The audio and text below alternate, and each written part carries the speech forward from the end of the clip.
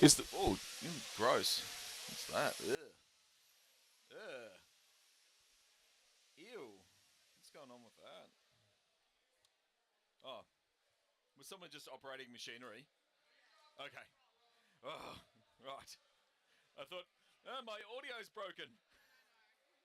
Okay. We should be live. And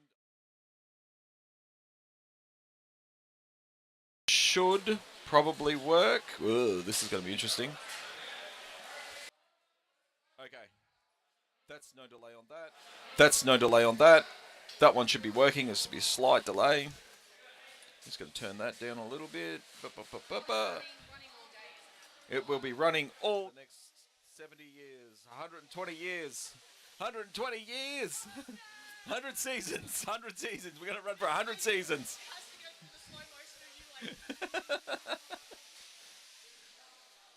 I can hear the grinder from here in my headset. Ugh. Only I'm going to have to fix that a little bit. I'm going to have to turn down the gain a bit. Burp. Burp. There we go. We should get some audio check. I'm going to do audio check outside and be back in 5 minutes.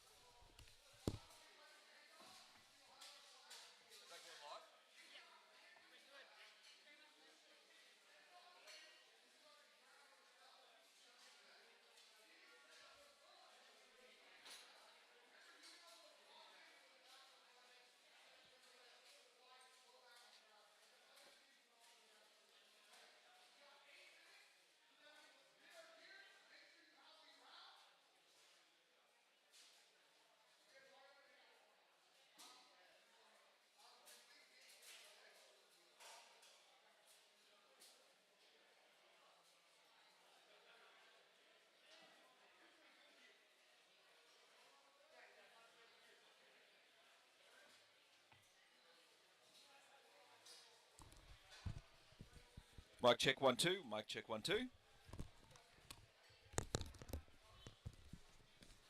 Mic check 1 2 1 2.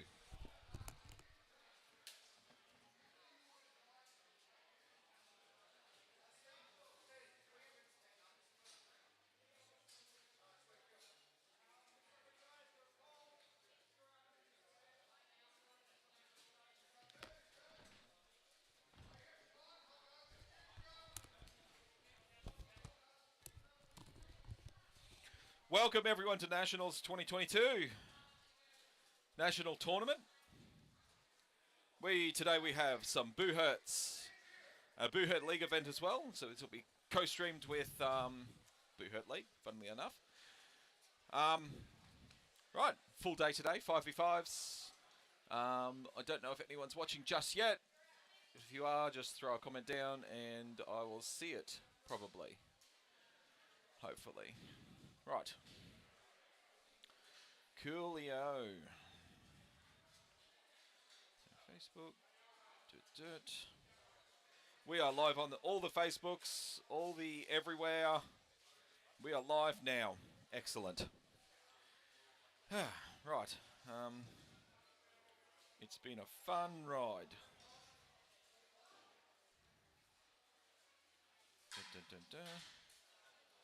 Members page, it should have popped up. It hasn't popped up.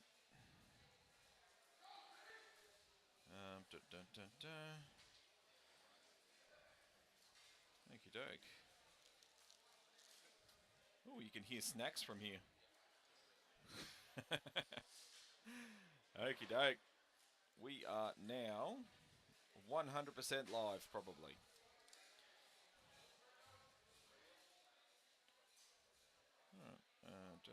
final little bits and pieces before we kick off. Night marshalling today is Caitlin for the Buhurts. Steve is frantically running around everywhere else. He's not frantically running everywhere.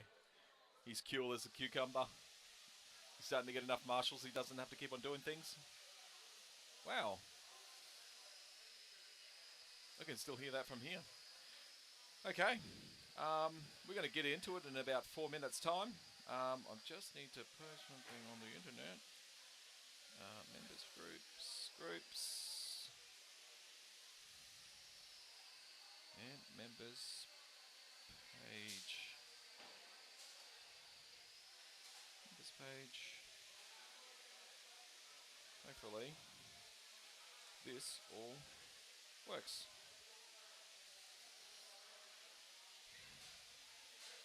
Cool. Okie doke. Let's see what happens. Very good. Today, up first, where's that sheet that had everyone's name on it?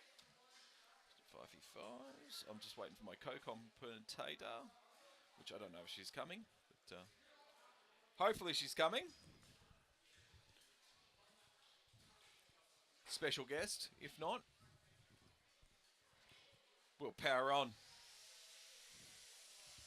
Do you want to commentate? Come on, do it. Whatever. No, jump on. No, it's fine. Jump on. Jump on. Come on. I'll wait for Ree. Ree will kick you off. Excellent. You can translate for a Spanish audience. Right. Okay. Well, join with me here. We have... Hello. I'm Christian Sierra from Spain. From Spain. He's just moved to Sydney. Yeah. Ready to rock and roll with the big boys. Exactly. So you're going to Buhurt next year? I'll try to. Try to? Yeah. At the moment, I'm just dueling, but yeah. Okay, fair enough. More. Yeah. Okay, fair enough. More for the duels. Fair enough. Okay, first we've got Beasts versus your home team, Havoc.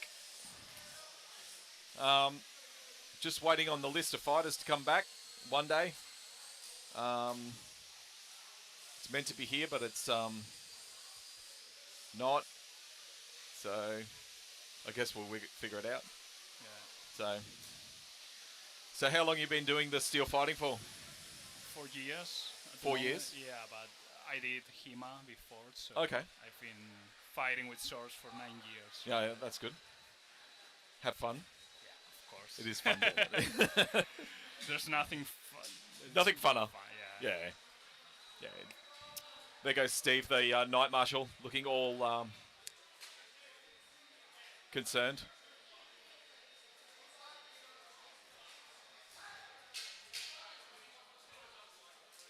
Were you in many tournaments in Spain? Not really. We just have maybe 1, 2 per year. So Okay. not as big as this one. Yeah. Well, this is kind of the biggest one we'll have this year. So this is our national selection. Well, see, I just had a debate about this. Is this really national selection? Because the team that wins here fights internationally. So shouldn't this be international selections?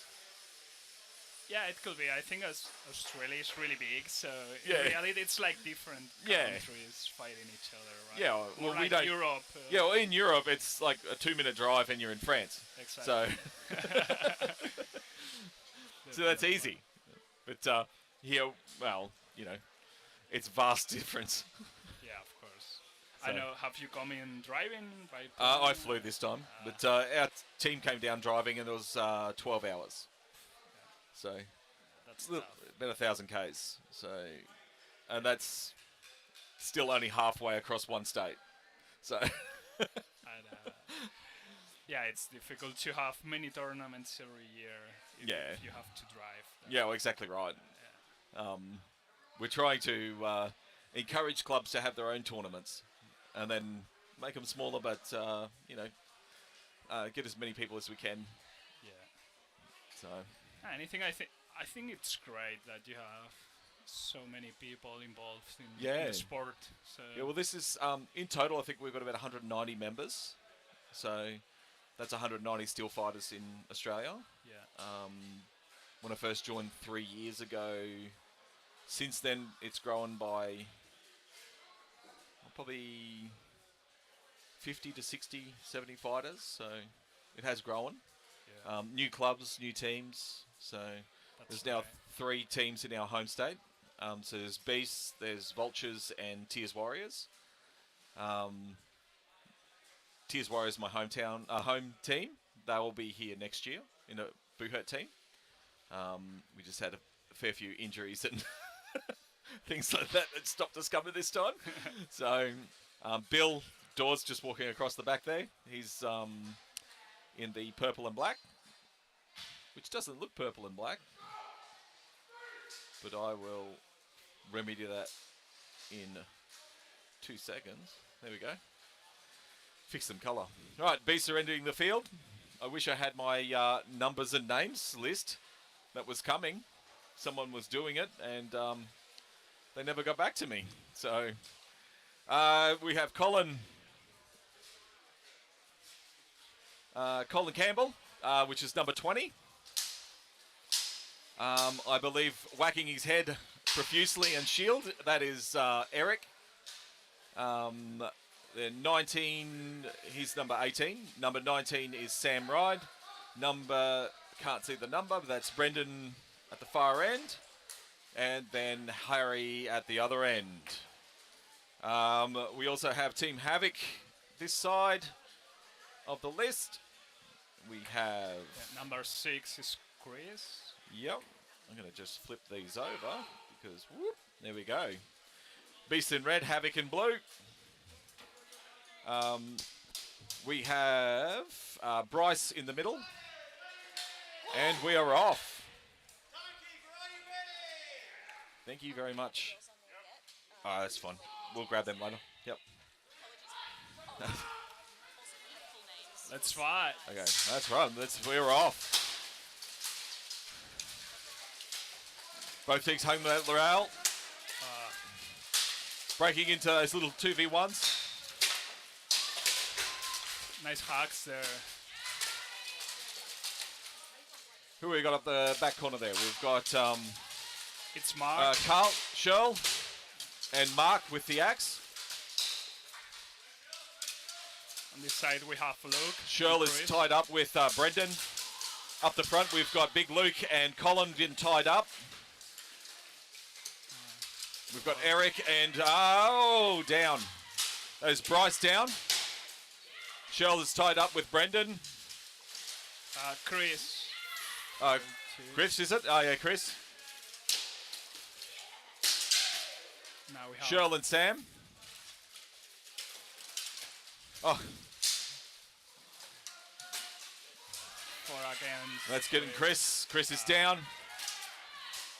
That is now a 4-on-2.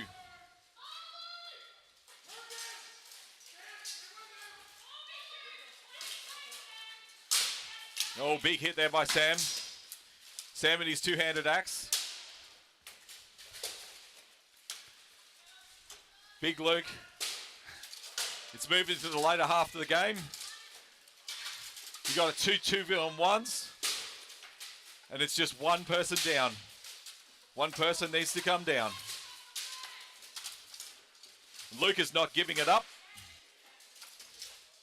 He's really tough, yeah.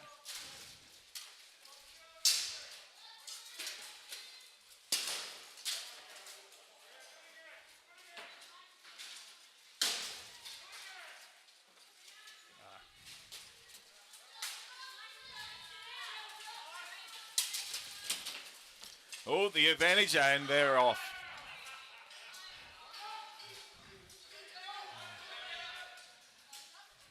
I think Colin saw that coming. As much as Cheryl wanted that, I think Colin saw it coming. We got some rotations. We now have... what number's coming in there? 21. 21, we have 16. Ash and 16, which is Guy. Guy, experienced fighter, veteran. And Ash, reasonably new fighter. From Havoc, we have Simon. Simon Yeah. in number 3. Yes. And number 7, And number 7, it's Adam. which is Adam. Yeah. Simon, another experienced fighter. Adam, I think as well. It's good to see rotations. Sam has a bit of a plate falling off his shoulder, I believe.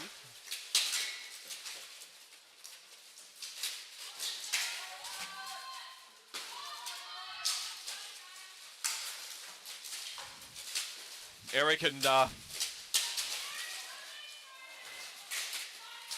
think that's Simon. Bryce. Bryce and Eric locked in the middle there. That's Ash down. That's Bryce down. Big Luke still holding him.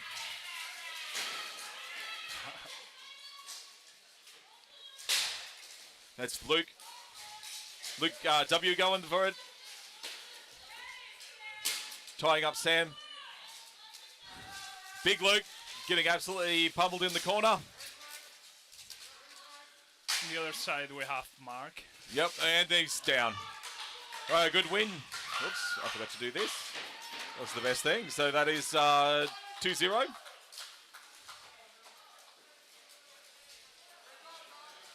Fighters up. Rightio, next round.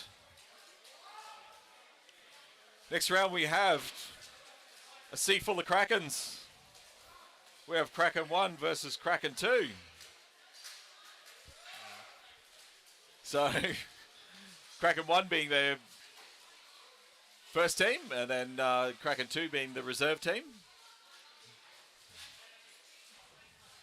Kraken 2 entering the list first.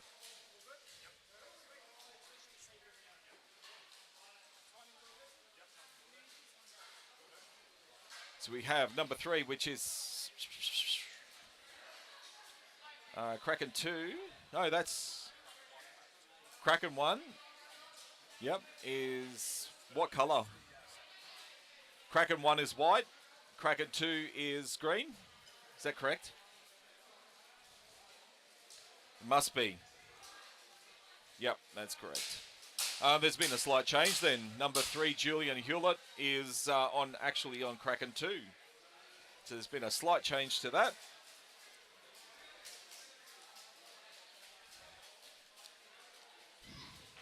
So Julian is on actual Kraken 2.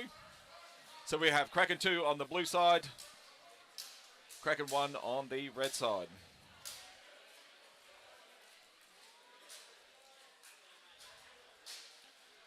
Kraken are the current national team.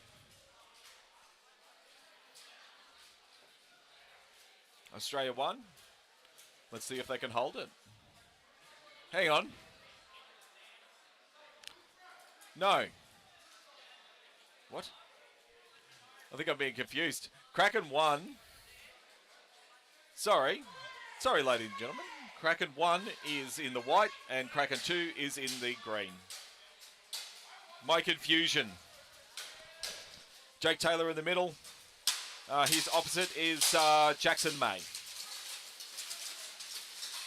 Jake pushing him in the corner. We have Alex down the back here, doing a bit of a hitting and whacking.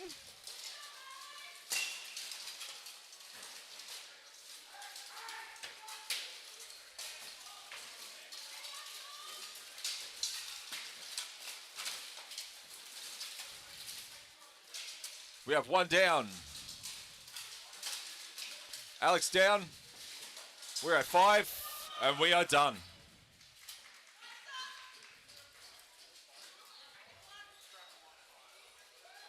Kraken 1-5. Or 5-1.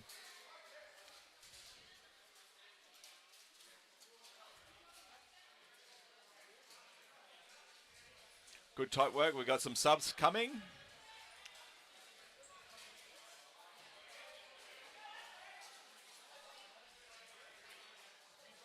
So D is coming in. D in number 7, I believe. Number 7.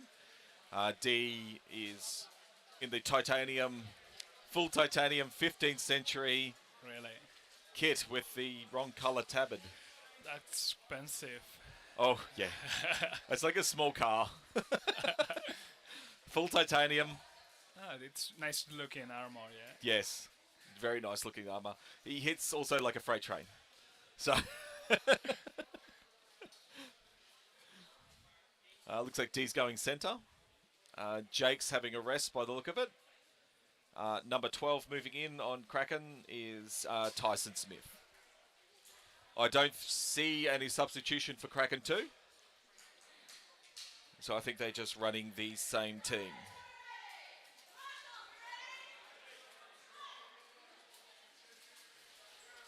And we're off.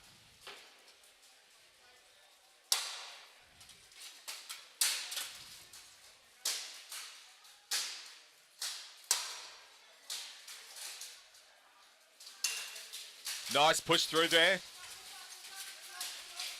Good work.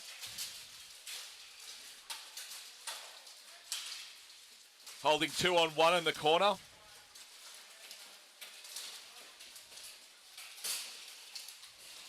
Like Marcus putting pressure on the far side of the list.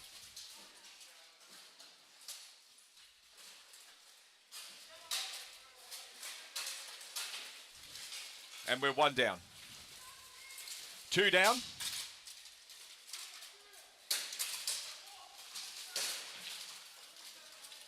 3 down. Stop fight. Good work from Kraken.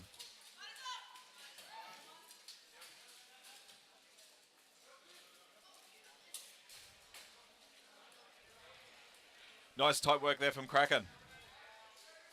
Up next, we have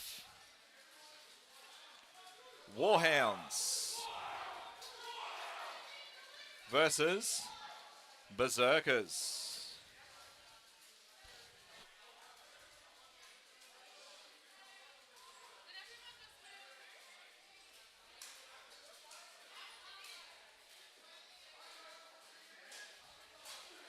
Entering first is Team Warhound. We have... Oh, get my list. Where are they based? We have Dylan, Dinky. Warhounds are based in South Australia. They are from... Ooh, I'm going to have to swap these over. Warhounds, update scoreboard. Ooh, looks like they went to different ends. They're based in South Australia. They used to be called the SA Scorpions. They changed their name recently. Okay. Number 8 walking across the list there now is Sean Coleman.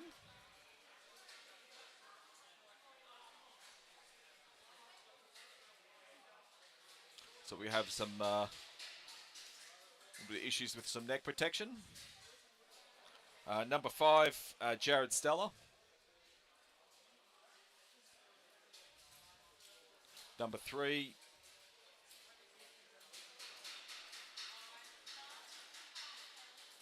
which is Caleb. And number I can't see because their belt buckle is thing. It's either 6, I think it's the Jack Shaw, or Jack, no, I think it must be Jack Shaw. Entering the list now, we have Berserkers from Western Australia. It's a bit of an amalgam of the Western Australian teams. We have Berserkers proper, which is in Perth, and we have a fighter from Hillbillies, which is just east of Perth.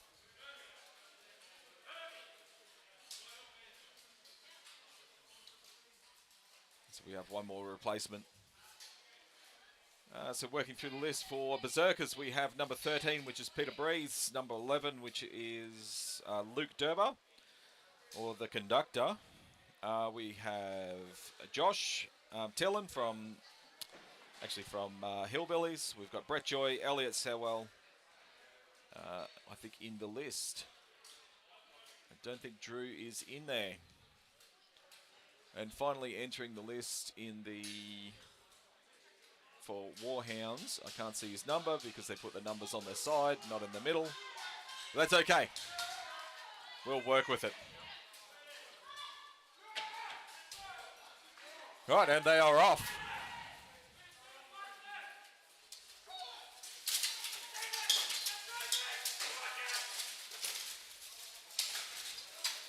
Bit of a turn.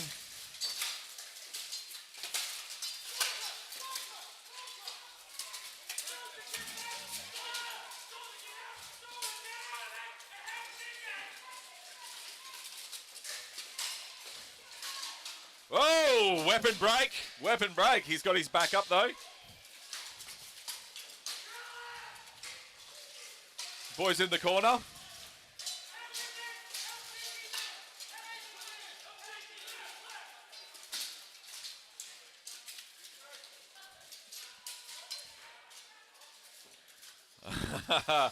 It looks like somebody has their sword stuck. You only have to hold it. You don't have to pull it out.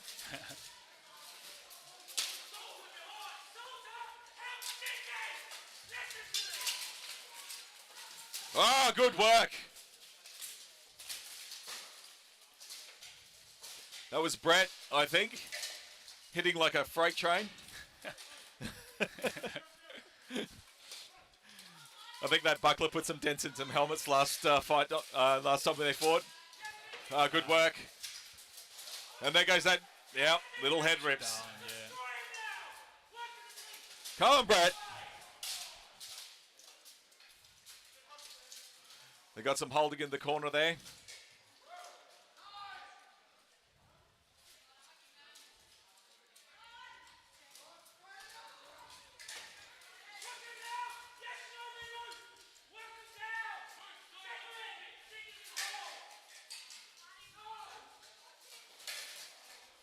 Oh, I don't know what they're doing.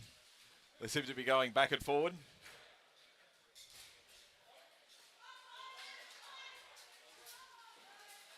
It's trying to release from Brett.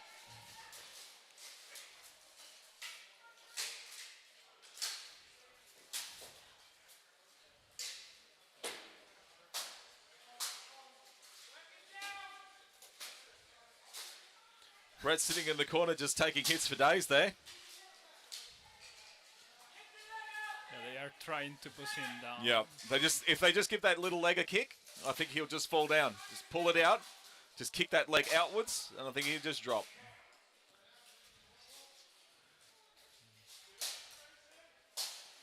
I don't know what they're working, but they should be working those legs, not the upper body.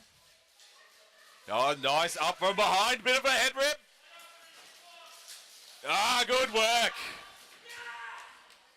Good work.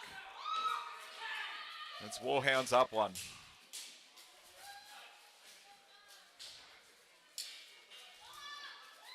They were really even at the beginning. They were really even, like... Yeah. I think experience, and that's what all the tournaments give you. More and more experience.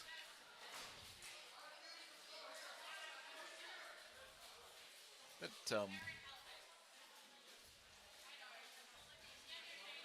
anyway, we got some substitutions coming in.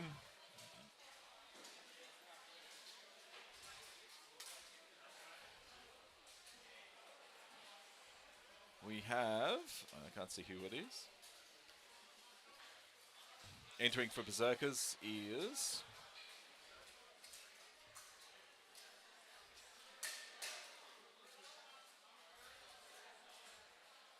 Can't see a number. 9. Number 9. Which is Josh. Josh is coming in. I think he has some problems with the back plates. Yeah. The helmet. With the neck protection. Yeah.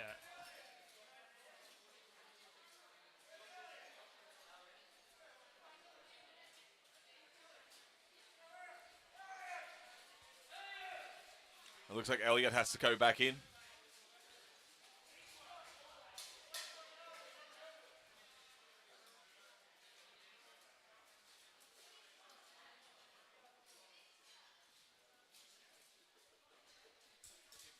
Some emergency repairs. Oh yeah. really nice. The crowd can see that. Where is it over here? That's a little scan of one of our fighters. So I 3D scanned him and then 3D printed him. It's correct. Him. It's correct. Okay. Are we down a fighter on... No, we're just double checking some gear. I don't know if there's any being substitutions on Warhound's side.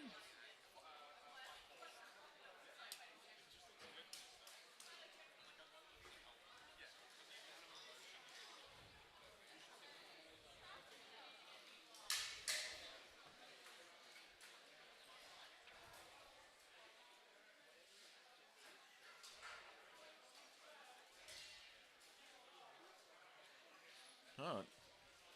Taking a little bit longer than usual.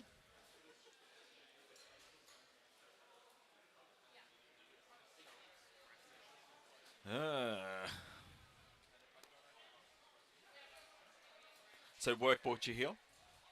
So you're doing work here as well? Like Yes. I've come for 4 years at the moment, but stay for hopefully longer. Yeah. It's a lovely place.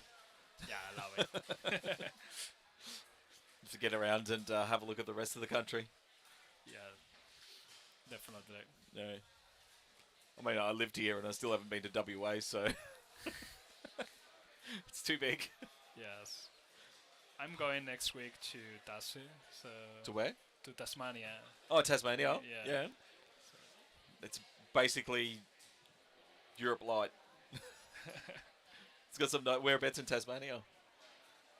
Whole Tasmania. Whole of yes. Tasmania, Yeah, so it's about a an road trip. hour and a half drive. Place is tiny. Have you been to New Zealand yet?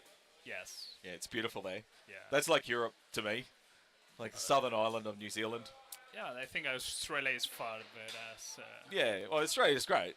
yeah. But I love New Zealand for the landscape. It's Yes. totally different. You got the actual mountains. I used to joke with a friend from Switzerland saying, like, when I say these are one of our mountains, and they're like, no, these aren't one of mountain. These aren't mountains. It is a small hill.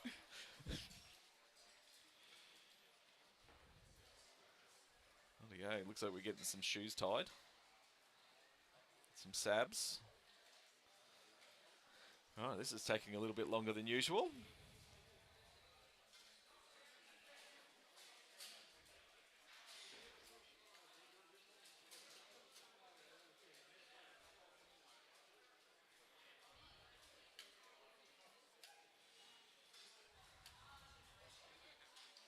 I think they're going to get a bit of a hurry up in a second.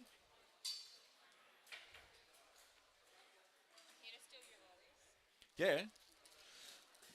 I got to ring in for a minute. Do you want to come jump on? Yeah, I just wanted to really make sure that because we've got a new squire on, that we're all like going to be okay. Cool. Do you trust them now?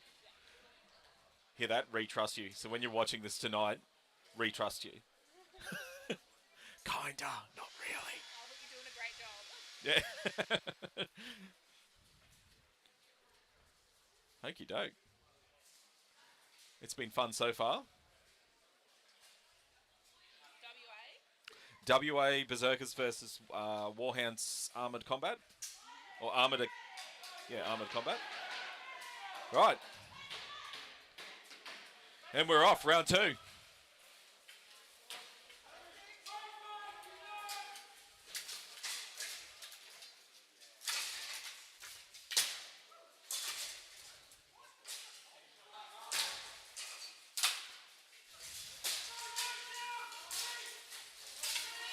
Oh, holding up.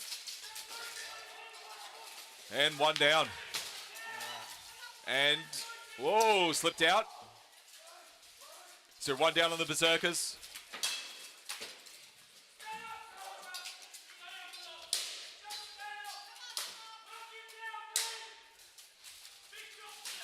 And one Warhound down. We're at 4-4.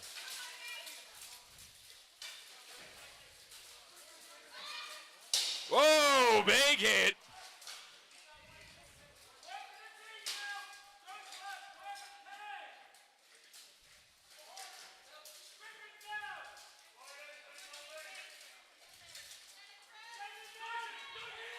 All locked in the corner. Whoa!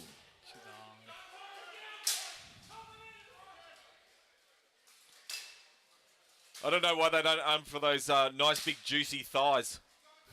Look at those big thighs just hanging out there, just waiting for a good old whack. It's like an invitation. Like, come on, you got a two-handed axe. Look at that thigh. Look at it. Look at it, an amazing thigh just standing in front of you. Not even a hip gap, just the thigh. Come on. It's like a... Oh, there we go. Yeah, that's uncomfortable. There we go. Chopping good. Yeah. Chopping wood. Chopping wood. Come on. That's it. There's a nice thigh right there. That's it. Push. Oh! Oh, back.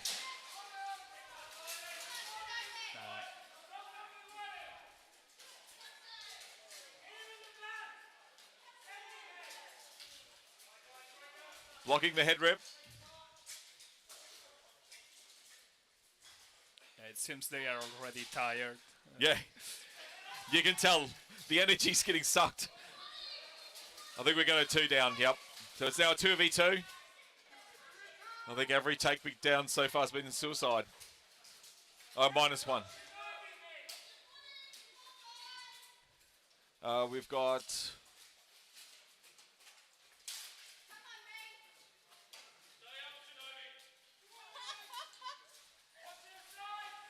They are dancing there.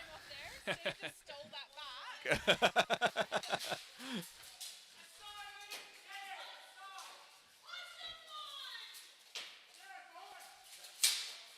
Oh, stopping Brett dead in his tracks. Oh, and we're down. We're 2v1.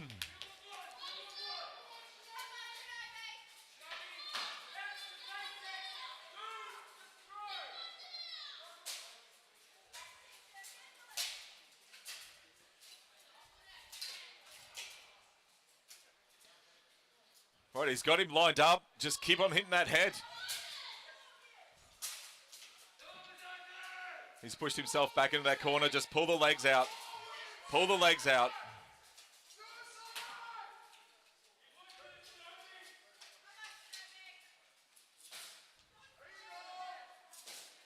Oh, nice little ribbies.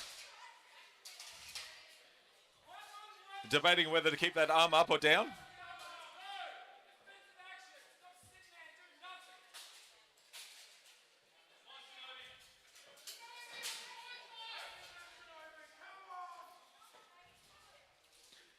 Catch your breath, think, move. That's it.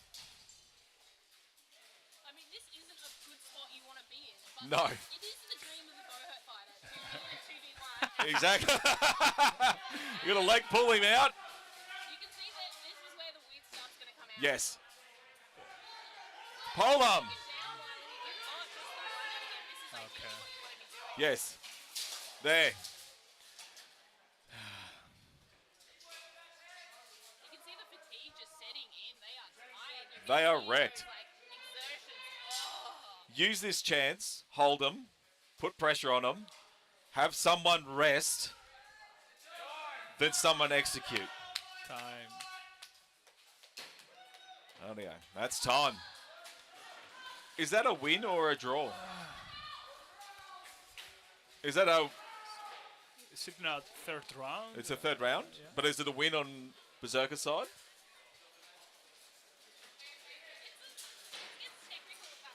It's a technical win? Did Berserkers win that round?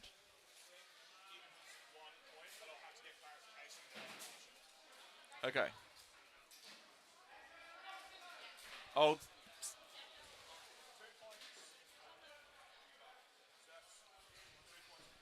That round's to...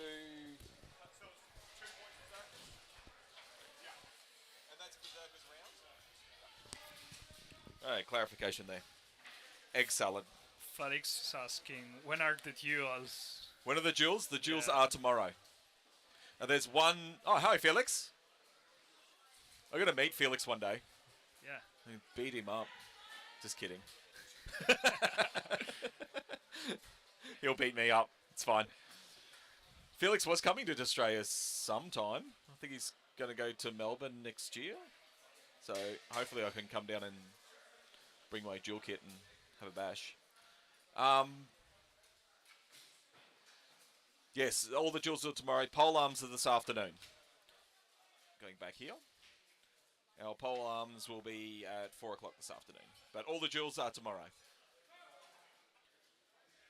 Unfortunately, I'm not dueling this year. Sad face. Oh well, next year. Rightio. Rightio. We've got a third round.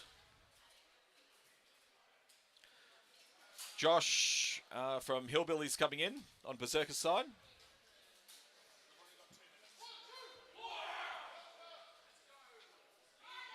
So they only have 2 minutes to win this or lose this. Otherwise, it's a draw.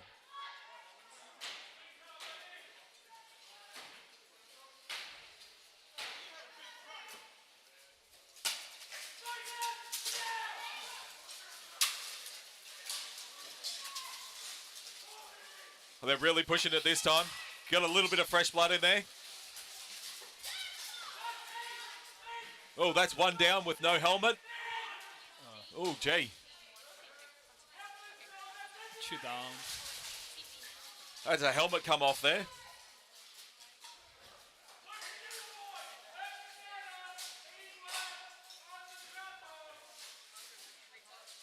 Yeah, I think he's right.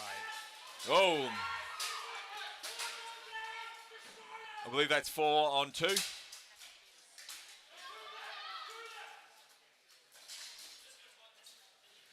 That's Brett in the corner, having a bad day. And he's about to lose one. There we go. Stop fight. And that's a win for Warhounds. Oh, that's 5. 5 points. Congratulations, Warhounds. That was a fast move. Okay, where's Ree? I will hand over commentary duties. I'm gonna get you a get him a jail free card. I'm gonna hand over to Ree. Okay. Thanks for popping by. All good. Alright. Ree, there you go. Thank you so much. Do you want me to look up? I did it myself. Thank you. It's a young Ree. Hello. How are you? I'm good. I'm gonna like lose the hat. Yeah. Oh, hey, put it down. Put your earphones on. Put your hat on. Put the hat on. Put the Like hat on. that. There we go. What happened to all my snacks? You You- want snacks? I did. Can I have some banana lollies? Here you go. Thank Have some you. banana lollies. Yay. We got snacks. Healthy snacks. 100% healthy.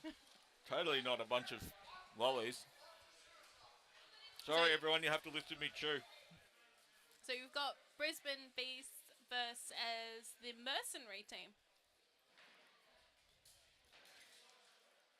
So we've got a Havoc fighter, we've got a Tears, got a Havoc fighter, we've got a Tears fighter. We've got some nondescript fighters, but I'm sure we'll find out where they're from. So we have on the what is it called? The Company of Mercs, which I wanted to call Rainbow Unicorns. We have, I'm not sure who's in the corner. We have Stephen I'm gonna say Ramsey. Stephen Ramsey. Stephen Ramsey. We have on the far corner Tristan. We have Matt, number 23. We have Bill Dawes, number 24. We have, just exiting the list right now, we have Derek McCauley.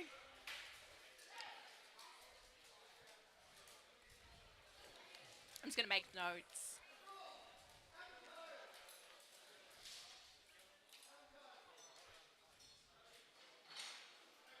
What's going on there?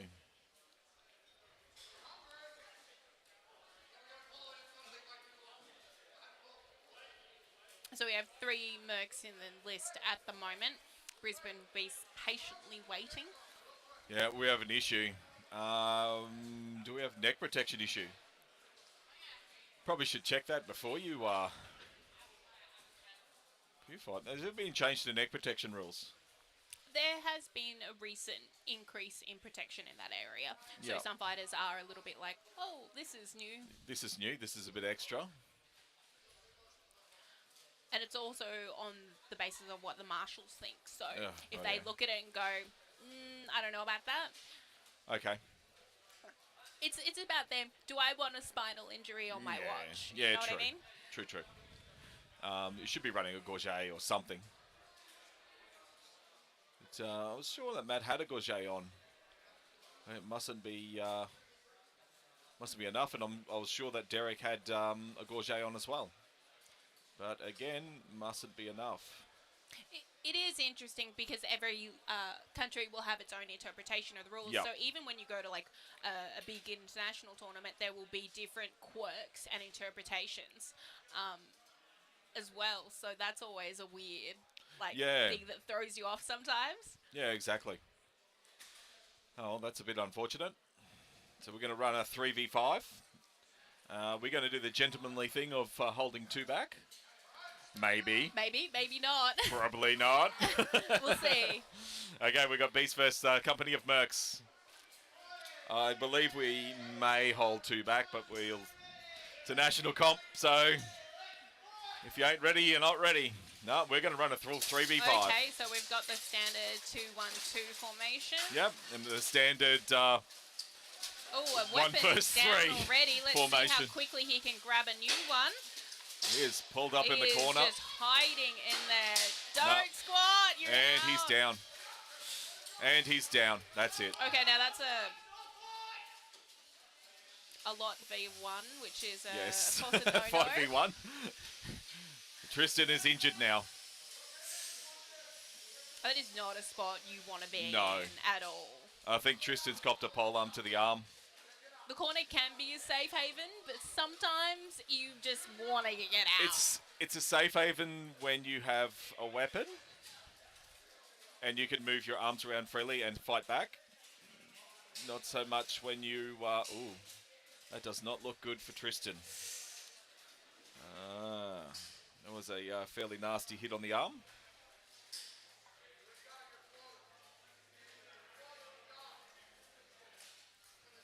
So we do have a line chain up on the B side. Yes. I don't know why, but sure. You know, you got to get everyone in to have a bash, you know? Oh, well, it's true. a team sport. I mean, It is a some team people sport. want to be heroes, but I think deep down Buhurt is fundamentally about how you function as a team. Yes. And that always puts Merc teams on the back foot. Yep.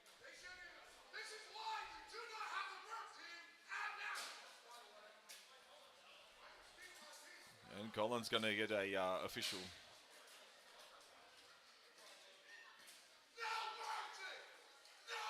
Rightio. Okie doke.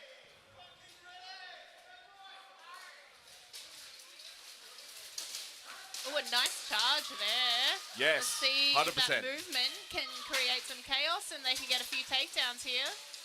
Hopefully the Merkin team won't get one. No, that is it. William is down. And that is it. Those beasts too.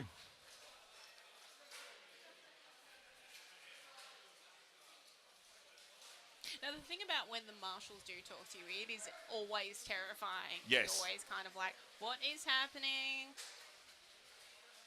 I think it was strikes after the yellow flag. Which is always an interesting one because Yes. I remember once I was in a duel, I was in Scotland, and the fighter just kept hitting me to the point where I just pushed the flag like into her to Yes. be like, make Stop. sure the material was see. in her face. Yes. Because I just don't think she saw it. She was caught up in that moment. And that's the thing about Buhurt is there is a lot of emotions in there because Yes. it is a sport that takes you It is very intense. to another level. Like your lizard brain, your animal brain can kick in.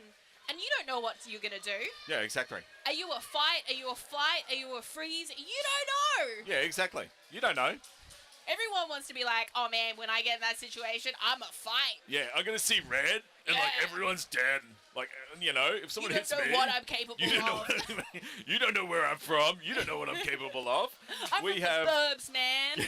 Kraken 2 versus Havoc. Sorry. No. No, it's Kraken 2. No, that's one.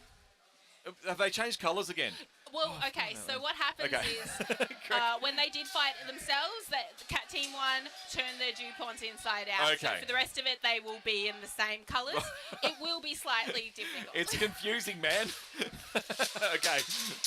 But I should out myself. I am a Kraken myself, so Yes. I can tell you who's who. Okay. Right, we've got Jack sitting in the middle. Holding. Oh.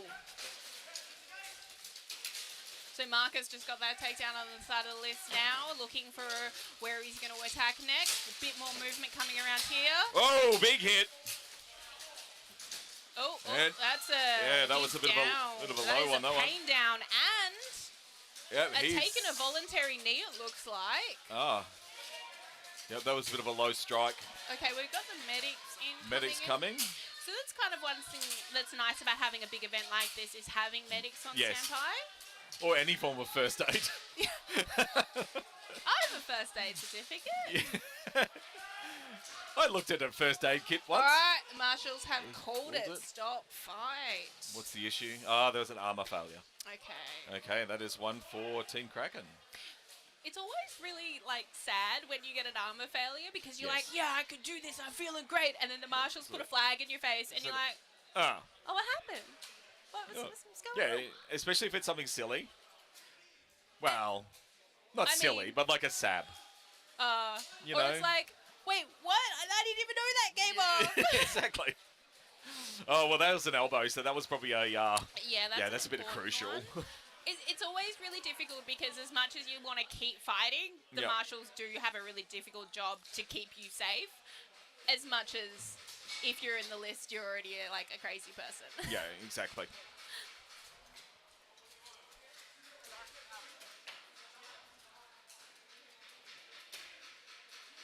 So we do have a really cool international marshal team here. Yes. So Steve, our Night Marshal of Australia, has marshalled internationally, as with Daniel Noonan standing next to him. Yes. And then we have Wade over in the black hat. Yes. And he's all the way from New Zealand. Yes. Come over just for this event. And it's good. It's good that the Asia Pacific is getting more and more qualified marshals. Definitely. It means we can do more and more larger and larger events within our region. We don't have to fly 24 hours. And then our last marshal in the list at the moment is Adam, who was previously a fighter. So he's gone to a couple of Battle of Nations, but he's recovering from injury, so he's still in the list, but in a different capacity. Yes. I mean, you don't have to be in the list. It's a good thing about the sport. There's life after fighting. There is life after fighting. There is. There's plenty to do. There's marshalling, there's coaching, there's commentary and live streaming. Most importantly. I'm going to fight this afternoon. Sorry. What else do you want? Oh, you've got all sorts. Yeah, I've got all sorts. I've got licorice all sorts. My goodness, yes. Yeah. And we can just hear the crinkling of packets in the background. I did my weigh in yesterday. It's fine. You're fine. Do you want a bucket of KFC for lunch? Yeah. Well, no one's in my weight category. Which are you? Above 70 kilos for women. Oh, really? So either no one's that swole or just that fat, and no one wants to fight me. I don't know. Everyone's just dieting. So you get down. That's a surprise. I don't think I could really get below 70. I don't think I've been that, light until I was 12. Yeah. I need a time machine. Oh, well. All right, here we Next go. time. So we've got Havoc versus Kraken 1. Mm-hmm. For round 2, let's see how we go.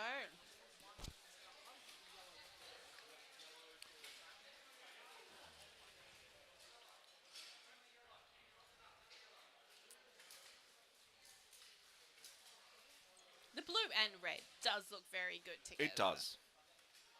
The problem with new teams is now you're limited to really cool choices in colours. Like, all the good colour combos have been taken. I mean, how do you feel about future? I mean, there's red and black, but like, there's like 3 teams with red and black now, and we're off.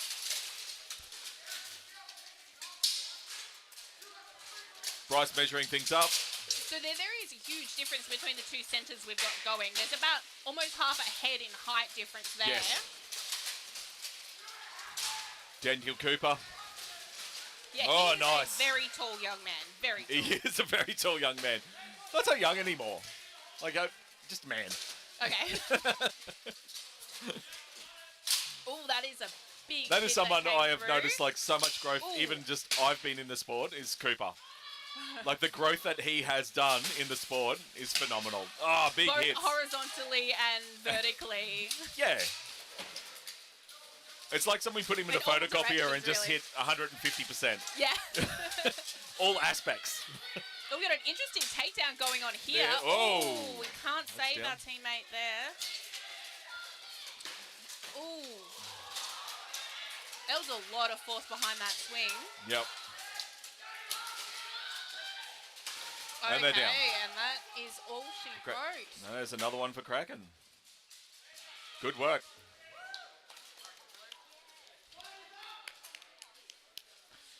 Golf claps. Golf claps. Golf claps. Golf claps. Golf claps. Very good. What else we got? Oh, we also got raspberry. Oh my goodness, I am so spoiled right now. I know, right?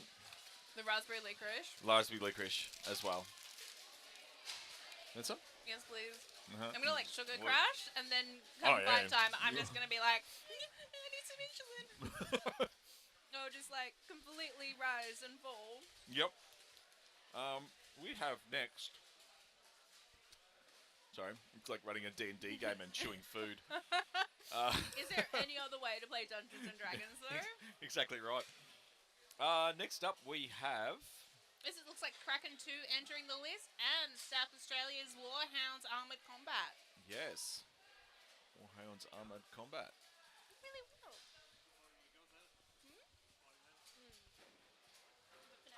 Wade popping down for a conversation. Hi, Wade. Sorry, just eating.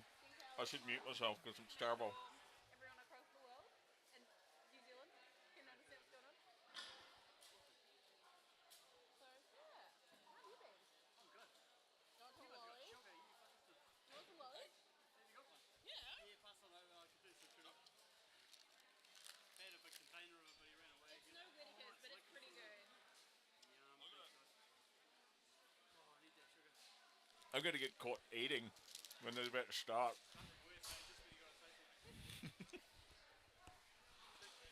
The live stream is just me eating all day. I'm eating garbage too.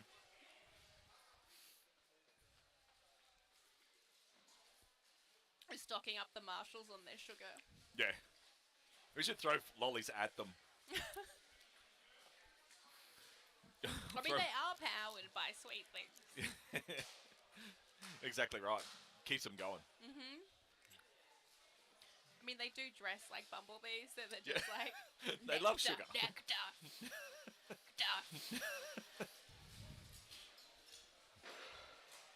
Right. So Who we got on Kraken 2? Kraken 2 is captained by Jackson May. So he's been around the traps for a little while. Yep. Suffered a hand injury, in Scotland 2019. Okay. But he's back in the list since then, making a full recovery. Yep. Is Jay here? No, you would definitely see if Jay were here because he is like 7 feet tall. Yes. And he's always going to enter the list with something ridiculous. Yes. Is he coming?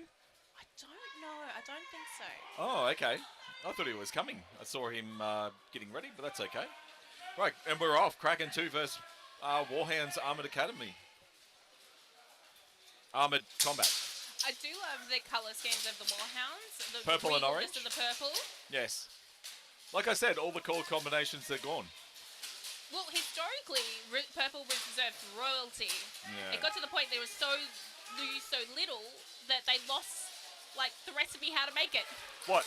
Blue and red Well, came from, like, apparently a beetle in Cyprus. to make the royal purple. Yeah. Oh, nice little evasive move in that corner. Yes. So we've got one quite small fighter against a quite tall fighter in that 2v1 there. It's probably the better angle. They seem to love this corner. It is a nice corner. It Ooh, seems to big be where hits everyone's coming living. in. Oh, big hits. Oh, very nice. Oh. Very good. Hey. Good work. Now that's Marco.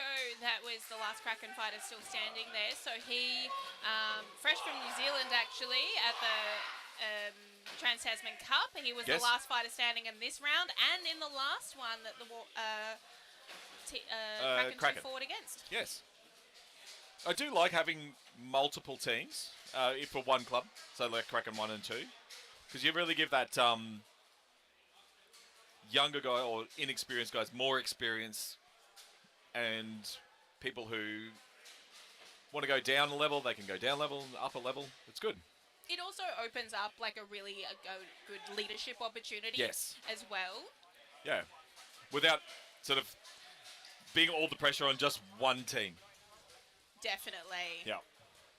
I suppose just the age of the club as well. I mean, and it is what it is.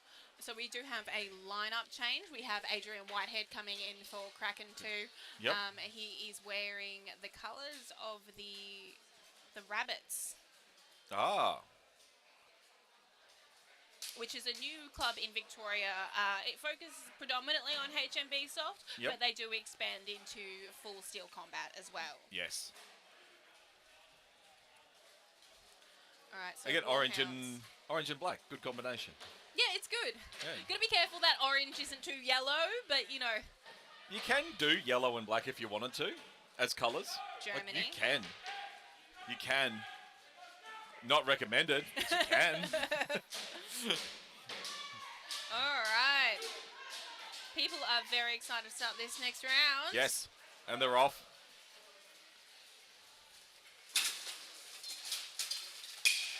Nice big hits there. All right, the centre is playing do-si-do. What's going to happen here?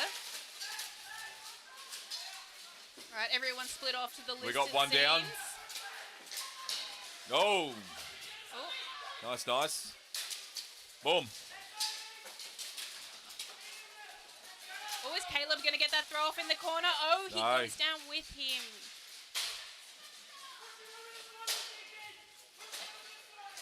Adrian moving in. Adrian getting pulled away.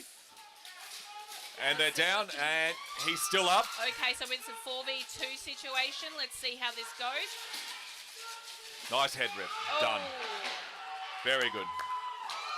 And that's another one for Warhounds. Very good job from Warhounds. Excellent there. work. They are a team with a fair bit of team spirit. You can just hear them in the background. Yes. Rightio. Up next, we've got some Mercs, I believe. We have Berserkers versus Company of Mercs. Maybe we'll have more than 3 Mercs. Well, there are 5 listed on the sheet, so let's hope that they all get in there. Rightio. Looks like we've got some neck protection issues fixed. Hopefully. It's Tiers Light, basically. We've got 3 Tiers fighters and 1 Havoc fighter. Looks like Tristan is injured. Ooh. Yeah, so he looks like he is out. So 4v5. All right, the WA Berserkers are now approaching the list. In the black and the red. Rightio.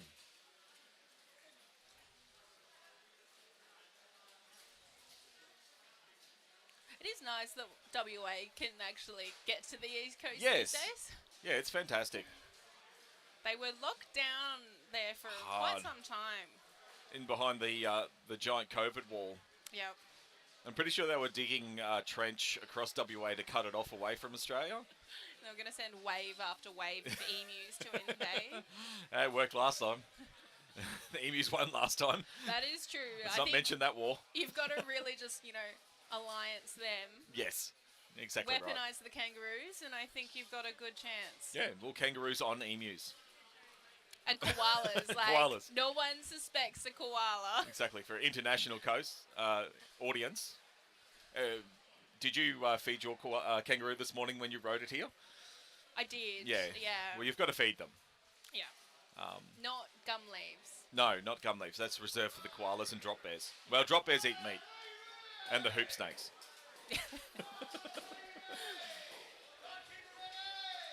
Okie doke. Alright, so Matt moving in. We've got Berserkers. a very loose kind of lineup here. Very so loose. It didn't seem Well, like we've your got traditional 4. 2, So 1, 2. one down, Oh, that is. 2 down. And Billiam Dawes was on top of that one. That 3 Yep. takedown. Oh. Oh, that is a big hit. 2 holding them. Matt being tied up in the corner. He's running around. Let's see if he can get that other hold off. Trying to get that arm off. All right, the Mercs are looking very good for that. That's Is a 3-on-1. 3-on-1? That's 3-on-1. Yeah. It does get a little bit difficult Congratulations, when you do have Mercs. teams in different colours. Yes.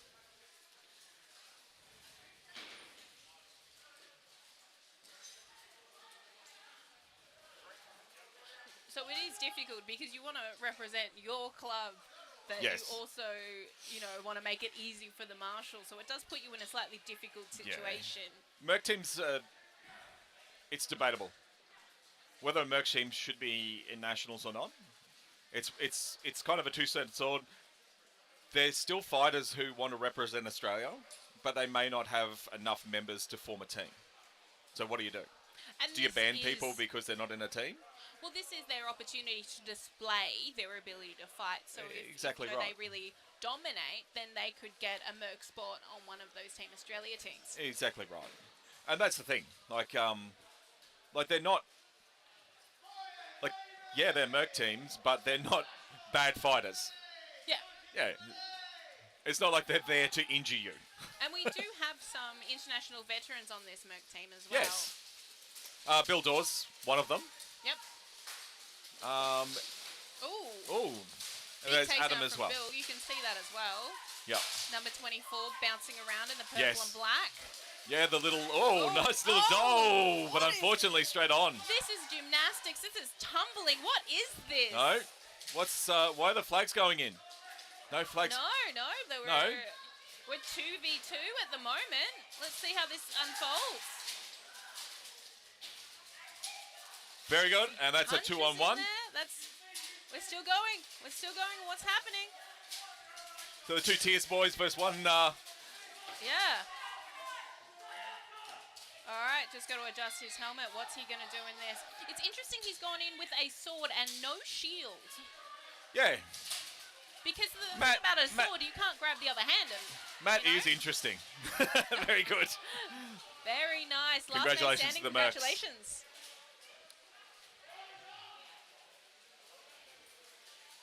So I am curious about that. He's gone in with a single-handed sword. Yep. No shield. Yep. But I mean, if you go in with a single-handed axe, you can at least grab the wood of that axe Yes. and use that quite tactically. But going in with just a sword, because you cannot grab the blade with your fingers.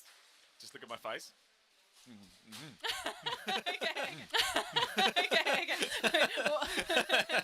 Okay. Okay. Matt also did his last fight in Adelaide with a shield on his back. Okay. Which everyone said, don't do that. That's silly. That's a dumb way of doing it. And it worked. So, That was rather curious. everyone's like, oh, I'm going to grab that. I'm going to grab that. And no one grabbed it. No one did. Yeah, And you are correct. no one hit him in the back because they're like, well, that's a waste of time. So it worked. It did kind of remind me of like Link from Legend of Zelda. I was Yes. like, ooh. It was going a on little here? bit Ninja Turtles as well. Yes. We I do were like going that. to all put shields on our backs and Right, so we historical have names Beast like Donatello Reverse. and Leonardo. Oh, hang on. Oh, I've Raph put the is wrong my teams favourite, in. though, just so you know.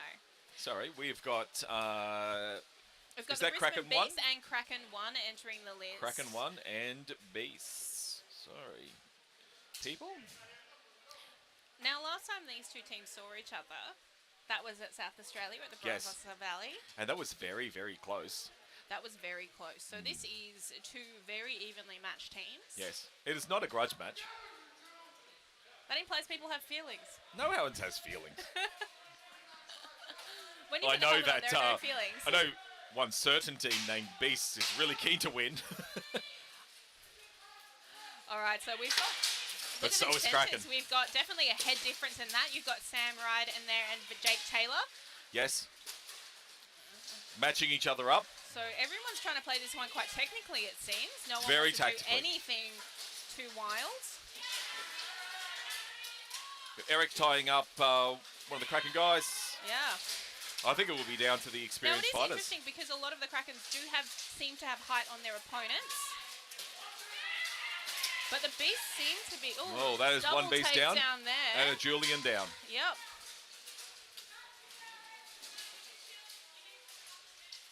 So there's a standoff there between the two centres.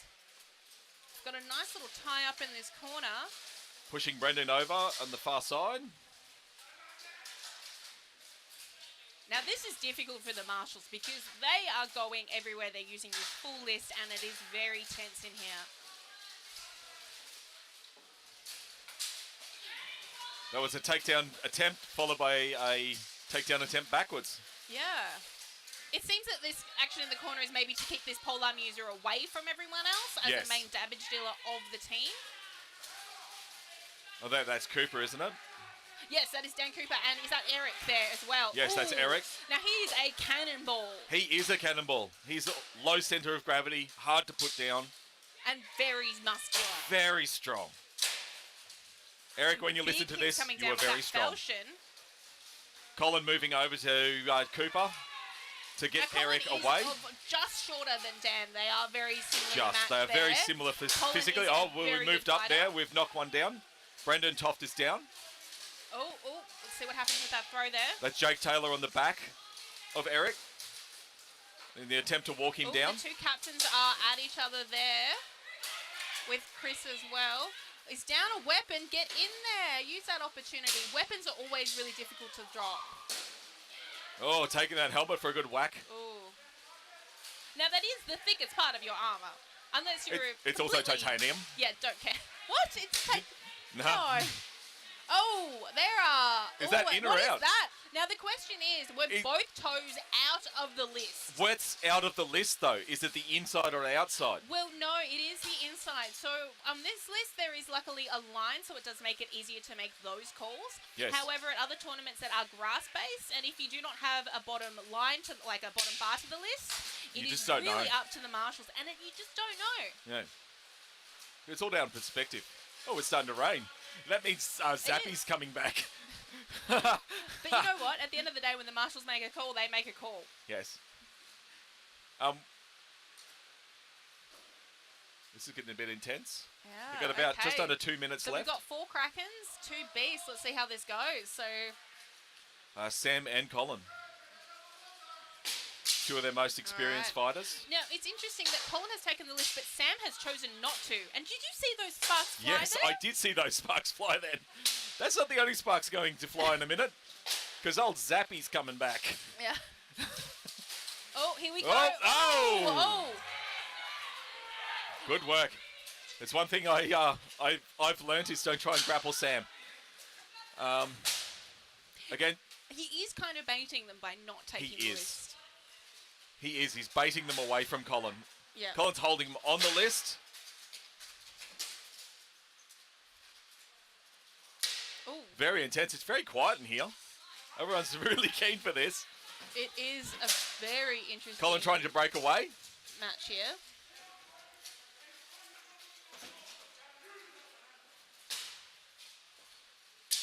Ooh.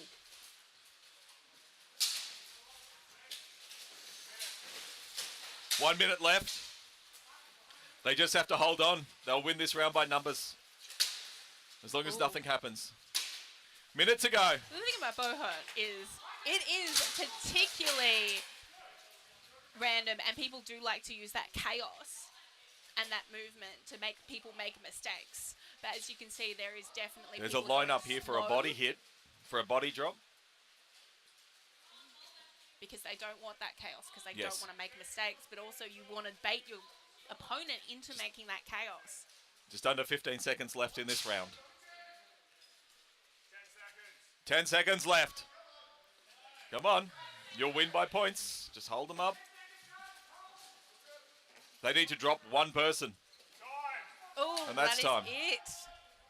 Now, it's always really difficult in those kind of fights when you are a fighter down and you're helplessly watching your teammate. Yes. That is so intense. I know.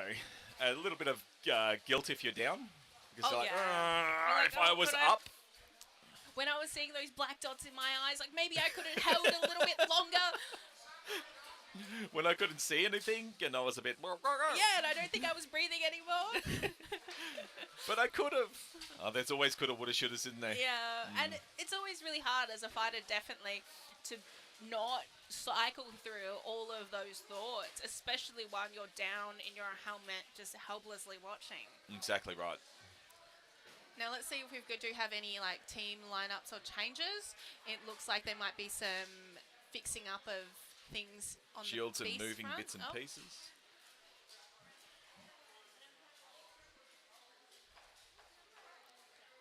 Yes. Bit of a discussion with the head marshal there. All right, Kraken, it looks like it's keeping the same lineup. No, they're bringing in two. No, the same. Samesies. Oh, hang on. Sorry. I just did that the wrong way. Ooh. Whoopsie. Sorry. I'm not watching the actual like the, Live stream, the I graphics know. on the screen. I'm Well, watching. that's about a... Yeah. On the screen is about a 1.5 second delay. Okay. So, try not to watch the screen unless you want to watch it twice. I tried to figure out how to do replays, but I couldn't quite figure it out. Don't There's worry, like a we'll- button we'll- you can press and does like an action replay. It replays the stream slower. Oh. Takes like the last 3 seconds, plays it at half speed, and you can watch the whole thing again.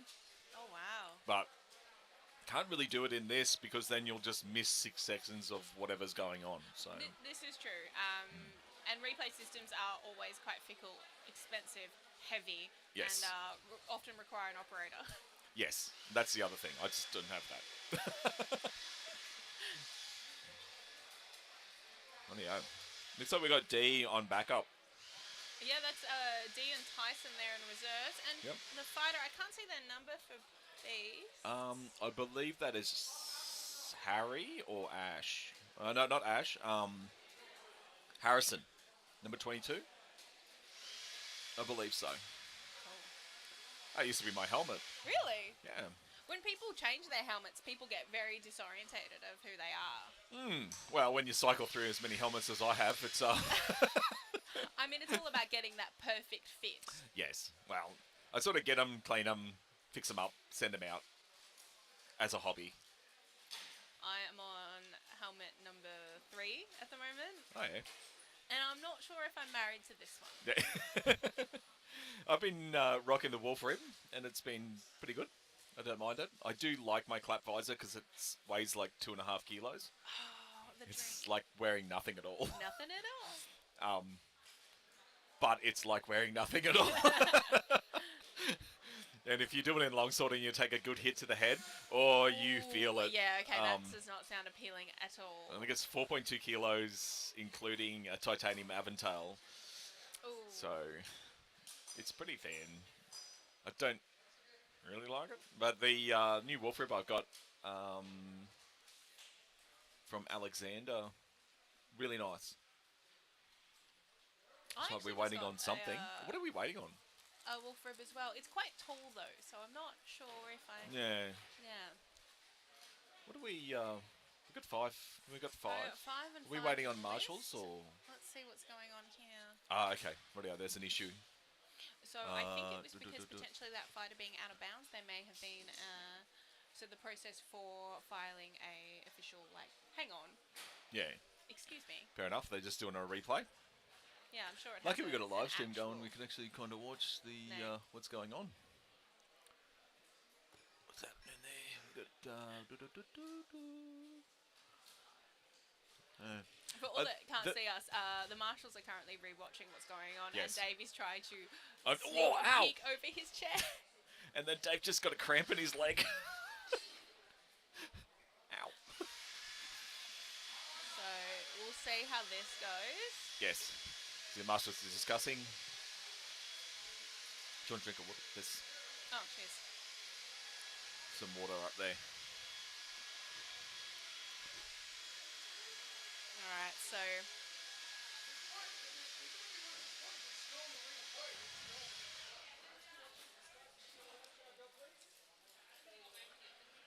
Getting a bit impatient there. It is what it is. I mean, the more time you spend in the helmet, the more you want to get out of it. Usually. Yes. Warframes aren't too bad, I find, because you're not breathing the same air in all the time. Definitely, that is. But they are heavy and squishy on brain. I mean, just the weight and the pressure on your body, the not being able to hear, all those kind of aspects really impact you in different ways. Yes. Yes, it does. I know myself, I'm very quick to anger once I get my helmet on. Yep. I am not a particularly nice person, I'm not going to lie. I know I'm working on it, but just that pressure is really difficult. Yeah. Especially in an event like this, there's always going to be tempers, as much as Yes. people do try to Well, keep your it all adrenaline's under up. control. Your adrenaline's up. You're going to have that. It is what it is. Let's see what the marshals have to say.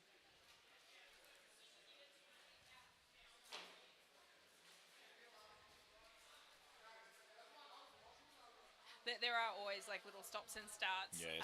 at tournaments. Especially when you get to this level, Yep, it is what it is. yep. I did think about doing a 360 camera suspended. And that way you can... It records everything. So in the middle, 360 camera looking down, suspended. Oh, so And like then you can a record bird's eye. everything, and you can sort of go through and follow a fighter individually and sort of have a look at things. Okay.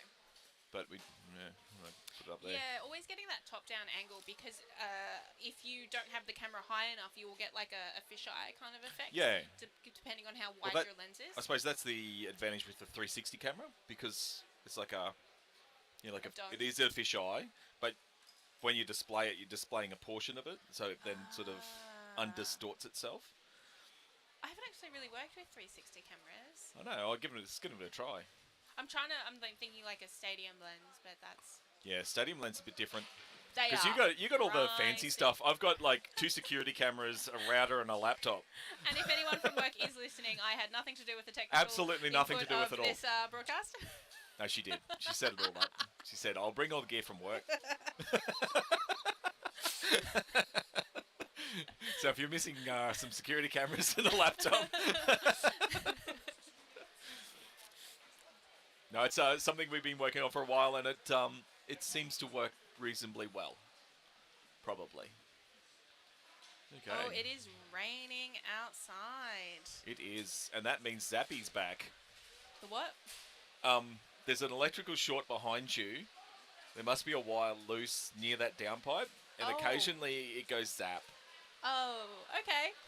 So just be aware. I'll keep that in mind. I'm wearing rubber-soled shoes. Yeah, it's fine. I'm not, but it'll be fine. I mean, most of the fighters here will be leather. Well, they're on maybe rubber matting. It's thin fine. I mean, it's sole. not like we're near electrical equipment. And the rubber matting has made this a very quick series of Buhurt. It has. Very different from what was going on in South And we're off Australia, again. where we were inches deep in mud. Oh yeah, Play was just, I it know. started off green. but the weather still is the same. Yeah. So, The pros of being inside here. yes, these are the venues that are perfect for this sport. Equestrian stadiums, or bocce centres, as this one is. Perfect. So we do have something interesting going on, is that there are Is there only 3v3? 7 fighters on the list. This is There a are 4 decider. Krakens and Is this 3 a, beasts. So I think they might be replaying from that moment earlier. Oh yeah, correct. Ah, so we have gone into a replay, have we? So we're back to 0.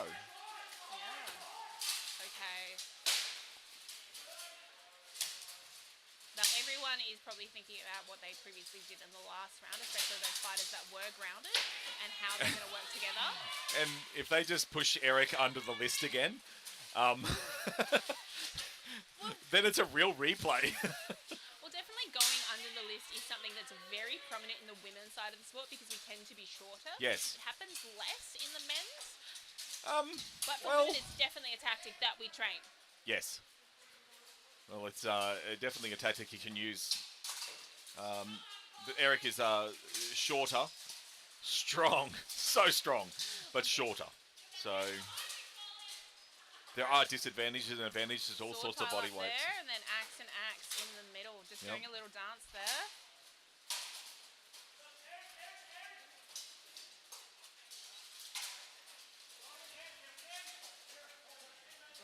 Is he going to go under? What's going to happen there? Big hits coming down. Watch the back. Is he down? Oh, and that is a... Oh! That was a big throw, a big run-up, a big charge. And he is okay. He is sitting up. He is leaning against the list. He looks okay. Which is always something that you're looking at when a fighter goes down. Their ability to sit back up again is very important. Alright, so now we're down to 3v3. Let's see how it goes. Everyone's broken up into singles. Oh, there's a bit of a pile up there. And he is still up. He is still up. Is he still up? His bottom is centimetres from the ground. It's there. so close to the ground. He's just dipping. Just that little... He's barely seen in that live stream. Now let's see where his feet go. If both feet go out, then he is out. Now one is over the line from the live stream we can see, and the other one... Okay, so he's both on the line there. Both on the line here, squeezing himself out. Oh, a bit of my axe, your axe, your axe, my axe going on here. I do remember one of our fight nights, Eric was in a corner and he was squatting and carrying someone about 4 times his weight. So sometimes it's not a good tactic. He is weaponless. He is running. He's running up. The speed of which he's running there suggests he is rather fatigued. Yes. It does take it out on you. To tell with helmets like that, it's difficult to see the fighters' faces.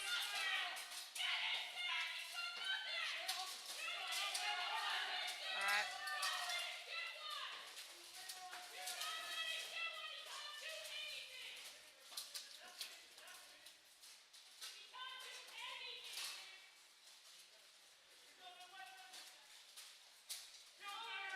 His weapons are there. So Jake without a weapon at the moment, but he is tying Sam up by not being near him. As you can see over there on the side, you've got Sam who has a two-handed axe and Jake who one down. have a weapon. Now this is rather interesting because what's he going to do? Is he going to leg it? Is he going to risk being tripped up? Is he just going to edge back? Like this is where the big decisions come out. Now as you can see, Dan is taking his time getting over to help Jake, and Jake can only use defensive movements at this point in time. Exactly now, right. Furthest away from where he can actually pick up a weapon. Now this is he can only use defensive movements, but you're in a defensive situation anyway. Yeah. So is he going to run around? Run. Oh, what's going to happen there now? So really, Sam he is just tying him up. A quick fighter there. So making quick movements around Sam means he can 10 seconds remain. Get around you. All right, now time is really there. Okay. Time. Oh my goodness. So that's very interesting because... Oh, that is a tie.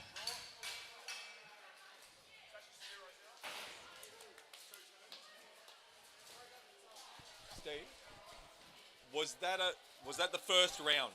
Okay. Yep. Just clarification, that was the first round. Now this is going to be quite interesting because... This is very intense. Oh, I don't like it. I feel my back all like tensed up. I'm like, I don't want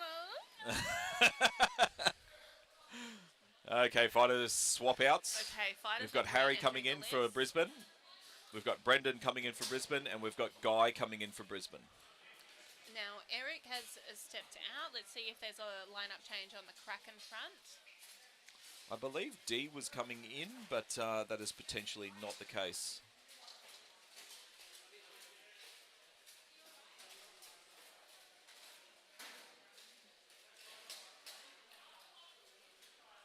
Is D on Kraken 2?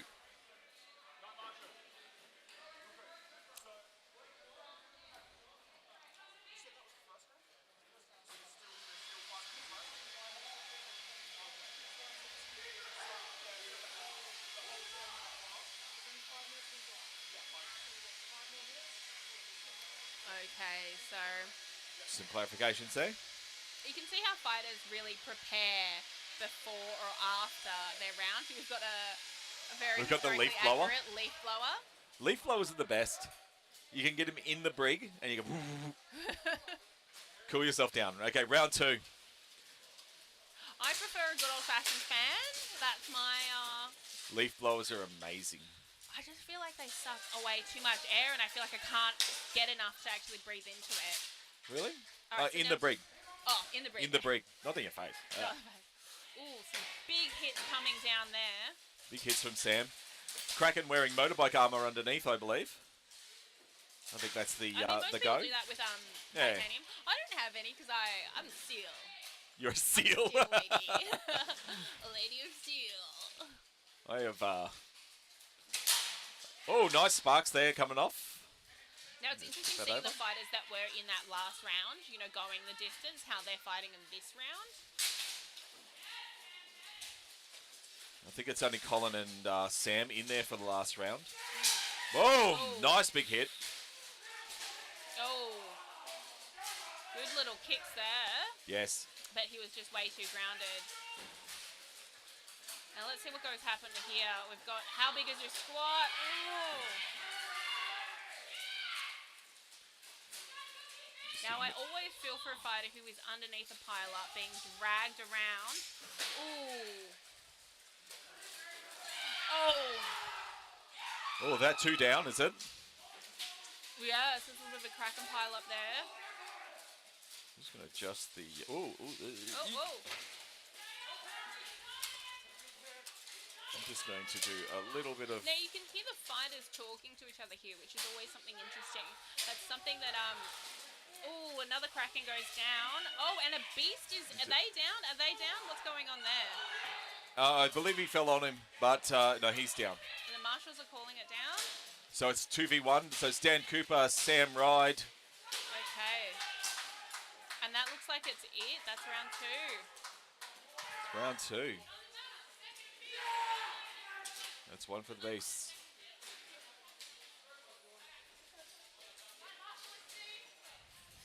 Alright, Okay, that so looks better. there could be some appeals going on.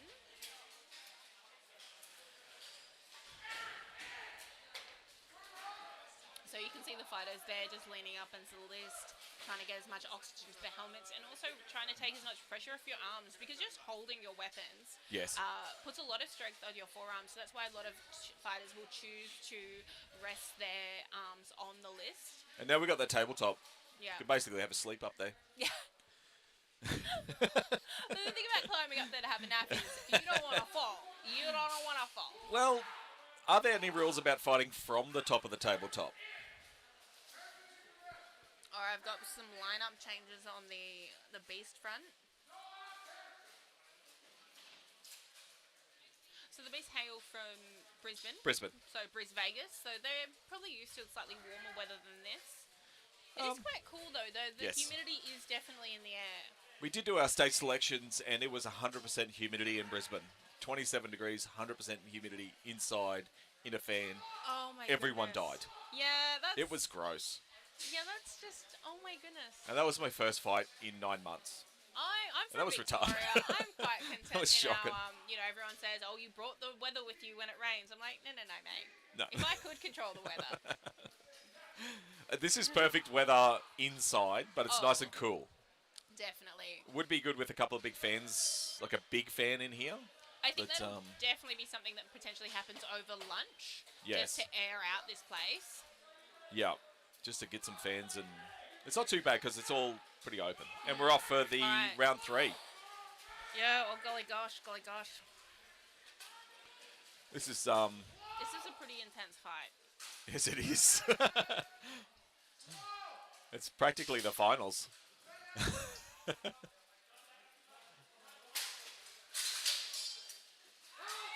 Something broke. Oh. Oh!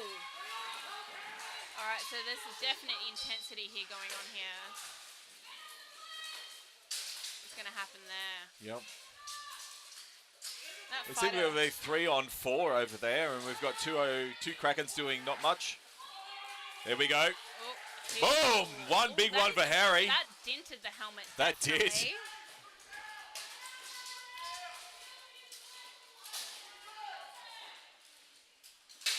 Yeah, so Harris is going to have a big dent in that helmet. It sure is. And that is a nice looking clap visor as well until it got dented. Yes. Now, they looks like they're a little bit tied up there. I think someone has Dan's axe there, and they're just not letting it go, not letting him swing.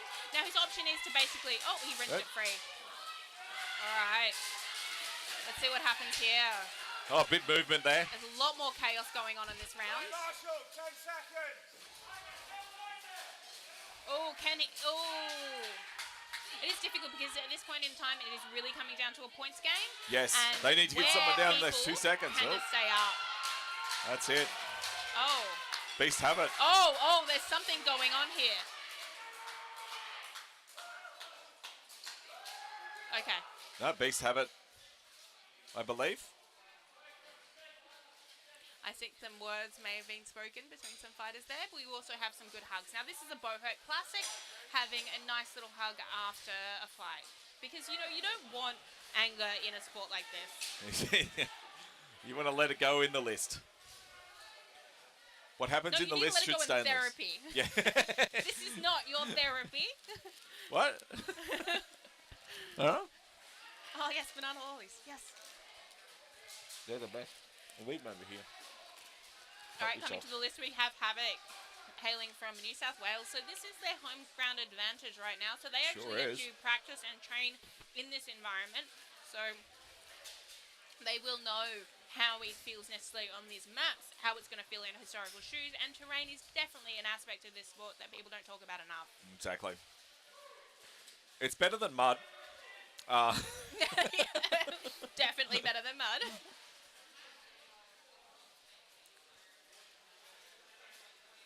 Do you reckon this national snuck up on everyone? I really feel like it snuck up on everyone. Like, everyone knew it was in the first weekend of October, but fair dinkum, it felt like it snuck up on me. I feel like people were like, okay, I'm individually ready. And then other people were like, oh, I need to organise my team as well. Like, I need to coordinate with that aspect. Which is always really different because a lot of people, when events are announced, go, yeah, I'm coming. And you're like, sweet. And then they forget to tell you when they're not coming. Really? Yeah. And that always makes it slightly difficult. Yeah. Okay, Doug. Cool beans.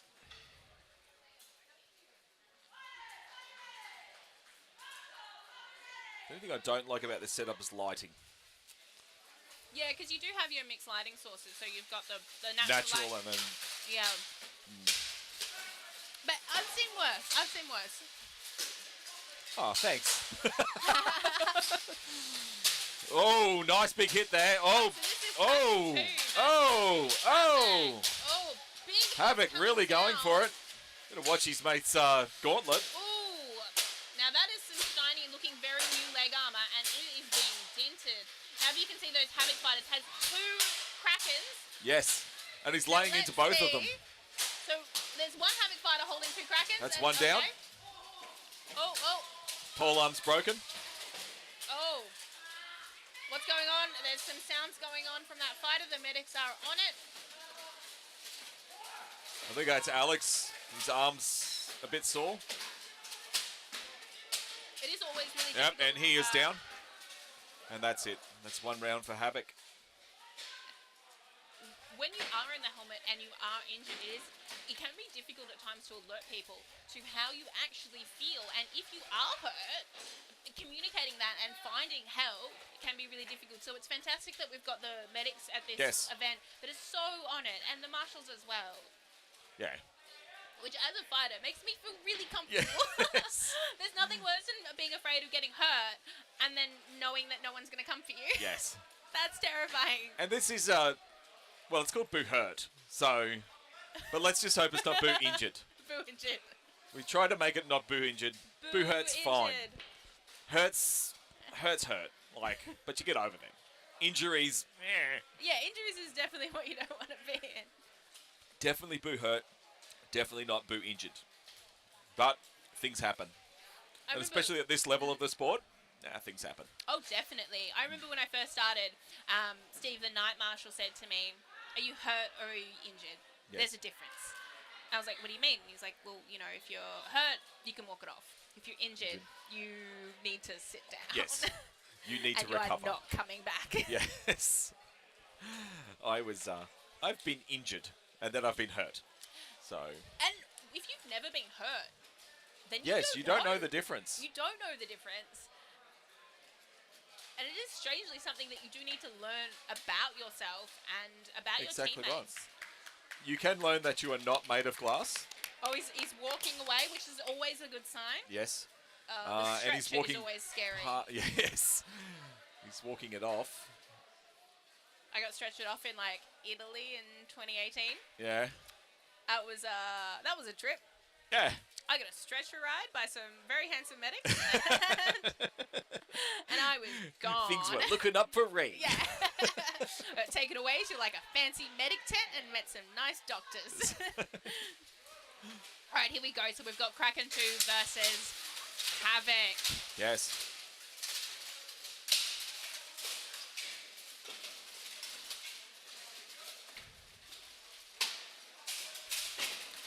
Oh, it's Kraken down. So Havoc are a very fast team, and They are. you can tell that they know this ground. Just waiting on a good shot there. Ooh, now that on the way down. I'm gonna say that was beautiful. That's a bit of South Australia popping over his brick. If you watch the dust come up. Oh, really? It's a bit of South Australia. Oh, my goodness.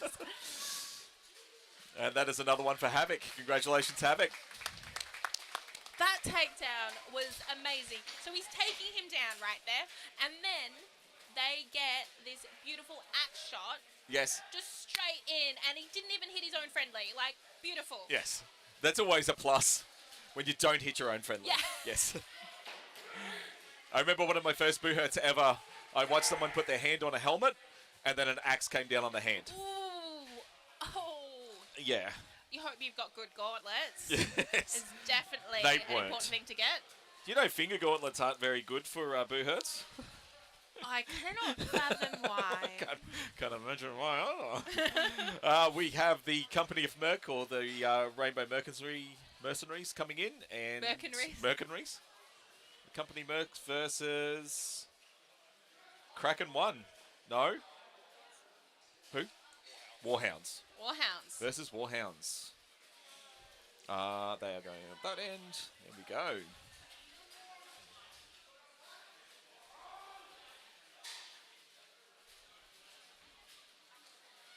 Warhounds in the purple, which looks blue for some reason. Oh, it does on the stream. It does on the stream On for that some shot reason. it does.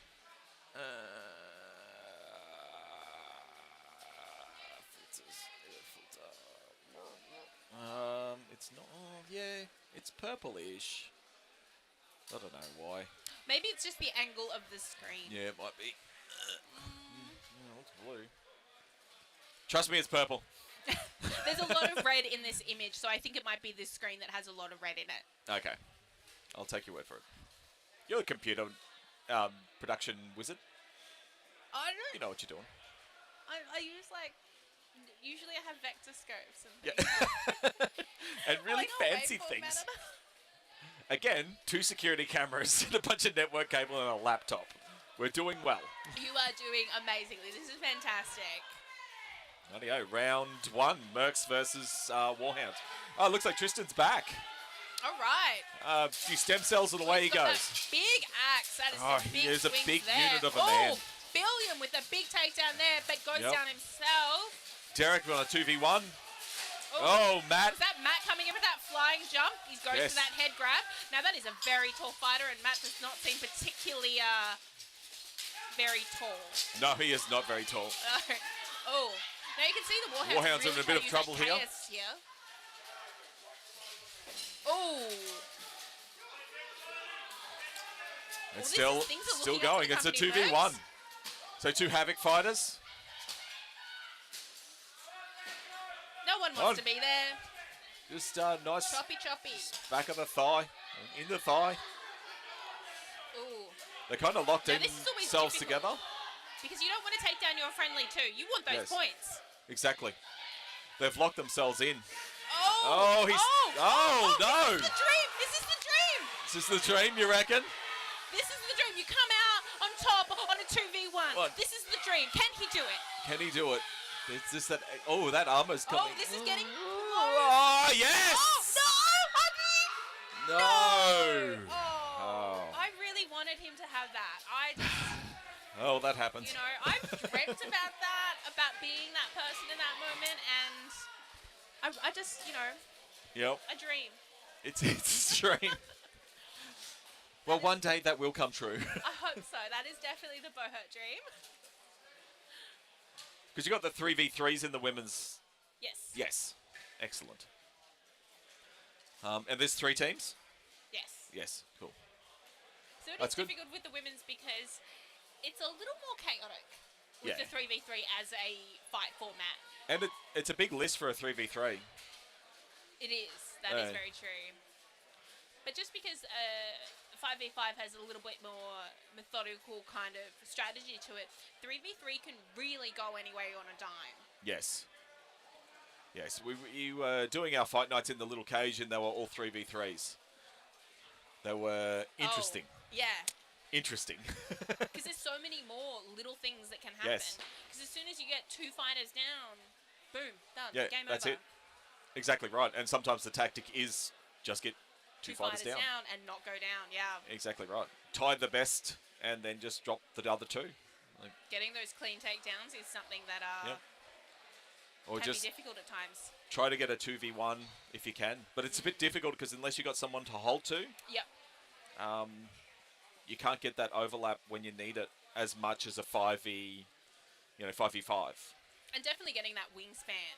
Because Yep. helmets do make your head so much bigger, and so to actually be able to wrap around 2 helmets, Yes. you got to have some wings on you. Yeah, exactly.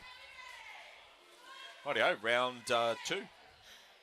Alrighty, here we go. Let's see how we go. Company of Mercs versus Warhounds.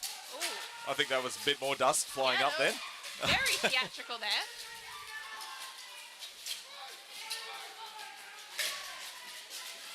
Derek in the corner. Oh, big hits coming in. Let's see if we can tactically place them.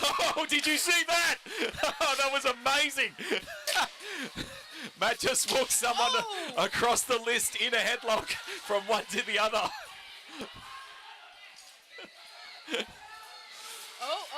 A bit of Derek is my axe, your axe. my axe.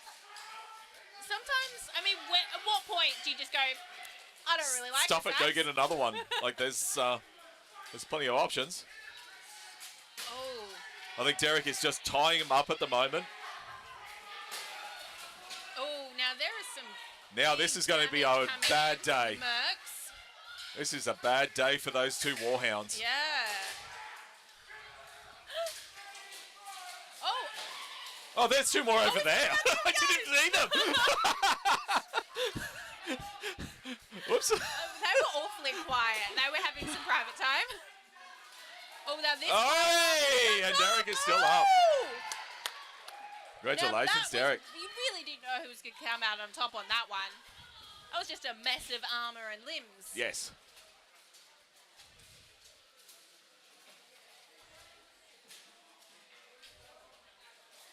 I didn't even see Bill. I didn't realise Bill and that were in the corner over there. I thought, oh, there's only 3 left. We're being awfully quiet. Yes. If you get a chance, Matt had someone in a headlock from that corner, ran with him in a headlock across the list, and then dropped him in the corner over there. And then was pushed over that fighter. Then was pushed over. Yeah. But He's like, I'm going to make this interesting. I'm going to throw terrain in there. Oh, no. I fell over the hill I made. yes, unfortunately, but oh, he's the secretary of the AMCF. Rightio. It is interesting the way that you see fighters between rounds, how they hold themselves, Yep. how they interact with their team. We've got a helmet off in the corner, which is not a good sign. No, not a great sign. Unless he's sitting out and he's taken a knee. Oh, he's getting out of the list. So moving Getting out to of the list is sometimes very difficult. He did have the injury at the start. A hit to the arm. Yeah, it looks it looks like it's a bit of an issue. Now. So I'd say that Tristan is hopping out of the list now. It doesn't make it hard. 4v5. You're down one fighter already. Does that mean No, they can run 5v4. Will it's fine. they hang someone back? That is the question. Well, that's a nice thing to do, but not at this level. I don't think at this level you do that. I think at this level you should be preparing yourself to go internationally. So you should be fighting the same way you would internationally. It'd be nice. Like, it's a nice thing to do. Not necessarily. Well, I have seen that happen. At Adelaide, I think it did. It did at Adelaide, but again, it's not the same level. Sorry? It's not the same level. They did it in Adelaide, and they had people hold back for the Mercs, because they're only like 2 people. But I think at this level, no, I think you should be using the full advantage as you would overseas. I mean, you signed up for this crap, so... Yeah, it is. Bill getting pushed around there. Oh, one down, one Warhound down. We're now even. One Havoc down. Takedowns there. Oh, Matt's in the corner. Matt was just a little bit late there. Now there's a lot of movement. Matt getting a lot of pressure put on his head. Very fast. Reversing it and taking down. There's 2 down. Is now a 3 on 2. Oh. Is now a 2 on 1. Let's see if the magic can happen here for Derek. Let's see if the dream comes through. Let's see if the dream comes true this time for Derek. Go on, Derek, live the dream! Nah, something's come off. Gauntlet's come off. The speed of Stop the marshals at this one has been impeccable. Like, they are really not screwing around. They are. They are straight on their calls.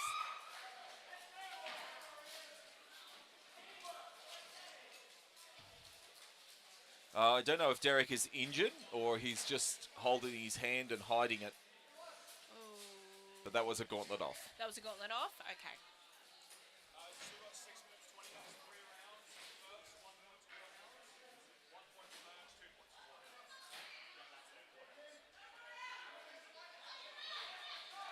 What?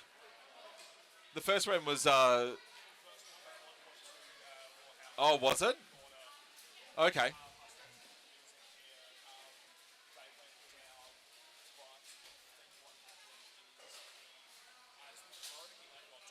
Yep. Okay, and then he stood back up. Okay, I thought he took a knee. Okay, entering the list now. We have Havoc. And is this WA Berserkers? And this is in Berserkers. The red and black. Oh, black and red. Black and red. Not red and black. They are changing the tablets. Red and black seems very popular. Beast is technically red and black. So is Vultures, which is red and black. And so is WA. It's also red and black. I think Beasts are pushing for predominantly black with accents of red. Red, yeah. They have got their actual tabard, which is very similar to the new tabard that WA be rocking. So, not this one. This is their old tabard, but the new ones are a half chevron red with black and black on one side, I think. Going for the Kraken White Company look. Pretty much, yeah. Shh. I'm wearing that right now. Yes. Oh, it's sort of a few more chevrons. A few more chevrons? Half chevrons. I do like the gold trim that we have. Yes.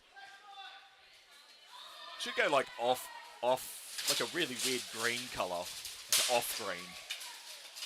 Very good. Oh, that was a quick takedown there.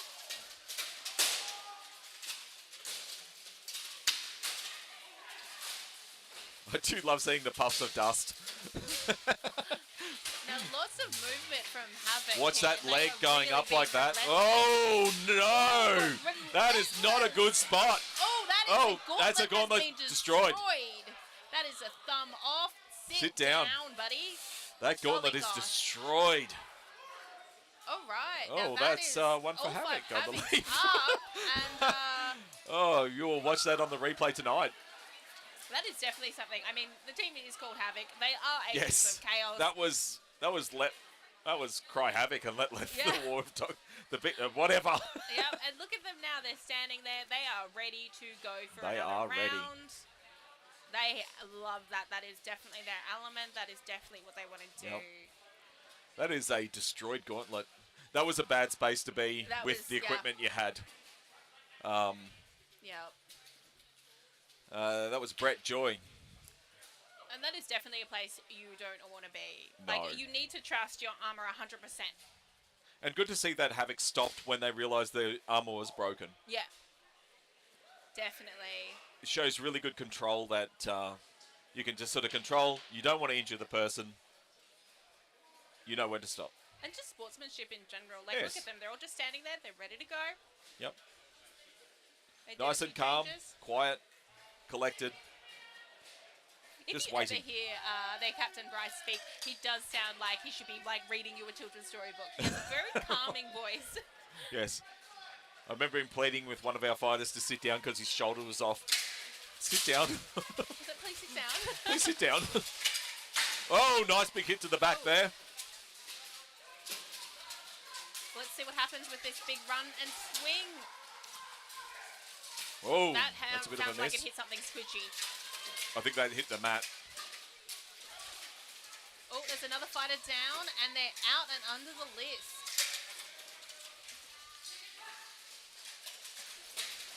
The marshals are darting around. They want to be I somewhere know, right? safe on this one. This is very difficult for them.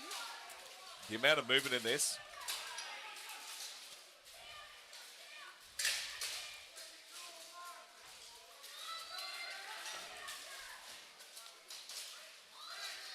Oh, Oh, winding up. Changing his Good. mind. Going for that hit. Big baseball swings on that one. Ooh, double takedown there. And they're both sitting up. They're A-OK. Oh, down. Ooh. Now, that's always something that's difficult. You want to take someone down, but you don't want to take your team down with them as well. Exactly right. And that is a Havoc win.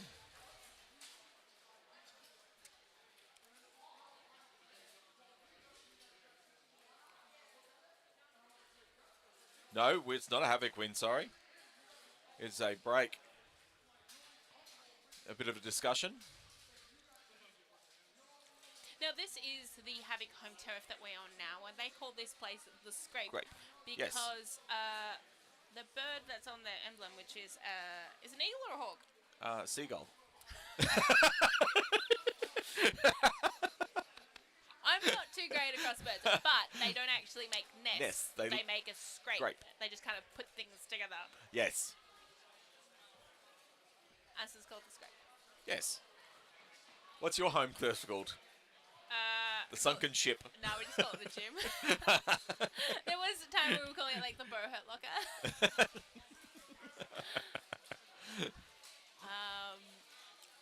Yeah, we just go to the gym. Just go to the gym. This is the gym. Yep. I don't know. I had a great idea that I was like, oh, we'll call Okay, Krakens that was the, a win.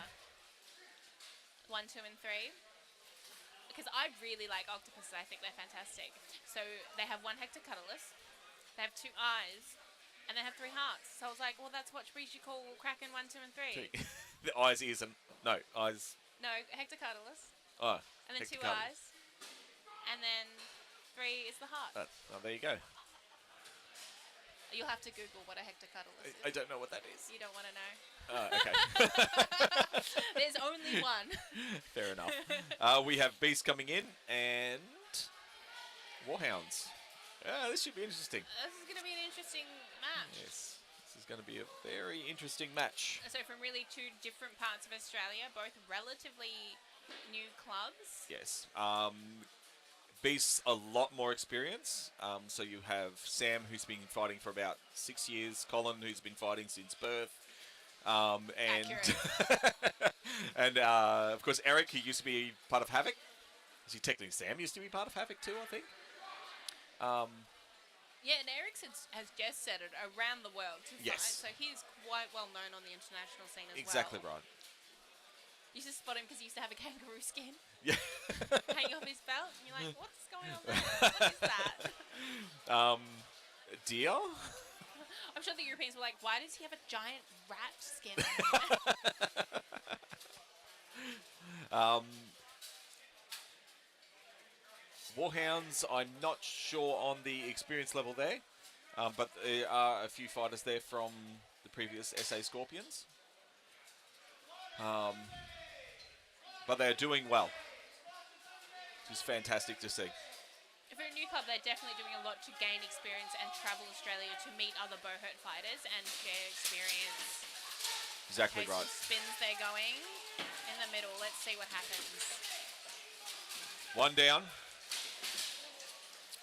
Big hits coming down there from Colin, their team captain there.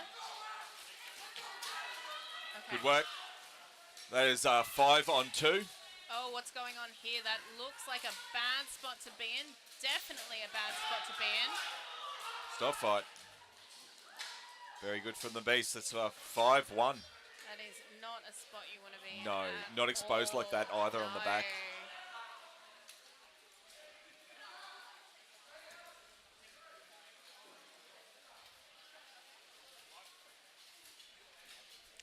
Some changeover. We've got Guy and Brendan and Sam entering the list. We have Ash and Colin remaining in the list. Some changeovers this for Warhounds? Warhounds, I What's going believe, on or that they're end? running the same team. It looks like the same team because they all look exhausted. It is difficult going back to back and knowing you don't have a sub. Oh, exactly right. We have Caleb. I'm not sure. I think that's Dylan in the middle. I'm not sure. Jared down We'll there, see what number happens. 5. It's difficult to see them. Also, when you meet people out of armor, you're like, what is their helmet? You should take photos next to your helmets.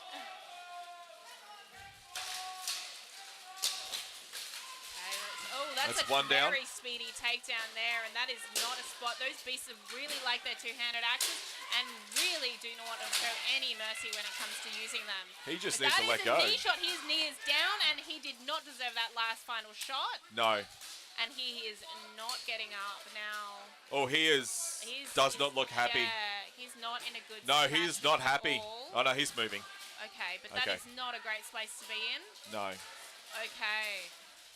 So it looks like And that's he's got... it. Oh. And that's it.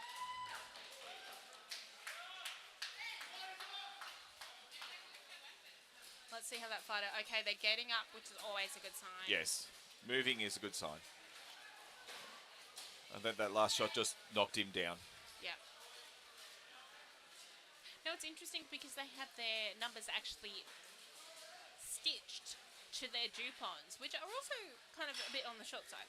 But their numbers are stitched to the Dupons and not on the belts. Yeah. Which that means you're never going to lose your numbers, right? Well, Unless you exactly lose right. your Dupon. I suppose the only disadvantage is it makes them a bit hard to see, but that is what it is.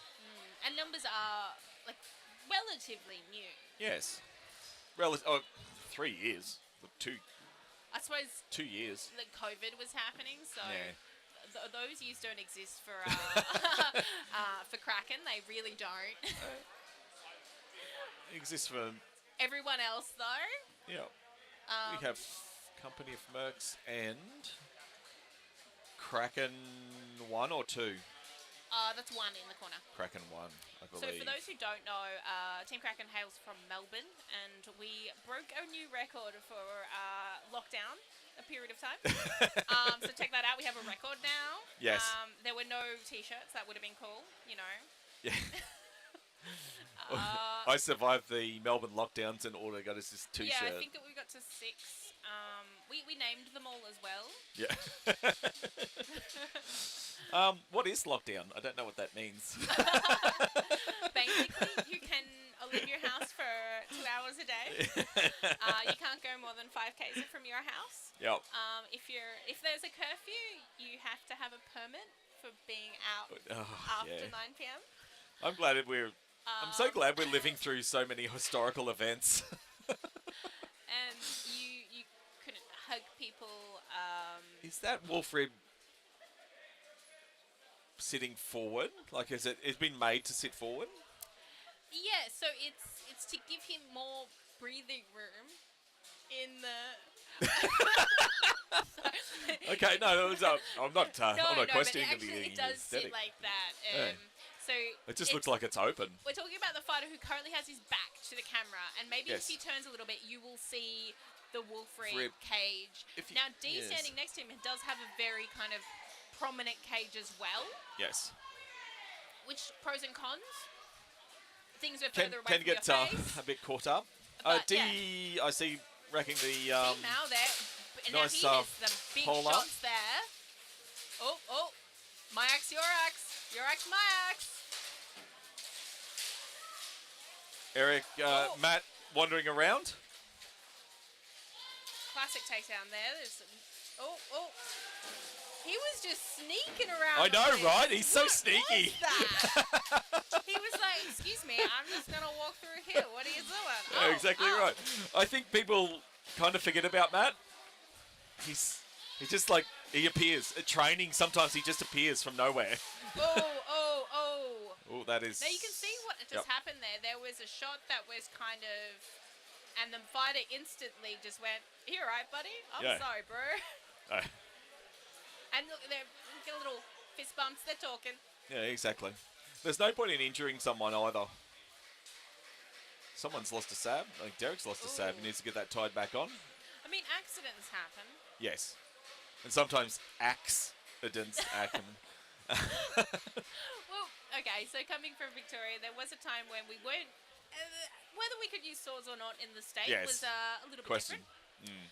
And so, one Nationals, it was all axes. Everyone wielded an axe. Yes. So, longsword became Long axe. long axe. Pole arm, basically. Yeah, but it was like shorter than polearm, Oh, so it was for just goodn's a different length of the axes. Two into that. And did injury skyrocket? Yes. Yes, funny that. To the point where a police group had to come by because I had so many reports of axe injuries from the Was local that Axe hospital. Fest? That was I- Axe Fest, I not the heard Guitar Axe Fest. Festival. Oh, there's some big run and jump by Matt in But- the corner there. Oh, big shots railing down on Yep. Billiam. And Billiam is down. Oh, he is down. He wants to fist bump the guy that took him down. And that is definitely the Matt, attitude you're of about to Buhurt get in Kraken. Australia. All right. Oh, Matt, get a shield, bro. I know, right? Yeah. And that's why you need a shield. Yeah. Because otherwise your gauntlet is just taking that impact. Like, Yes. oh my gosh. I mean, okay. Solid advice for Buhurt fighters. Don't stop axes with shields. With gauntlets. And also, don't cheap out on your gauntlets and your helmet. Yes. Always make them, like, the bomb-proof part of your your armor. 100%. Always cheap out on sabs. I went to New Zealand and one of the sabs, they were technically sabs. They were made out of Sounds so dodgy. They were made of Duragal from Bunnings. I'm like, I know that steel. That's Duragal. Technically sabs. Technically stabs. Okay, so I remember fighting when you didn't have to wear stabs. Yes. And now I look back at photos and think, oh my goodness, my little feetsies were so unprotected. Like, how did I do that? But how many times have you been hit in the foot? Even with sabs? Without stabs once. Yes. With sabs? I've been stepped on more than Yeah. I've been hit. That's kind of about it, isn't it? That's true. But having stabs, you now, because before, when you didn't have stabs, if someone wore stabs, it meant that they were going to kick you. Yes. Where now everyone's got stabs, so you're like, oh, is everyone going to kick me? Yeah, exactly. We've got Kraken 2 versus WA Berserkers. All right, here we go. Oh, that camera's frozen. Oh, no, wait. No, Yeah. that's, which one? No, this one. Oh, that's you and me. Yeah, you and me and Together me and make three. you. I I do like you have your little This is your little gross. mate, your little matey potato, which I held up to the camera when we Well, this that camera's decided to just not work.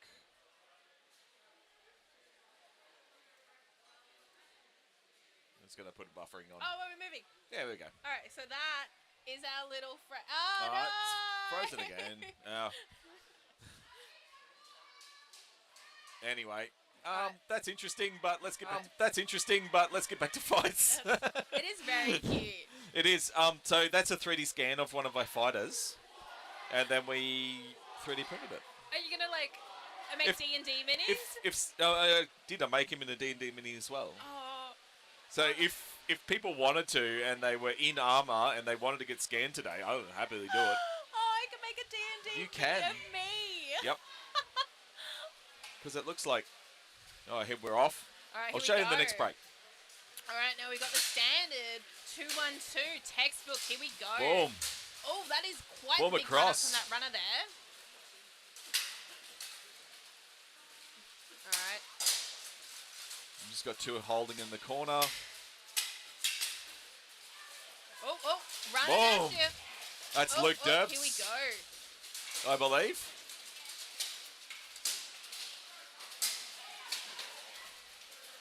He is really just doing that with the runarounds. Luke I'm really is- liking that. Yeah. Oh, Luke was in New Zealand with us. He is a very good fighter. He is a very good fighter. And a And sweet it- man as well. And a train conductor. He's the tickets please guy. Not to be confused with the game papers, please. Yeah.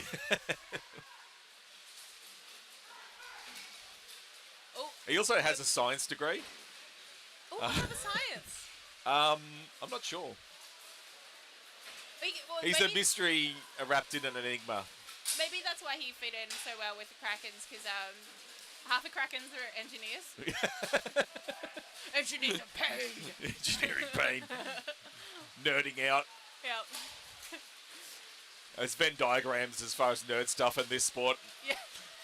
They're pretty well just a clear circle. Oh, I mean, there's crayon eaters and non-crayon eaters. Now, Don't talk about polearm fighters, they're later. We do have that classic axe over the head, but that fighter is spread out. That's There we not go. a good spot to be in. Good work, Oh. Berserkers. Good work, Berserkers, on that one. Very nice. We are tangled. There's a Considering they tabard just had in a fight knee. last week. They There's just had a fight tabard last caught weekend in a too. knee. It's beautiful. Hey? His tabard's caught in the knee armor. It's beautiful. It's taken a massive chunk. It's just like, nope, I like There we it. go. It's mine. Well, that's to go with your rough and ready aesthetic being Kraken, so...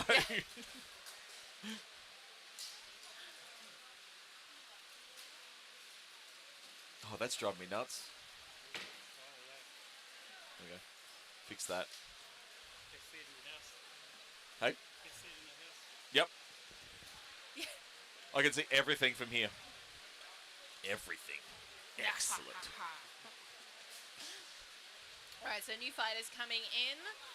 We've got Brett, who's got a new pair of gauntlets. And number 16 for Kraken, who's Alex, who was fighting in Ah, New Zealand Alex as well. is the back. Transmat- He got Transmat injured Cup. before, didn't he? Yeah. I He got thought that hurt. was just, yeah, he got He hurt. just got hurt. No Rub one some dies in cream sport, on they it, just you'll get be big right. ouchies. Rub some cream on it, you'll be fine. I We mean, must some- be entering the end of the fights for Yeah, this side of things. Because when's lunch? 11:30. I asked the important questions. Yes, when is lunch? When is lunch? Followed by, when am I fighting? After the break, I think. And then we got the girls, women's 3v3, and then we have the men's 12v12.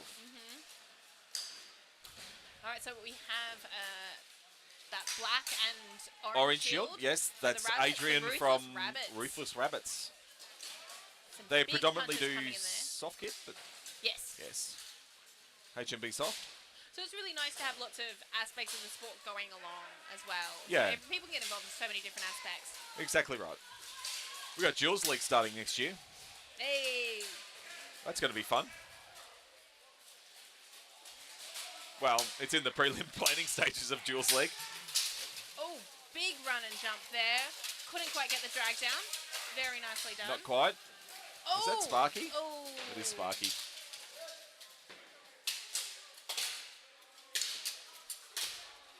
What have we got? Now Two this over. is Okay, a- we got someone A sitting down. hold and hack Oh yeah, situation.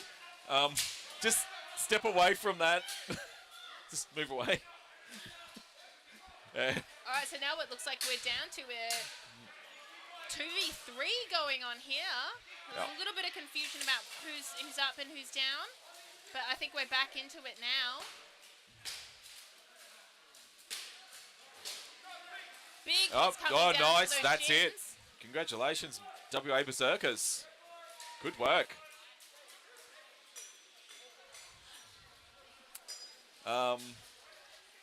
Looks like Sparky's back. Let's just hope there's no big water. I don't like it. I don't like it either. Now where is it?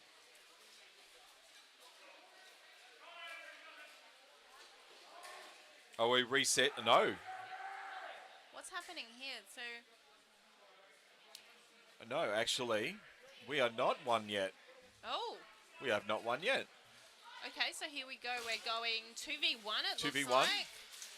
Both We've the got bodies Dream in the and way. Nightmare. The best thing you can do is get away from there and move. Yes. Oh, now, where's he going to be? What's he going to be? Is he going to be pushed out of the list? I think a good shot to the ribs, a good kick to the ribs will knock him out, to be honest. Okay. Now, being a Merc on a team that is predominantly all together, Yes. it can be a little bit difficult Yep. as well. But you can see with the Berserkers, because Good they work. are a solid team that train together all the time, Yep. just their communication with one another. Yes. That is the disadvantage of having a Merc team. Or just being just a Merc, mercenary in general. But sometimes you just can't help it because you want to compete, but you don't have the... It's going to get back to talking about Mercs and Merc teams. Like, why should you be precluded from potentially representing Australia just because you don't have the number of fighters to do an 8-man team?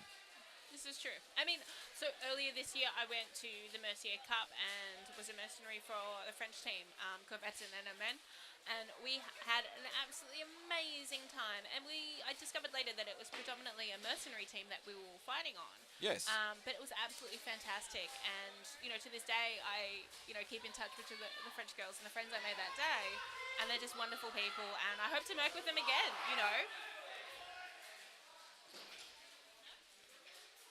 So I think there's definitely advantages and disadvantages, and it's something that needs to be discussed.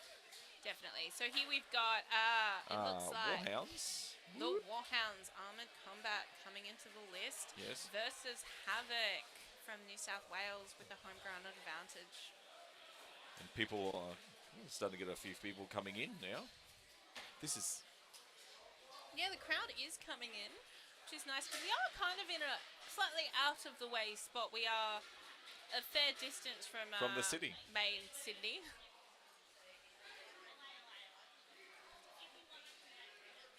It's cool, eh? And then you can... whoop. That's cool. That's cool, eh? I think I need snacks. I mean, Should have watched lunch is savoury coming. snacks, though. I'm going to savoury tomorrow. I'll do Savoury like a tomorrow? cheese platter. Ooh, fancy. I'll be dueling tomorrow, so I don't think I'll be able to come and visit you in commentary, but I think I'll Boo. make some excuses. I'll commentate the categories I'm not in. That's all right. All right, so here we go. Into it now. Now, Warhounds keeping that movement up. Pulling across, pulling across, Oh, pulling across, oh, pulling that down. teamwork. Oh, Ooh. unfortunately, his axe got caught on his helmet. I mean, His that is- spare axe. Oh. Like, it's nice to be able to get that head grab with an axe and reach across, but sometimes you just can't get free. Oh, Big hits Boom. coming down. boom! Ooh, a rain of axes right there. And down. Oh, Very good. Good work from Havoc. Hey guys, how are we? Yeah, good. Enjoying the fights? It's a bill. How a are we? surprise meeting from young William. How are you? Good, good. Have fun. I'm having a ball. That's Oh, great. I love this. I absolutely love it. I miss it so much. Oh, it's been a good comp. Everyone's Hey. getting a lot stronger. Yeah. Good. Oh, definitely. Yeah, everyone's getting stronger and stronger. Yeah. Yeah, no, even Berserkers coming all the way over. They, since SA, they put in some good training too. Yeah. Which has been really good to see. Just 100%. Boys. All right, I'll let you do what you do. I'll come back and say hello later. See you, William. Young Bill. He is a sweetheart and a wild man. Yes. He has though apparently been recently tamed. He has. Recently tamed. You can take the man out of Queensland. You can't take the Queensland out of the man. He's from New South Wales. They're from Mount Druitt. The Dawes boys. I don't know where that is. Kind of like. Where would somebody in Melbourne? Epping. Oh, okay. It's kind of like that. Oh, okay. Yeah. Like, Outer rolling no, suburbs. no offense, Epping.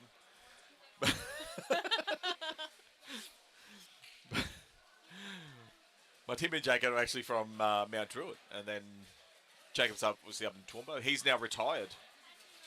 So he retired after last fight in South Australia. South Australia, destroyed his spleen.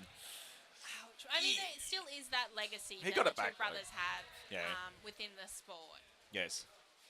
You know, it's just being very iconic figures and also being brothers, you know? Yes.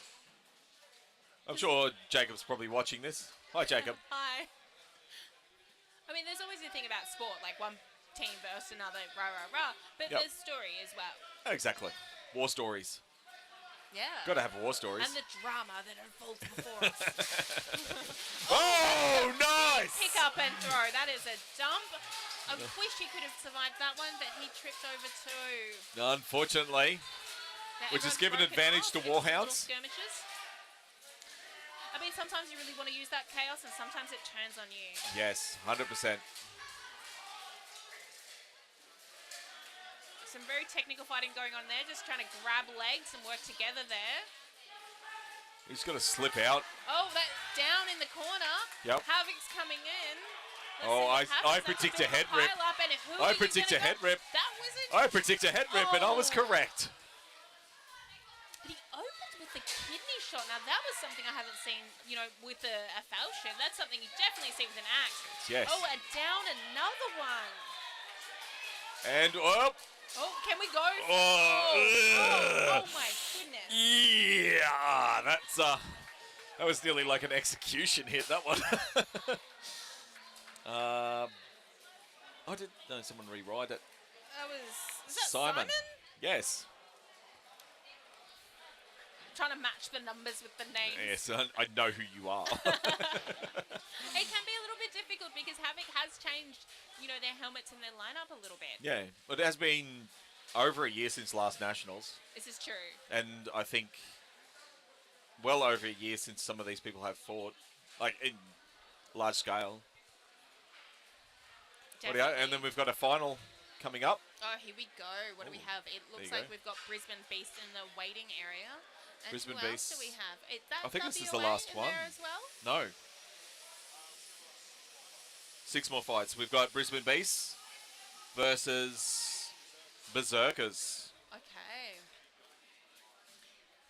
Okay. A flurry of black and red. Yes. Just remember not to hit the one in red and black. But you can hit the one in black and red.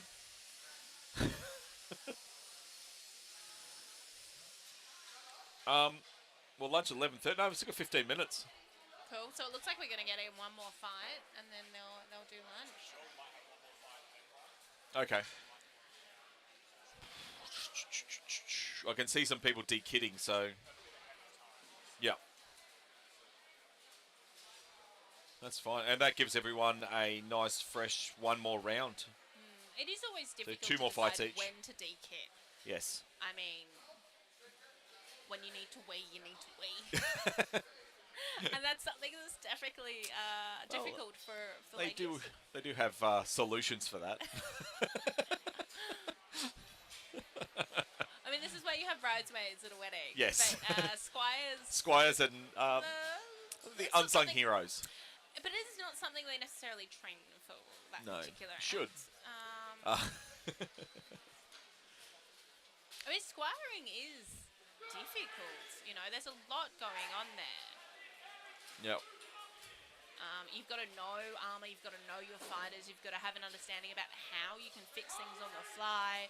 Exactly right. You know, how individual fighters want to be squired for as well.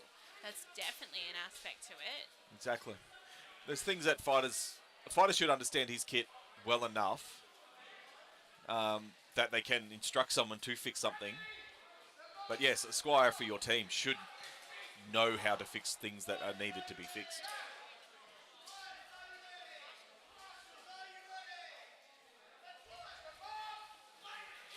All right, here we go. And they're off. Berserkers versus Beasts. Beasts. A flurry of black and red. Yep. Oh my goodness, this is just a human pile-up of steel and black fabric. There we go, one down. Oh, big hits raining down there. Punches are not as effective in the corner, but they're coming in. All right, now this just seems like a systematic, slow takedown. Yep. That cartoonish threat of just having the axe above the head just seems to be taking people down. Just the intimidation level. Oh, big hits. Oh, now the thing about having such a small buckle. How do you block that? Now that arm's not going to be happy. No, that is not happy at all. Like a lumberjack to a tree. Which is why there's advantages to having a tabletop, and then there's disadvantages to having a tabletop. Definitely. Now, it's difficult sometimes at these points to know whose arm is your friendly arm and who is not. And who is not your friendly arm. Who are arm. you taking down? Oh, Marshall's so speedy on that. Yep.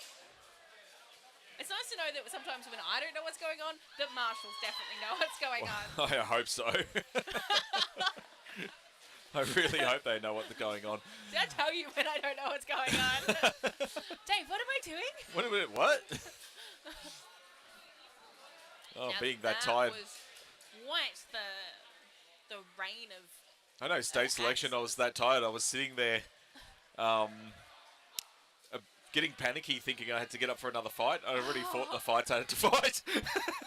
I was like, where's my helmet? Where's my gauntlets? And I'm like, oh no, I just fought 2 fights. That is definitely a thing, and that's why squires are so important. Yes. Just to lead you in that when you're in that state, and all you want to think about is your next fight. To basically sit you down and go, breathe, just rest, just breathe. You're fine. Yeah. You don't have to fight now. It's 2 fights, and then you're you're done for the day. You've done well. Don't do 17 back-to-back fights. Yeah. You don't have to. It's okay. Oh my goodness. But that's when your support really comes in, when 100%. you are just fight mode, and then getting out of fight mode as well. No, some of the control and some of the fighters I've seen is knowing that when to strike, and then to stop. Yeah. Because you don't need to anymore. And we've definitely seen some prime examples of that, of just strike, you're good. Yep. Yeah, I'm just going to let You're you done. fall. You're done, mate. No. I think some of the best control, Kraken, Havoc, some of the best control I've seen. All right, here we go. Beast versus Berserkers.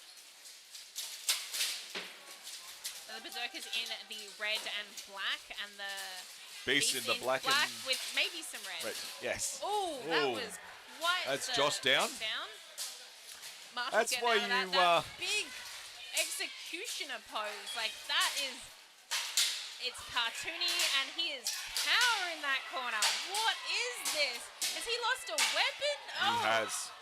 Gosh, that was. Oh, sorry, I forgot to do I that. don't know what that was. That was a masterclass in what not to do. You know what it reminded me of? Have you seen people put up circus tents and they've got their big peg, and then you've got 2 people with sledgehammers just taking turns going donk, donk, donk, donk, donk, It donk. was like that. It was like that. What is that? That was an unfortunate, and the only way you can really get out of that is to push through it. Yeah. Don't stay there. Don't say that. You got to you're going to get hit, but push through. The only thing you can do is push through. But also, when you're in that situation, fight, flight, freeze. What are you doing? Exactly. Who are you? Are you fighting, freezing? Exactly right. And most of the time, we freeze. Yeah. I've been there, man. I've frozen. Yeah. Everyone's been there. Okay, I think we are on. Ugh, that camera. Love that freeze. I think it's a little bit too much processing happening. Yeah, no, that's understandable. Because I've got so many things happening. I wonder if I can turn that off. If I turn that, there we go. I love that you've got this all Well- kind of going on a laptop, like. Yeah, no. Nice job. The poor laptop. Actually, I'm gonna have to. I have to delete one of these, and I'm gonna move that. Sorry, it's all just happening on the live stream at the same time. And if I move that and then change that to that, and then hit close, it should work. Hey, that has been fantastic. And it's glitched. Yeah, now it's frozen. No. it's Okay. Well, that's just not going to happen. All right, so that looks like we're going to have a slight little break. Yes. I think we're going to have a break for about half an hour. People are going to fix their stuff. Yeah, I might nip off, Yep. check in on my team. Actually, that's Do you not want me to fine. send in someone to, maybe just, you can interview Yeah. someone, you can have a chat Yeah, with you can send someone in. All right, I'll find your next victim. Yeah, find me someone who's either finished fighting, so they don't have to obviously go back in. Actually, get Shells. Shells over there. Shirley Shirley Bird. rather eloquent as well, so I'll go track him down. I mean, yeah, no, 100% elegant. That's exactly the words. Eloquent. Eloquent. Yeah, that's exactly words I'd use I for think he Shells. is anyway. Anyway, Yes. I'm going to love you and leave you. Thank you very much. No worries. And I will Thanks, see Ray. you later on. No worries. Thank Cheers. you. All right, we're on a small break for lunch. Well, some lunch. It's really just a break. Fighters aren't going to be eating if they're going to be fighting. I'm just waiting for someone else to talk to. Looks like it's been a full day so far. I hope this stream's working. I'm assuming it is. No comments in the comments. Let's have a look. Let's have a look and see what's been happening.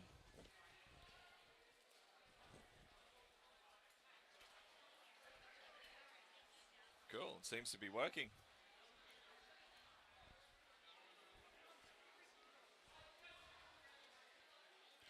Rad. Okay. I might actually duck out for 2 seconds, so I'm gonna love you and all leave you for a little bit, but I'll be back soon. Bye.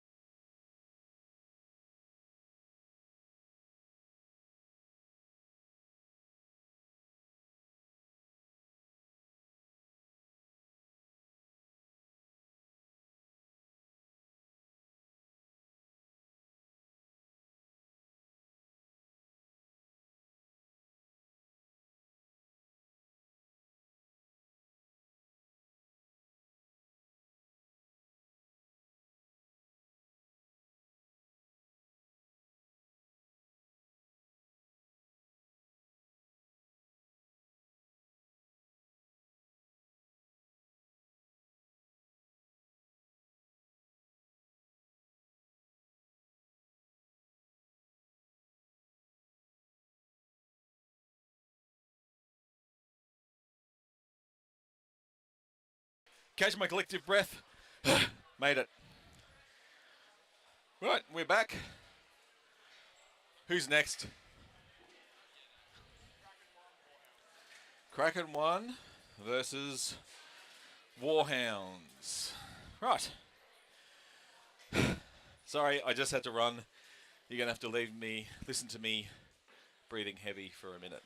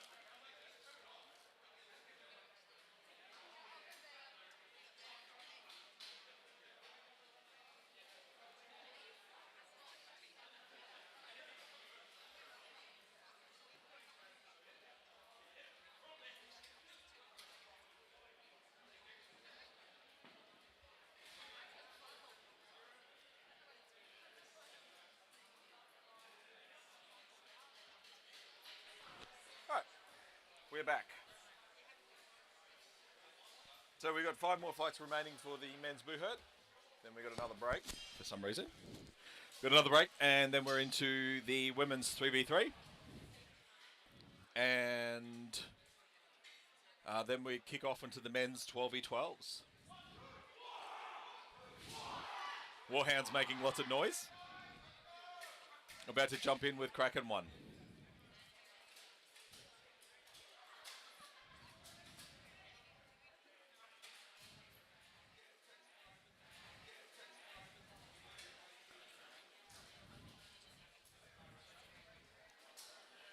Right.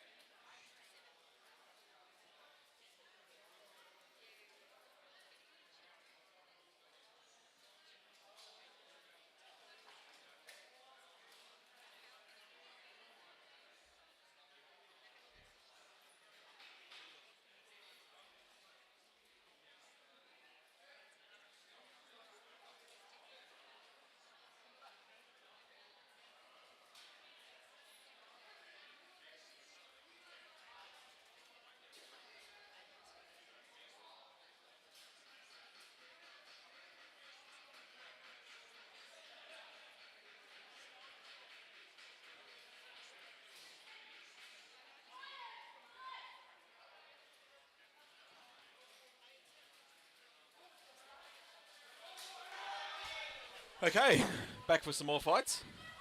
At the moment, we've got the scores are the leaderboard at the moment is Beast, followed by Kraken 1, followed by Havoc and Warhounds. This will be Warhounds' 6th fight. Is that correct? 6th fight. Yep. And this will be Kraken's 5th fight. Of course, we're all going for points.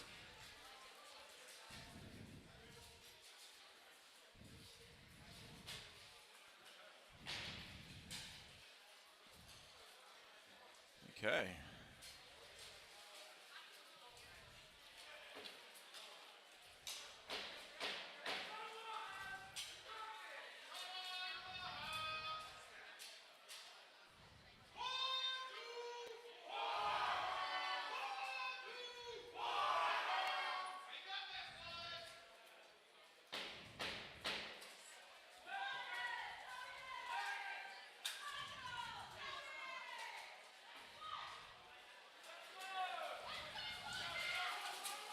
Oh yeah, and they're off. Warhounds pushing in strong. They're all reasonably fresh, but a little bit cold. Right, that's 2 down. Oh, nice big hit there back from the Jake. Leaning on, leaning on. Slowly going to break.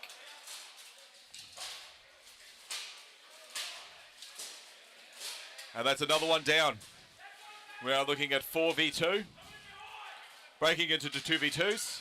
Nice back hit to remind that your back is there. Good buckler hits. Just getting that position, ready for a throw. And that's it. Good work. Great work there from Havoc. From Kraken, sorry.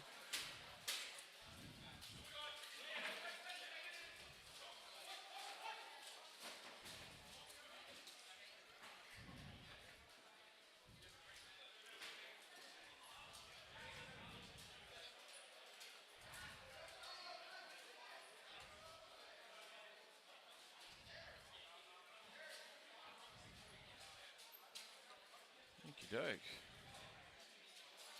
Gonna go back to. We are live.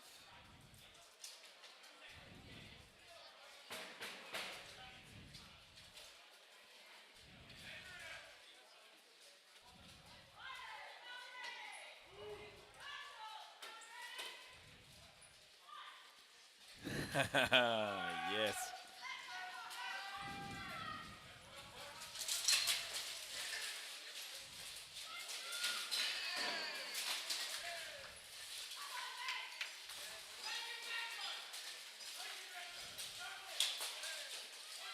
Oh. Not quite down there by the Havoc fighter. Again, a 2-on-4. This is for points. Very good, very good. Congratulations, Team Havoc.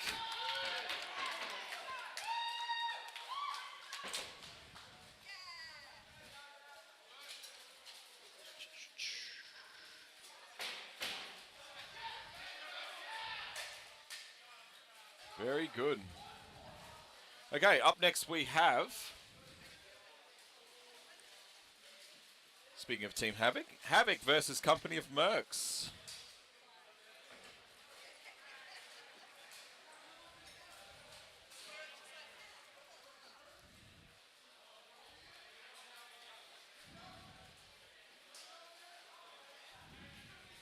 Havoc entering the list.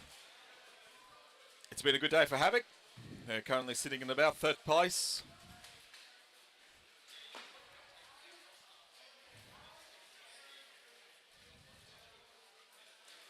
Marshall's doing the inspection of the helmets.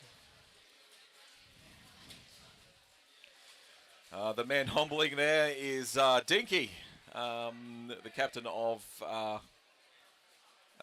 Warhounds. Unfortunately, he has been injured on the foot, so he is out for the weekend, unfortunately.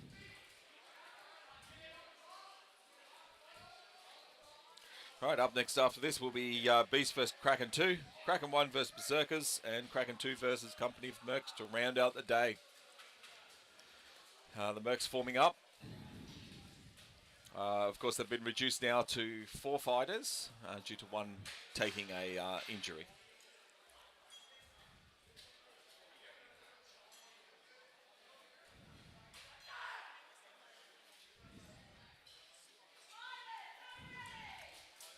Boys are ready to start.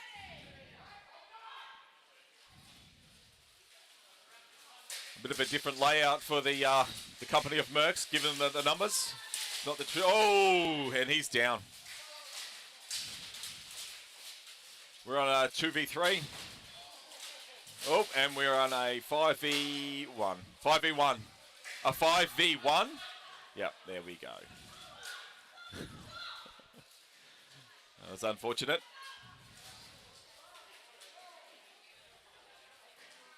Fighters getting back and restarting. Congratulations, Havoc, for that win.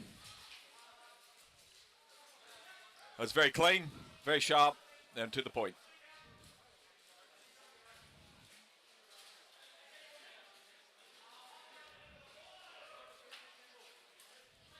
Havoc doing a transfer. Simon is now joining the list. Oh, he's got a big two-handed falchion. Ooh, this could be exciting.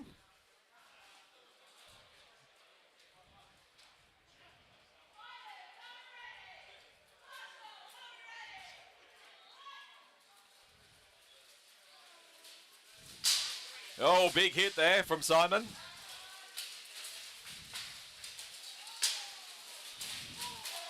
Gee, this is a bit Havoc. A bit of a Havoc here. Situation's like a whirlwind. I don't know where to look.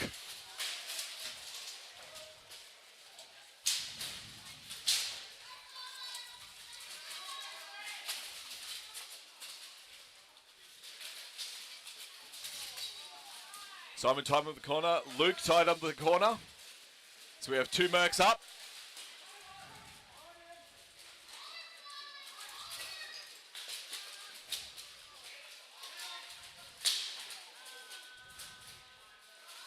Deck rolling out.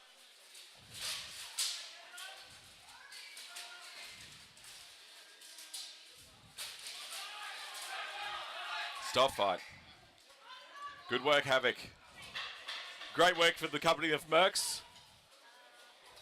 But ultimately, Havoc had it there.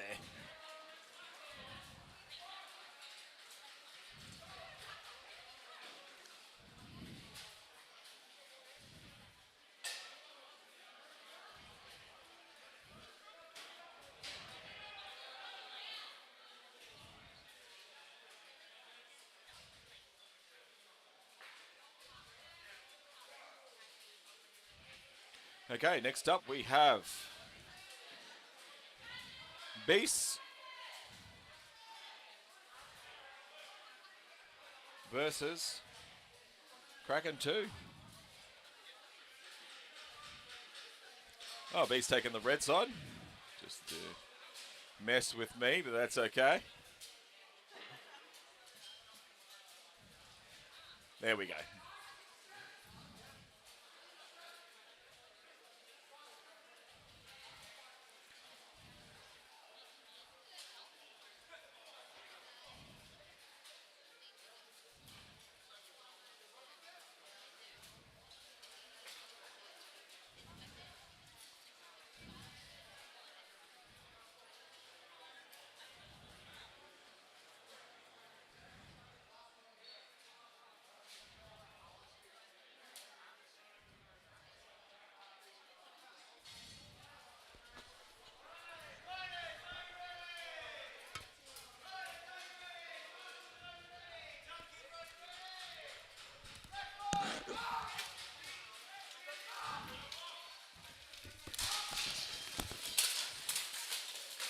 Beast moving on, Kraken 2.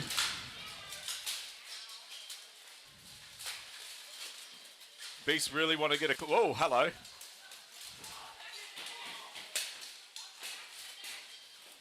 Line Marshal not really watching helper.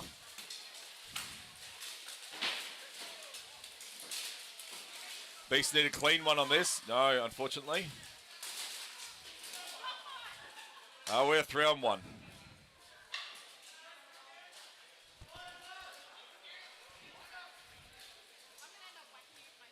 This is down to a points game as well.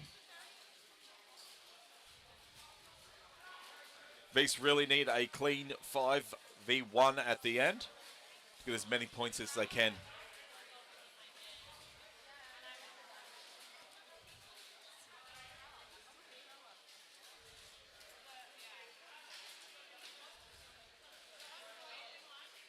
Entering the list, we have Adrian. And I'm not sure who that is. Coming on Kraken 2. We've had a couple of shifts for Kraken 1. We've got Sam, Harry, Colin, Guy, and... I forgot his name. Crypto.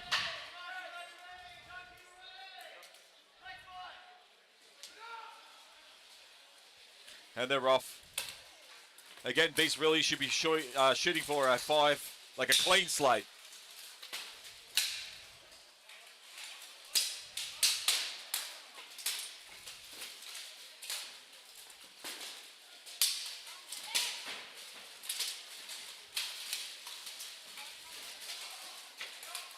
Good block there by Kraken. Oh, you're back. Oh, big hit. Oh, bigger hit. And he's down.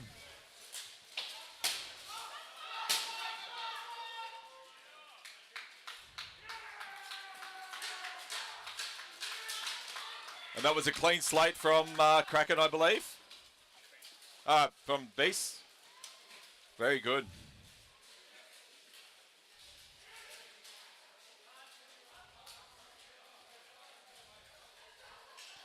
Next we have Kraken 2 versus Kraken 1.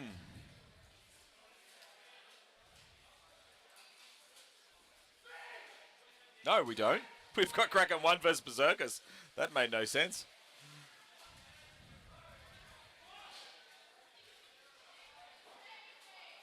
There are 2 more fights remain in this Buhurt League event. Update on the scores. What have we got?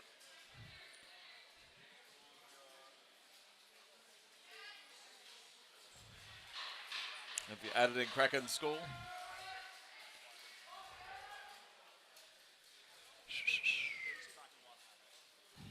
Beast and Kraken 1.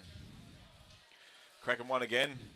Going for those points. They need to really do a clean slate on this. Cool. Excellent. Have fun. See ya, Ray.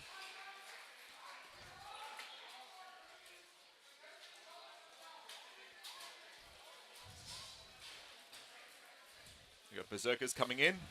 Berserkers unfortunately down 1 man.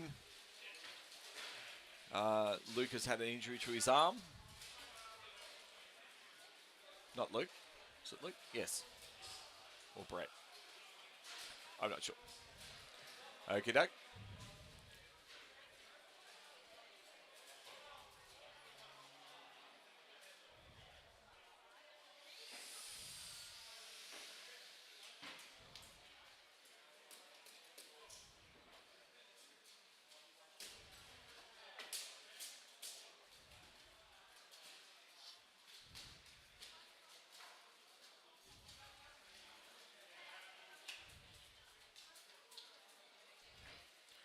Down 1 man. Down 2 men. I think for Berserkers, unless one's just finishing getting armoured up. Yes, it looks like they're coming. Just waiting on one final fighter for Berserkers.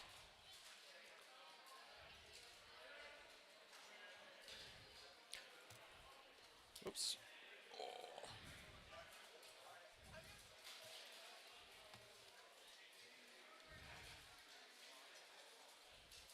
Which is Josh coming in the list. Just needs to grab his axe. Very good.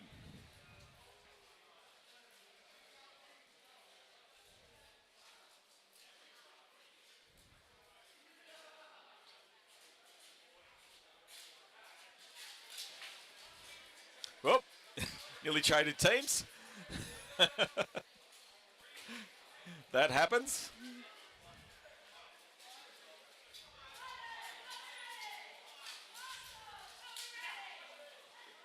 Okay, we're up for their final fights for today.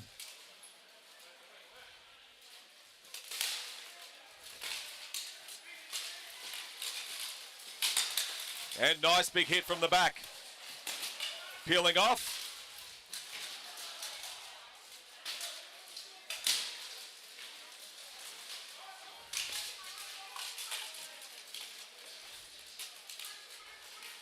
Using that overlap to their advantage.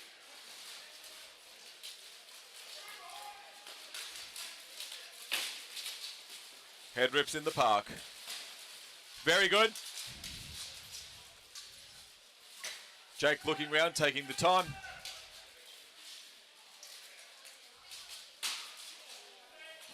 Nice big hit there. Another one and another.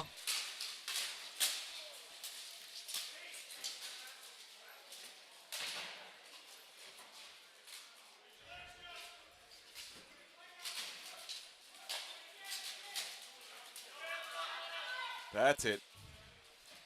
Very good.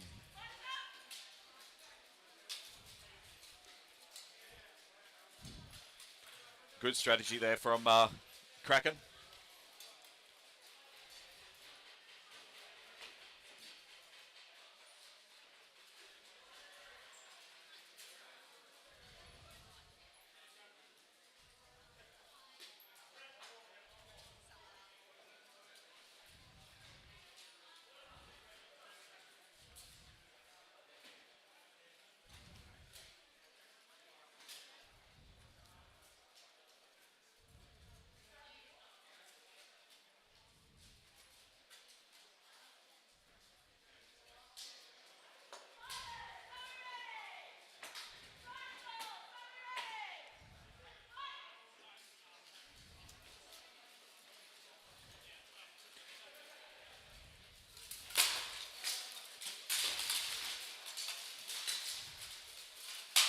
Marshall skedaddling out of the way.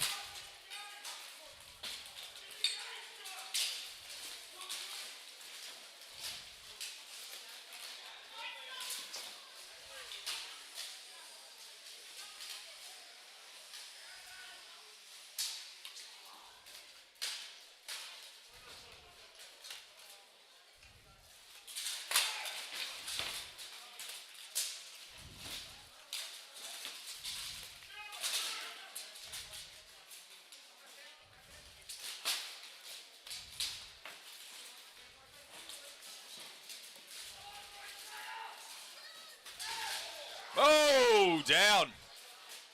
Good back there from Josh.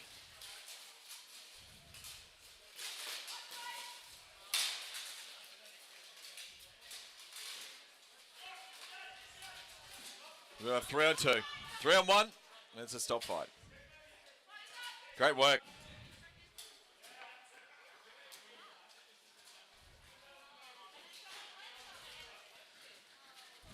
Very good.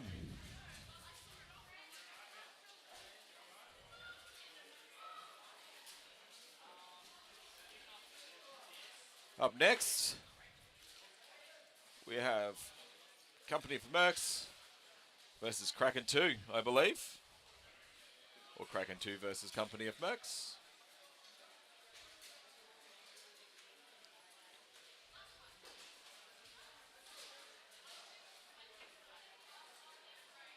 In comes Kraken 2.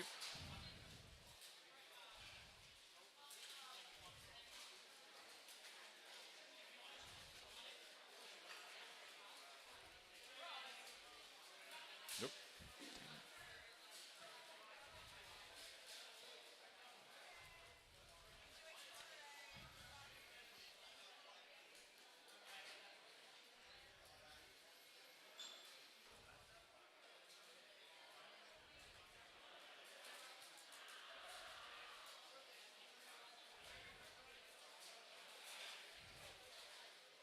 Marshall's going through the neck protection there.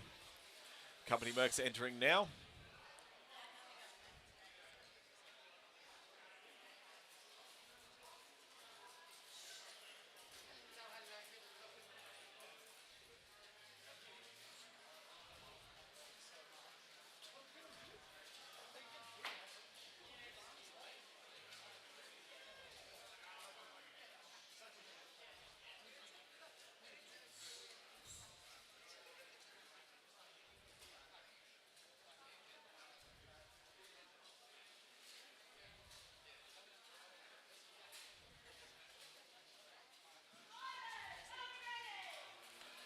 And they're off. Final fight of the day.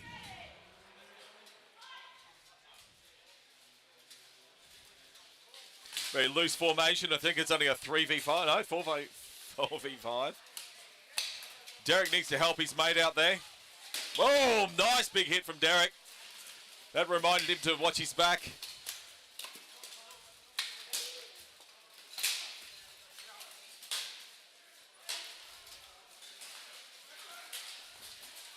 Hey!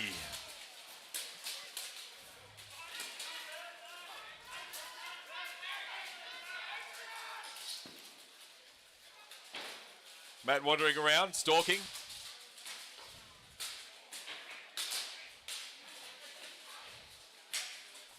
Unfortunately, exposing is back at the same time.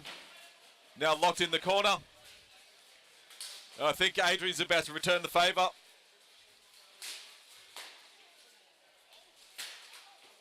And he's down. And it's a stop. No, is it? Yes. Yep. Very good.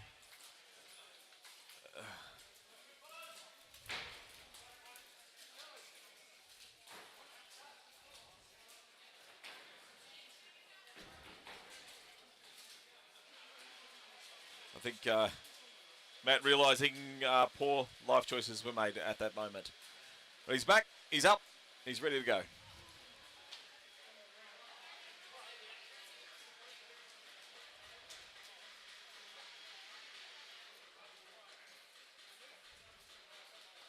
Reserve entering in for Kraken 2. And swap over Alex is entering in also for Kraken 2. Alex taking the chance for point man.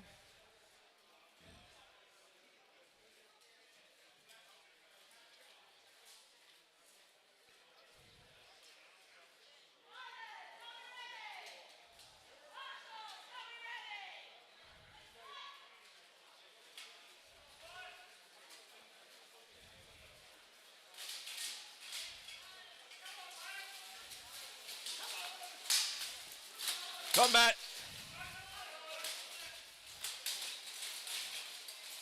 Pushing and positioning. The Kraken retreating to that corner of the list.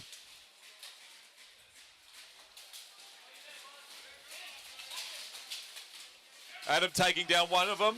Nearly. No, Ace has. Bill has got the other one.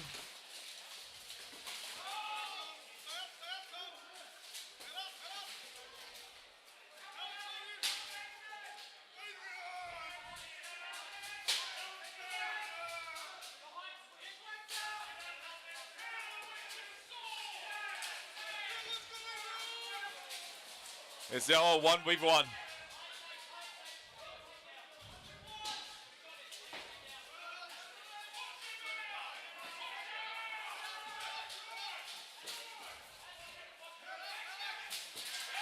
Yeah, very good. Company of Mercs. Got to add that on. We're now draw. Good work there, both from Derek. We just got to tuck that collar back into his helmet.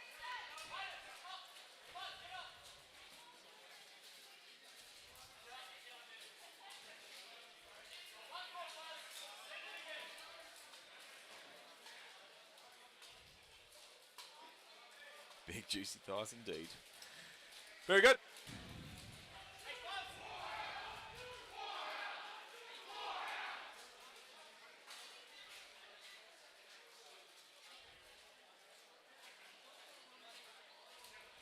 All right, the final round of the final fight.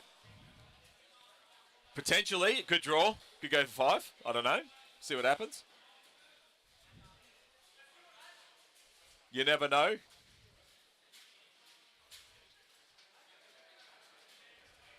So a little bit of armor fixing there. It's all good to go.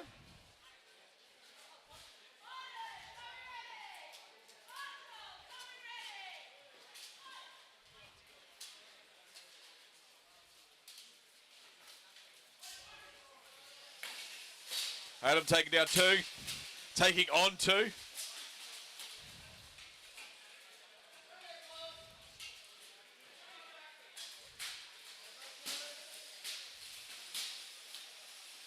Bill tying up the center. Bill, watch your back.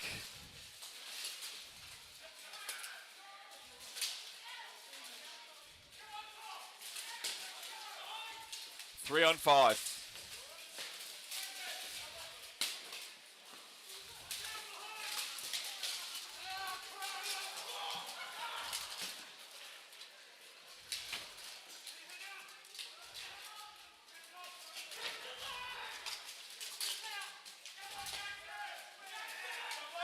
Stop fight. 5 on 4 on. Yes, sorry. Congratulations, Kraken 2. That is it.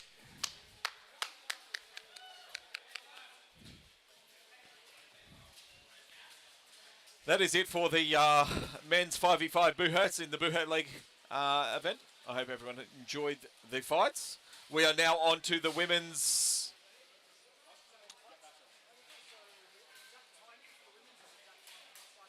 Right.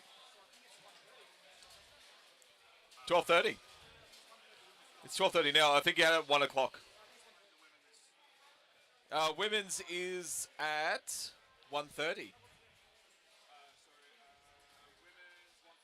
1:30. Do you want to do 1:30? You got an hour break.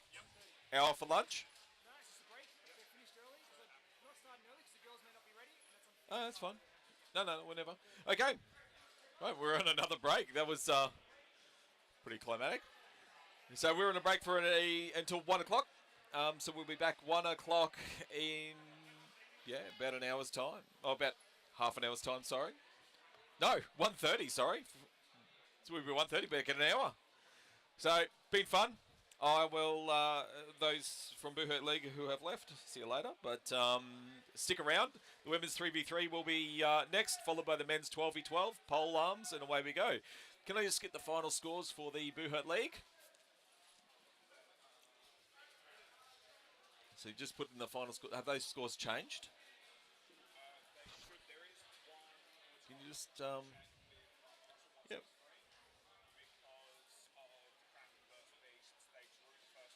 Yes. Okay. Right, we won't make an announcement on the winners of the Buhurt League event until the Marshal has confirmed with a couple of different things. So stick around, enjoy a view of the live stream. And I'll see you all when I'm back. Okay, nice, bye.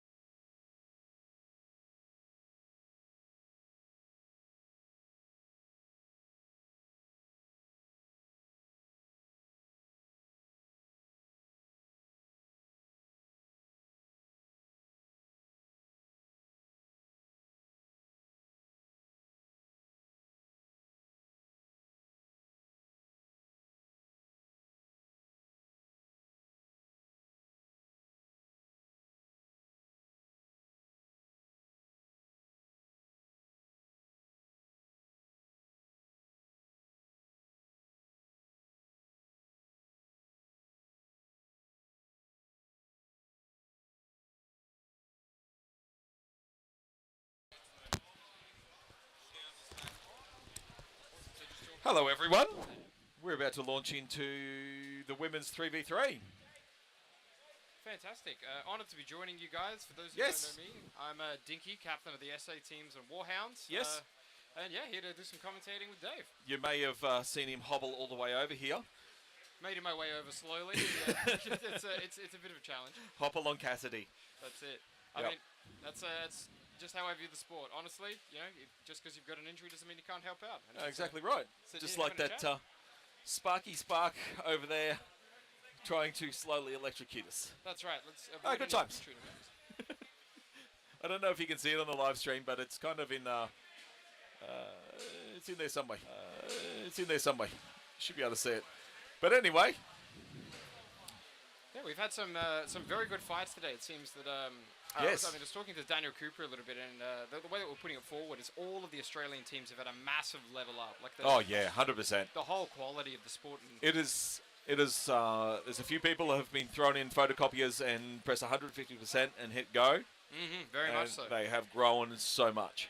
Yeah, and I think that'll definitely be reflected in the selections for the MVPs and those that come out at the end of the tournament for sure. Oh, 100%. Yeah, the selection for the MVPs,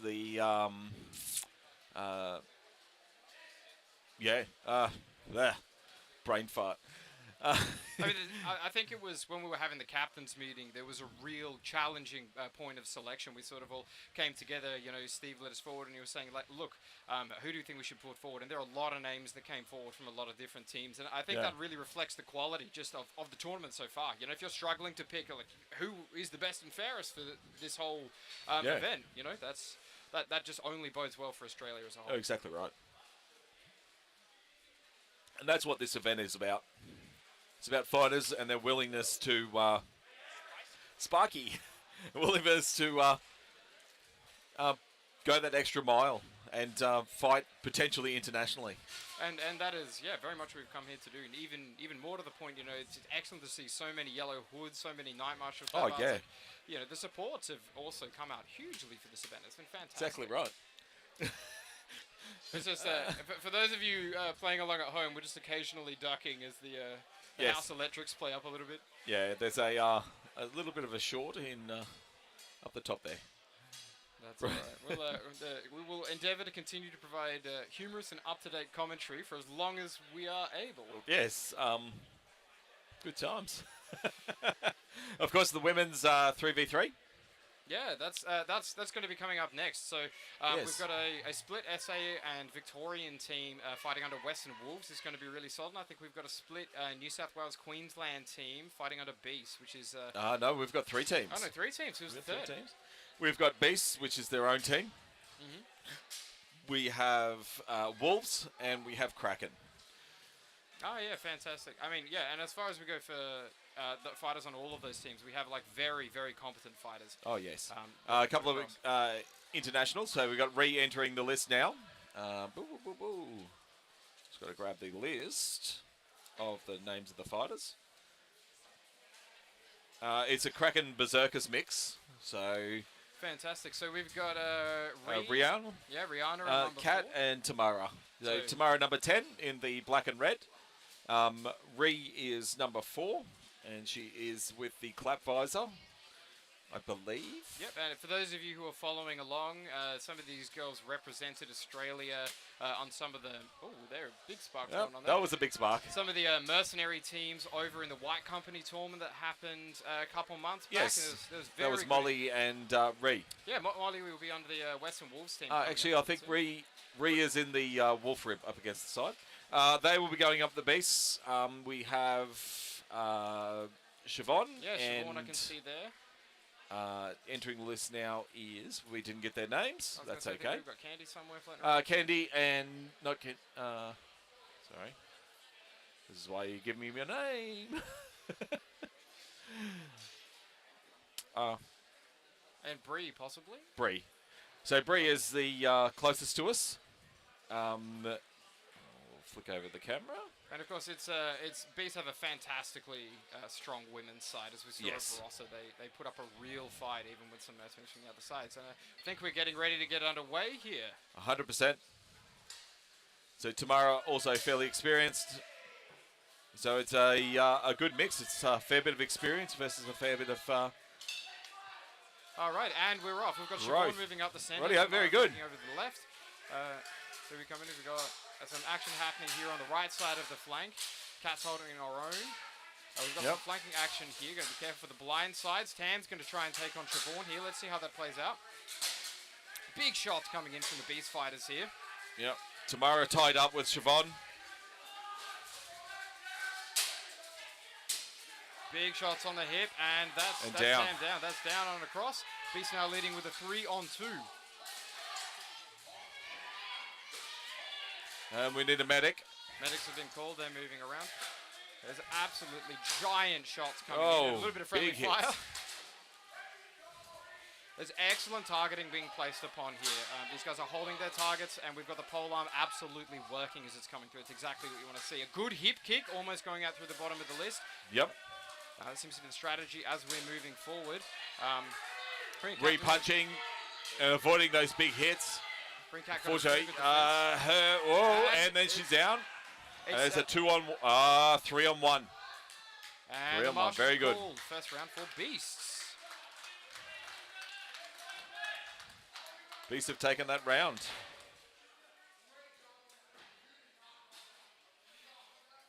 You can see we've got Colin Campbell over there providing some good coaching and support advice. Always Yes, for both sides. So you can hear him from the other side as well. Indeed. So We've got Jay coming over on that side for the Victorian girls. Yep. Unfortunately, they're down one fighter now. Which is... no. Oh, and No. It's being checked over by the marshals. I think medics have given a clear if we're up and walking around. Yep. I think it was just a hit and a hurt, not a injury.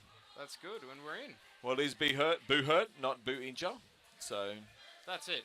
We hope not for injuries. You know, we're here to compete at the end of the day. You know, if you want to cause undue injuries, some harm, but not undue injuries. All right, Sky coming in. Siobhan. I don't know. No, that's Sky coming in on the left. That's Sky.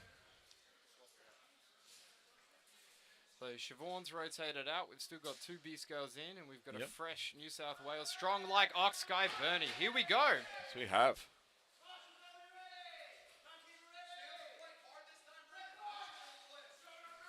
All right, fairly default positions coming up in the fight. The Victorian girls going for a bit more of a crimped position on the list, giving up for the more corner control. And boom. Rush gets around to the backfield. Yep, she's taking her out. They're having to pay attention. She's got to not get tied up again. That's it. Sky. It's broken into 3 1v1s. It's Sky. Oh, Sky. Beautiful. Sky. Beautiful. Big pole-arm shots coming. Watch out, Tamara. Your back and your hips. Sam's being chopped. She's able to get some legs under her and stand up. Oh, there's a good fight happening over here with Ree in the corner. She's just managed to knock the release. Ree and Bree. It is a 2v1 now. It is still going 2v1. Advantage is to Beasts. I was talking to Bree about this before, and she says it's this wonderful situation where you're a 2v1 and you still win. Let's hope that her dreams can come true. And I mean, of course, the way that we make this work is you break down 2 1v1s. That's how you get it to work. As soon as you're fighting 2 people at the same time, it doesn't happen. As we can see here, it's so much harder. She's got to peel them off. Yes. And, it's down. That's a win for Beast. That's a win for Beast. Oh, live stream's a bit funny there. A little bit of interference. All right. Very good. The Kraken are staying in, and the Wolves are coming next. Fantastic. Oh, sorry. The Kraken are staying in. Wolves versus Victoria. Grudge match begins, I suppose. Victoria. So a little bit of background on the other Victorian team, the Western Wolves. They're headed up by Daniel Cooper, who you may have also seen recently competing in the Way of Honor Eislinger Cup. He was fighting for the Prime Company, who won that tournament. He's a fantastic trainer, awesome bloke. He's got 2 of his girls coming in. We've got Molly Fry and Brooke Wright, and then he's recruited one of the SA girls. We've got Herbie coming in as well. They're all fighting under the Wolves banner. Here we see them now making their way across the list on the right side of the live stream. Kraken girls having a good, well rest, receiving some more coaching and guidance from Jake Taylor. Also recently competed up Mercia with Team Dominus, the Australian-American mix. Yes. What's a good Buhurt pedigree? They definitely dominated. I think that's Mercy. very much so. Very much so. Yeah, good fights to watch. Yep.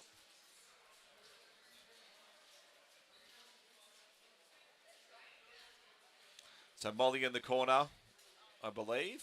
I didn't get anyone else's name, so... So we've got Molly on the far left with the buckler. Next to Molly, we've got Herbie. And then on the far right, the short but powerful, we have Brooke. We got Brooke. That size is very deceiving. She's notoriously hard to bring down. We had a competition with Western Wolves for some of the Warhounds earlier in the year with the Kraken guys at Mount Gambier, and Brooke was holding her own against the mixed in the men's. So if people twice her height trying to push her under the list, and it just does not happen. So it's a bit of lower you are, sometimes it's a bit of an advantage because you do have that shorter, lower center of mass. Exactly, and the way that you can work a lot of those hip throws, those hip bucks and blocks, even things like a Soto's, as soon as you can power the hip into and become very dangerous. Exactly right. Because you're now fighting everyone with a higher center of mass. Precisely. And this, of course, would be the sort of advice that these guys will be telling their fighters as they're coming across. We can see some tactical 100%. huddles coming across now. Just waiting for some armor fixes. Indeed. Sabatons. Someone's got to come up with a better way of fixing them. The bloke in there was just Josh. That's Tamara's partner. So as you can see, love blossoms on the battlefield. Yes, Tamara from Hillbillies, Eastern Hillbillies. That's correct. One of the WA teams. Yep, the new WA team. I think fighting under Berserkers colours, but... Yeah, well, three teams now in WA. Yeah, we've got the Western Berserkers. We've got the Eastern Hillbillies and the War Pigs. Yes. Which is always good, really good growth. Yes, it has shown really good growth in the last couple of months and last couple of years. More tournaments in WA, which is great. I'm sure that we're all keen to get over there and support them. Yeah, we really appreciate them making the trip. It's something ridiculous, like a 40-hour drive. Yeah. If they happen to make it over, it was, it's awesome to see them out here. Yeah, we should probably return the favour. That's it. 100%. I'm sure we will soon. Maybe we could all meet in Alice Springs and have a tournament there. Look, I think that's fair. It's fair. It's in the middle for everyone. That's 8 hours from SA. I'm happy with that. If you know anyone at the Tourism Alice Springs, just hit us up. Yeah, please. Comment on the live stream. And here we go.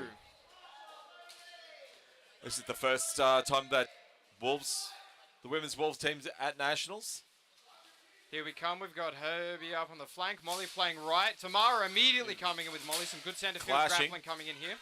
Tamara's coming in for a good pick up on Brooke, but she sees it and stops that from happening. Molly's working that leg hook while Herbie takes on Kat in the centre. This is proving to be an action-packed round, and here comes a head rip. Oh, and it's down. Oh, but Molly gets pulled down by Tam as well. It's a 2 versus 2. Brooke and Herbie versus... Boom, boom. Oh, here we go. Brooke staying over the top. We've got to be very cautious for the bodies here. Yep. That's it. They're moving back to the corner, receiving advice from Dan and Jake as they're being called across on both sides. Working up some high head control as we're going here. Yep. Trying to get into that head rip. That's it. And a lot of foot control too. Kraken have always very heavily favoured the list on foot control. It's an effective tactic. Tam's trying to get a good pull, but Brooke Tamara trying to get past that. And she's got a good centered wizard stance on that. She's got to watch out for those bodies. Kat almost goes for the head rip, but not quite. This good switching is a very dominant style tactic with the head rips onto the sides. If you can execute it, highly effective. 100%. Micro 2v1s, here we go. That is exactly it, in the words of Daniel Crude. But here we go. It's coming into a bit of a death ball now. Yep.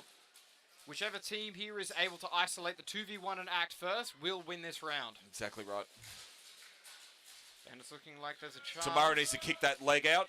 Alternatively, if Kat can get her arm clear of the head and they can get a pull and a reef, that's also possible. Yep. Or if Herbie pulls for a hip throw there, also viable.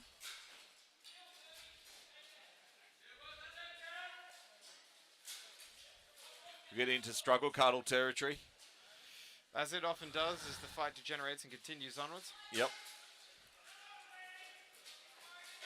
Oh, and Nelly! Still up! This is what I was saying, the survivability on her. Do not underestimate her small size. 100%.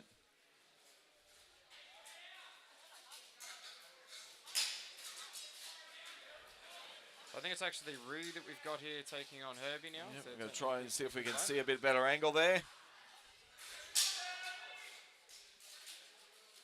Brooke lining up for a throw there, trying the various angles. Bringing it around.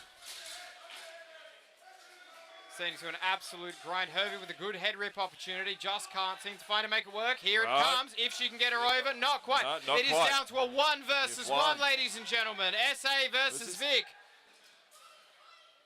You've got to be very cautious for the bodies as we come through. Herbie is a new fighter. Rihanna very experienced, but this could be a good opportunity to Yes. provide some good Ree skill getting her, display. either lining her up to use the bodies, but not getting herself tied into the bodies. That's it. That's a big part of the key. Boom, Rihanna's boom. taking a very strong corner position here, which Herbie's going to have to find a way to deal with.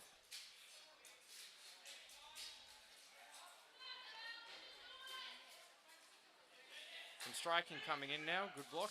Herbie's Just got to a good remember position. those bodies. That's it. And I think it will Ree probably has be a seen the race to bodies, see who and can she's put through. pushing her into them. If Herbie can turn off and capitalize on this, could be a good opportunity for the throw here. There's coming something to a standstill. Marshall is watching very closely to get ready to break for an in-grapple clinch. But Herbie's got a good headlock No, here. she's Ree pulled managed to away. slip. Ree needs to watch those bodies now. These girls are absolutely gassed. It's turning into an all-out We've got about a minute struggle. left. About a minute 20 left in this fight. Plenty of time for explosive movements. Also, not to gas yourself too much. That's it. And, I mean, ultimately depends on what your captain wants, but a draw is an opportunity for a win later. Ree's lining up these bodies now. Herbie's not quite given the opportunity to her.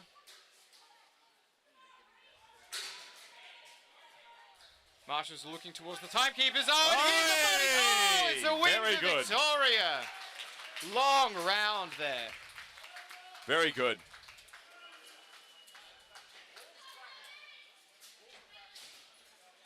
Good opportunities and opportunistic takedowns from all the fighters there.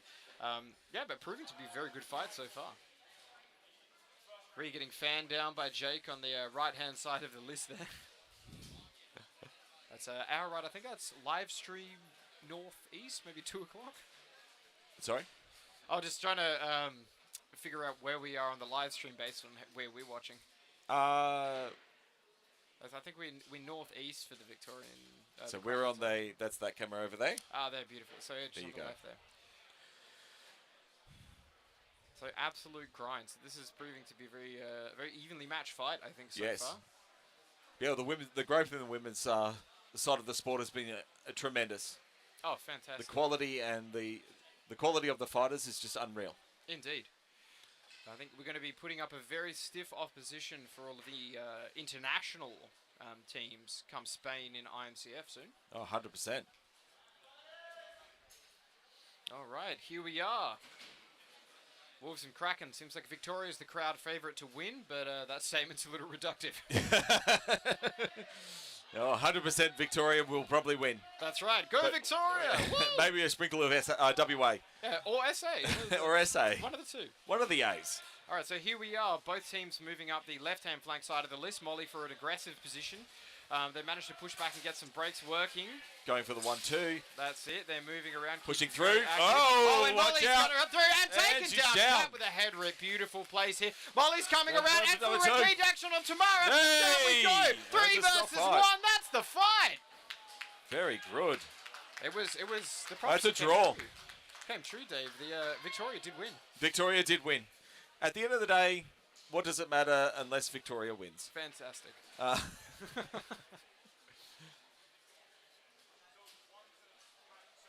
That was a very good example of an explosive round. You see when Yes. Molly moved out for the center field, she pulled and drew, went out of the range of vision and the field of vision for those fighters that were stuck on the list. And she just came and picked her targets as we moved through. It's a very dominant, very American, high-level American-style Buhurt strategy, Yep. which but Colin Campbell has been a big proponent for in BC here in Australia too. It's Yeah. definitely traveling through. Yep. Yeah, some of the rest of Wolves did travel over to America for a training camp hosted by Craig Ivey, I should Yeah. say, sorry. And a lot of that tactics and strategy came through there, and it's as you can see, Exactly it's right. working well. Yeah. It's changing meta, which will change again because it always changes. That's it. Buhurt is a very evolving sport. That is correct. And You it does can't seem- use the tactics you did 2 years ago today. No. If they're changing the list, doesn't really work. And all the That's it. things you were told never to do, it's basically what you do now. The So- tabletop is a huge game changer. Very Exactly much so. right. Oh, they got the old leaf blower out. That's it. That's one of my favorite Kraken innovations. Hey? Kraken.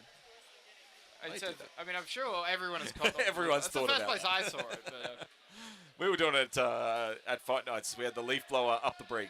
oh, now there's... I like that idea. Yes. All right, here we go. This is for round 3 to take home this fight. I don't know, good tie. Just saying. Well, hey, Well, let's jinx it. Okey-doke. we're not fighting. Yeah, exactly right. I'm okay, fine. I'm because- fine with that. Oh, Tam! Oh, has it across, Tam, but gets watch pushed out. away. Brooke coming in for a good fight. Molly's tried another opportunistic push, but that hasn't quite worked this Has time. left her And- exposed. Oh, there's Reed's another trying to head get rip her into off her. place. She locks those hips. Tam could be down there holding her up, and it's Damn. out of here. 3-2, leading on the Wolves The next side. head rip is up. Cat's trying. Ree comes in to counter and save. Well played and Very right on good. her part. Here we come. Molly's got her head down, but Brooks coming in to help get it up. Herbie's pulling away Cat. This is good teamwork from the Western Wolves girls. Left her back exposed to That's Ree. Oh, Molly's trying. Oh, another, and it's there's done. the throw. Another 2v1. Congratulations, Wolves. Here we go, Victoria. Congratulations, Victoria. Congratulations, Victoria. Victoria. Let's Anyway, go, we Western have Wolves. Beasts entering the list next. Fantastic. Oh.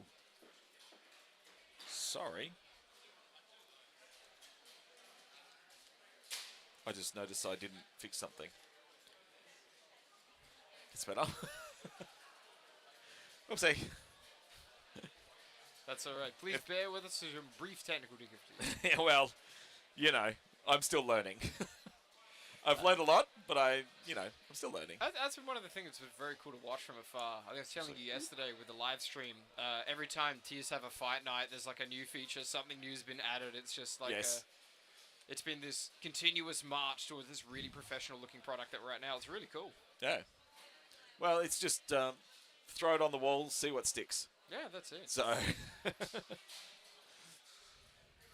So I think we're having a short break here just because we only have a handful of teams for the women's threes. So Yes. just making sure that the fight they're is taking a just good for, yeah. breather. Should be about a 5-minute break until the women's are ready. And then after the women's, I believe we Men's have 12v12. Yeah, we have men's 12v12s. This will be very good to watch.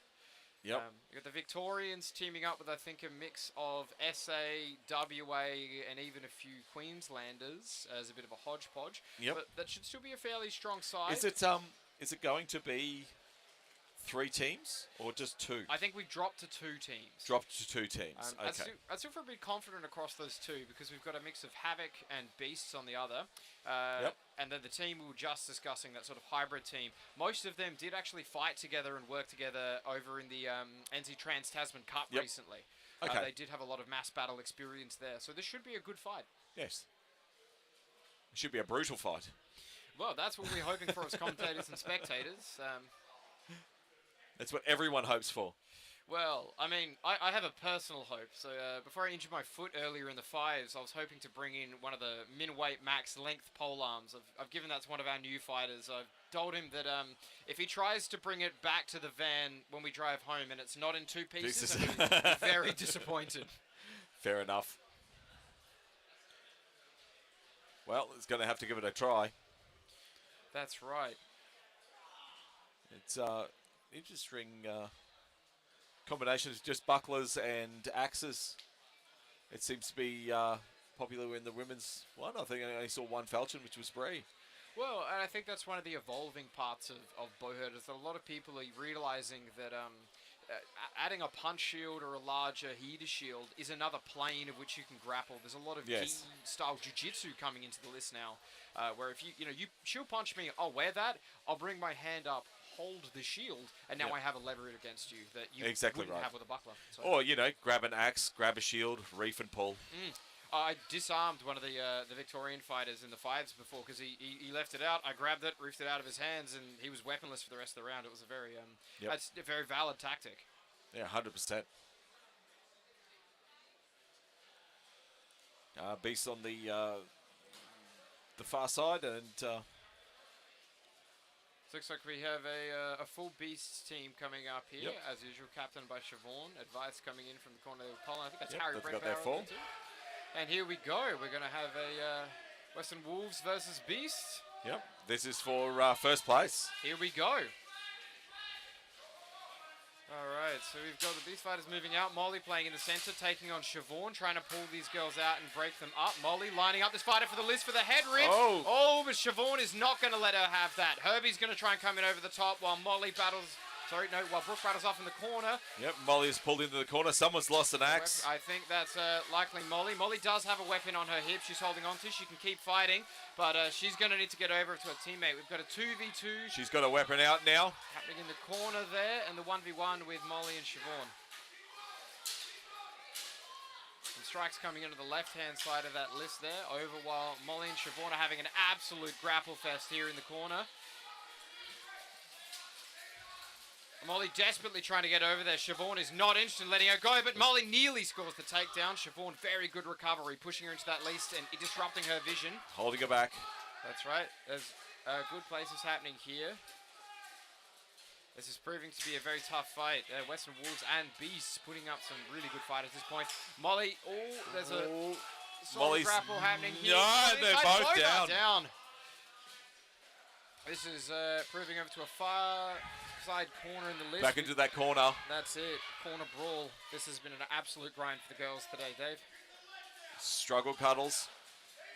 That's it. Clear them out. Spread it out. Spread it out. Across, attempting one of those head rips with a side on her to be challenging. She can kick that foot. It'll work. Yes, she needs to kick that loaded foot. And just come and push that loaded foot out. That's it. It's turning into an absolute brawl. Oh, big hit to the back. To the back. Hope you'll be feeling that tomorrow. Brooke comes in, not content to let that happen again. Yes. And, she's been thrown, but is weaponless. She runs to the side. She needs to move. She needs to move, and she needs to get out. In the attack that are happening on that side, and it's a 2 versus 1 with the SA girl Herbie last standing up. She's got her axe tied up. She's big hip kick straight down. That's a good win for the Beast. There. Well played.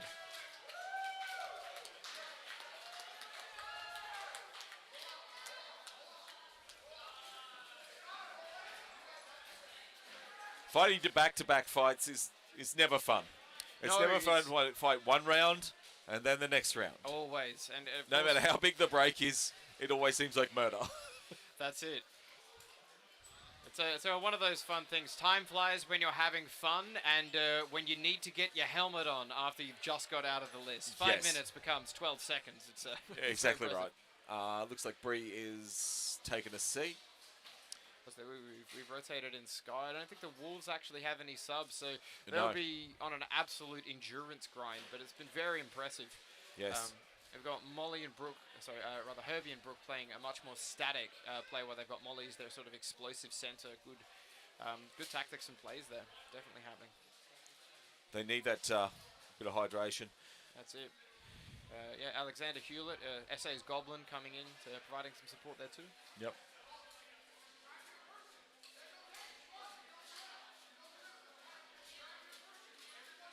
All right, last bits and pieces. This could be the last round, or it could be 2 more. That's the hard side that if you're on the Victorian side, you're definitely thinking about now is that if we win this, there is another round afterwards, and they've got, I think, there's real candy that they put off that they're going to have fresh next time. So. Yep.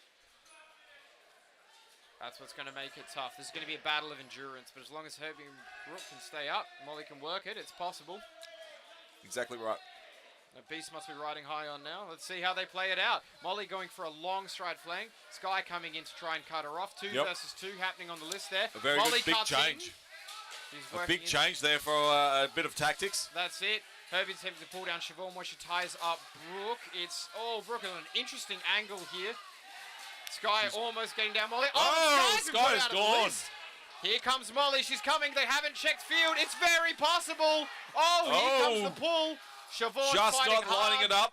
A good thigh kick. And push her under.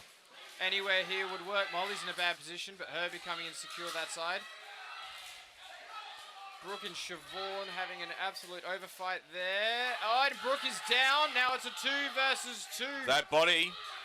Watch that body. Lethal position.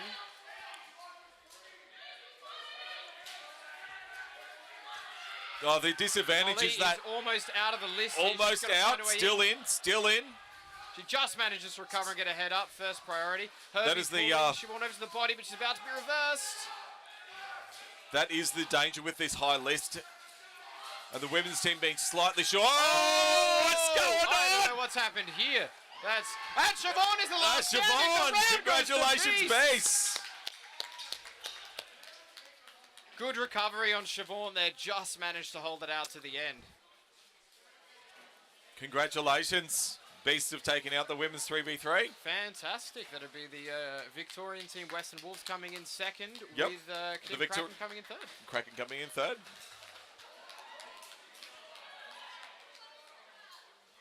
Yeah, excellent. Very well done. Hope this inspires some more girls to come and see that they can come and have a bash, get involved in the sport. Yep, 100%. Now, Sky and a couple of the other women sort of leaders in Australia are very, very keen to start getting 5v5s happening as soon as possible. And Yes. that's going to be awesome to see as soon as it comes off the ground. Yep.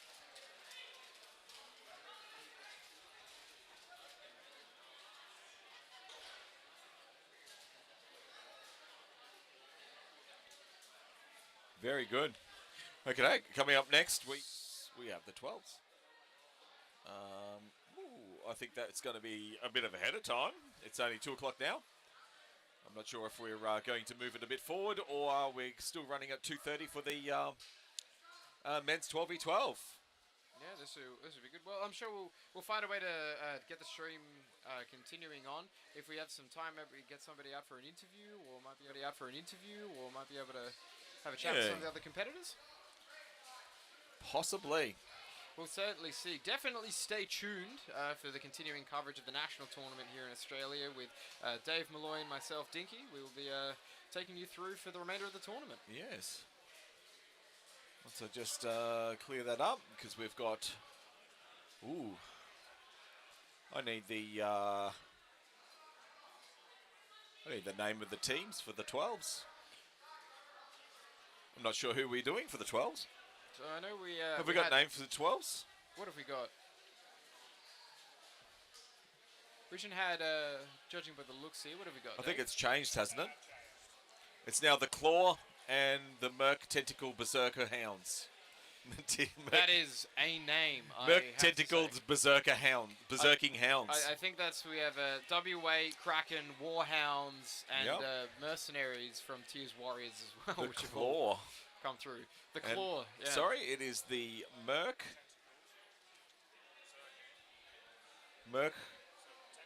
Is it one word? I think it's one word. 4 separate word.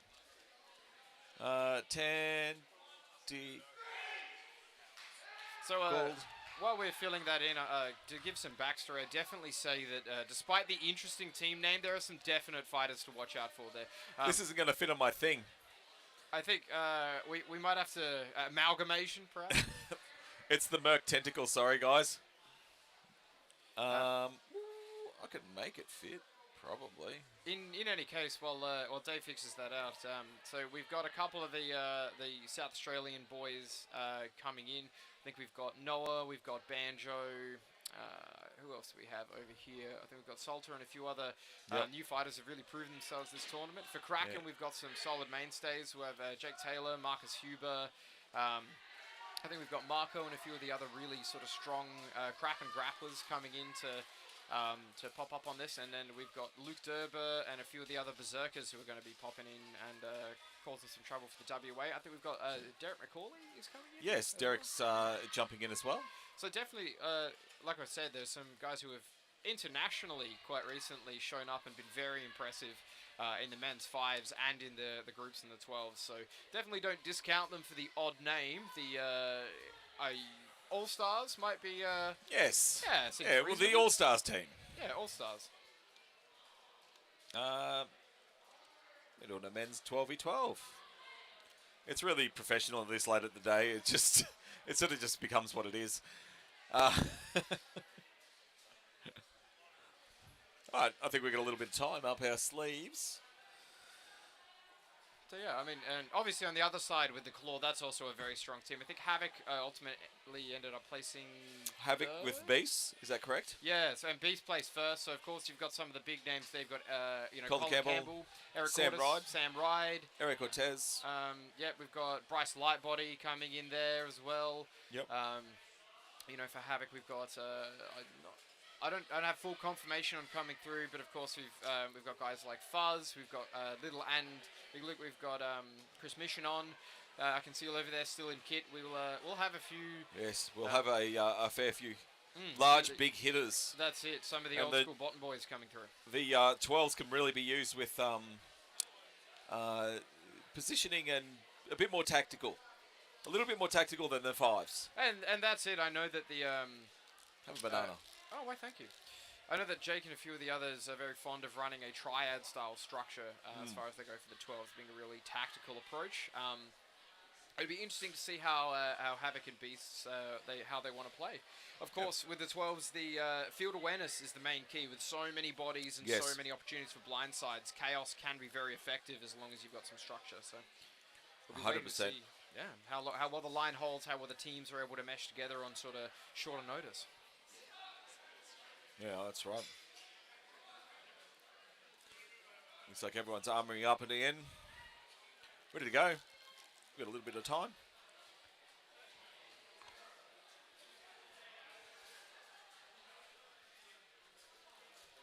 That's one of the great things about the tournament atmosphere is, you know, the sound of angle grinders, the smell of WD-40, the occasional cries of when somebody gets shotted in a gap. It's all coming here today at the Scrape here in New South Wales, kindly hosted by Team Havoc. Yep. The it's also the smiles.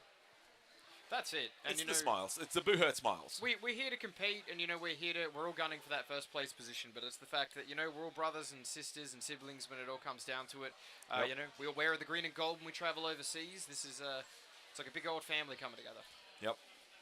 A big old dysfunctional family that loves to fight each other. That's it. Yeah. A regular family. You know, it's just like- Oh yeah, yeah. for anyone with kids, you know. Just, just a classic dinky reunion. That's it. So quite literally, as I'm here on the mic. So entering the list now, I think that is the Merc Tentacle Berserking Hounds. that's it. We have a lot of different play styles of fighters on here. So obviously Kraken, no slapshers in the open field, obviously, but very strong as far as the list tactics go. Very good at grappling, working those head rips and those 2v2s coming in across. WA Berserkers filled with big, strong, stout guys that like to hit hard and use polearms. Warhounds, I don't want to sound biased on my own team, working a lot on different tactics and individual plays, working through coaches, bringing an American football style to the Buhurt now. So there's a lot of different styles coming in through. I know, Yeah, exactly right. I think Jake Taylor here is going to be captaining the Alliance against the Claw. The Mighty Alliance. The Mighty Alliance. Looks like our Wi-Fi might be having a few issues. Make sure no interfering with the thing. It's all good. Well, hopefully the live stream stays up. By the look of it, it's still recording and still loading up. So, We've got 4 viewers. Hi to all of you. oh, that's on one of the channels. It's on about 13 different things at the moment. So Oh, fantastic. Stress test for the New South Wales internet. Yes. Right. Yeah, maybe have a little scroll through the chat, see who's stopped by, if there's any names we... Yeah, only a few comments at the moment. Oh, there we go.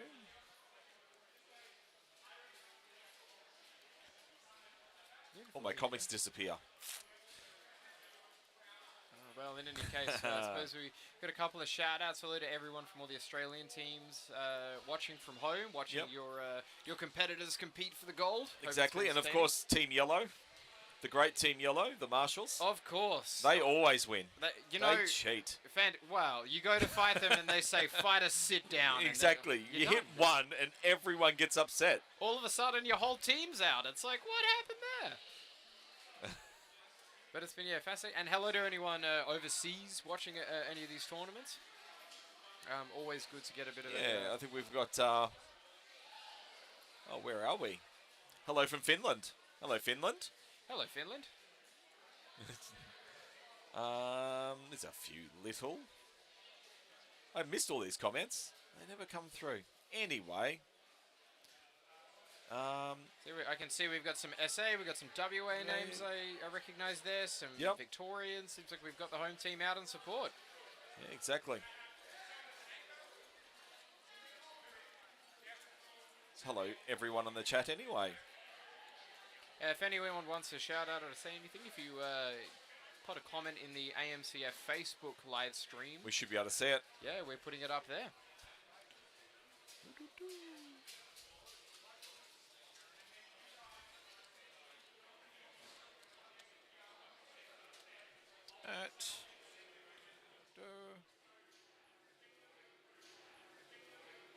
Start at 2:30. Beautiful. So while we're going across, we can see Jake Taylor's giving us a bit of a brief here regarding the strategy and how we're going to play. And a lot of the Victorian attitude to the 12v12s is a very controlled approach. They're very referred to as a very controlled team, very composed. And this is how they'll be looking to play it. Is if you actually look at the line now, Jake's is bringing his guys into his line, and he's working them in groups of 3. So they've got a front line and a back line. To work through and have this go. So one of the most key points is that if Victoria is likely to be successful, it's using their strong frontline fighters to bring down, to wear down the Havoc guys, and leave any of the backline fighters to work in with pole arms and deal with anyone else who gets through. Yep. So that'll be the key there. I think with the it'll be interesting to see what the claws strategy is going to be for playing out these 12v12s and how they want to counter this line, either with an equivalent line and similar strategy, or a more chaotic, less controlled approach. Yes. Go full chaos. Well, it's always, go full chaos. Always good to watch. Just throw the dice, just jump in there, see what happens. That's Jake giving the break command there as everyone comes to the sides of the list. Yep. It's good to get instructions on what to do and how to fight at the fight. And I think this is really, it's a great display of sportsmanship. Yeah, We've got 100%. fighters from all teams, all over the place. They're coming in together, getting a last-minute brief. Jake, right, this is how we're going to play it. Everyone, here we go. I don't know if anyone can see Ree, but she's, Ryan. Ryan's up the back there with a definite moustache. That's quite impressive. I wish I could grow facial hair like that so quickly. Yes. Ryan, the Buhurter.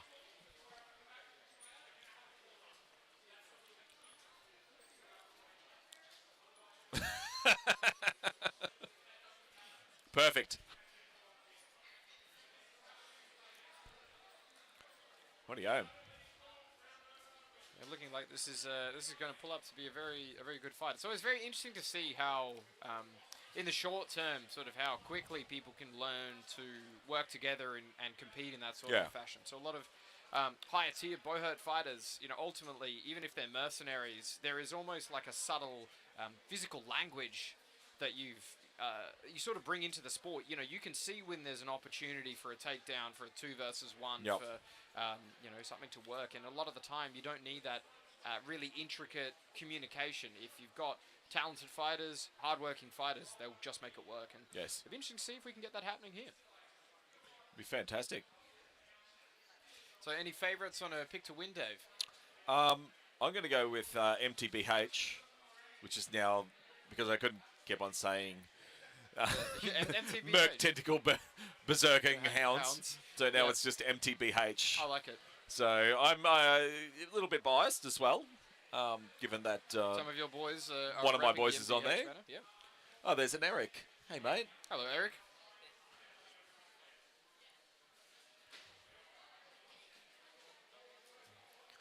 Sparky's finished, so that's good. Look, any tournament in which you are not electrocuted is an excellent tournament. Is a good tournament. Of course, there's no actual danger to any of the fighters or anyone. No. It's a thing in the background, well in the background, but yeah. Anyway.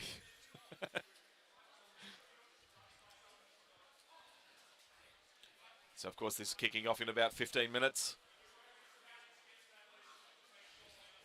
It might be a little bit difficult to spot on the live stream here, but I can see a lot of claw members sort of congregating on the outer preparation areas there. I think receiving a bit of a brief from Bryce Lightbody. Yep.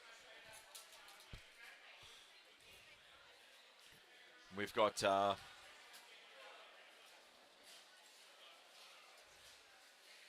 we've got everyone getting ready now. I believe that concludes the tactical brief. Yep. Berserkers and Hounds all bumping van braces, ready to brawl, I think. Hands in helmets, and let's get underway. Yeah, here we go.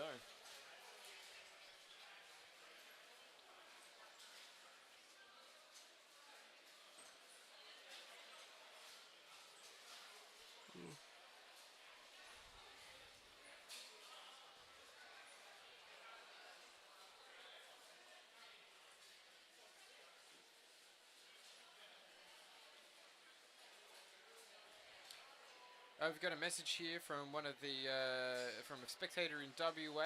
Yep. Best of luck, Berserkers. Heart has to be with Havoc. Well, we've got some split team cheering going on. Yeah, exactly here. right. Cheering from Albury, new Buhurt team happening. Yes. Very excited for that in Albury. Yeah, well, that'll be very exciting. Adding a bit of flavour to northern Victoria, southern New South Wales on the border there. Area. Yeah. And I mean, that's a fantastic place to start a team. Again, very good Buhurt pedigree in both directions on each side. Exactly right. Yeah. Should have got that bit of access there to fantastic teams to fight against. Both up the road in Sydney. And down the way in Melbourne. Yes. Have you muted yourself? Apparently I have. I'm not sure how No, you're good. But yeah, I remember when we went on the road trip. There we go. Over to...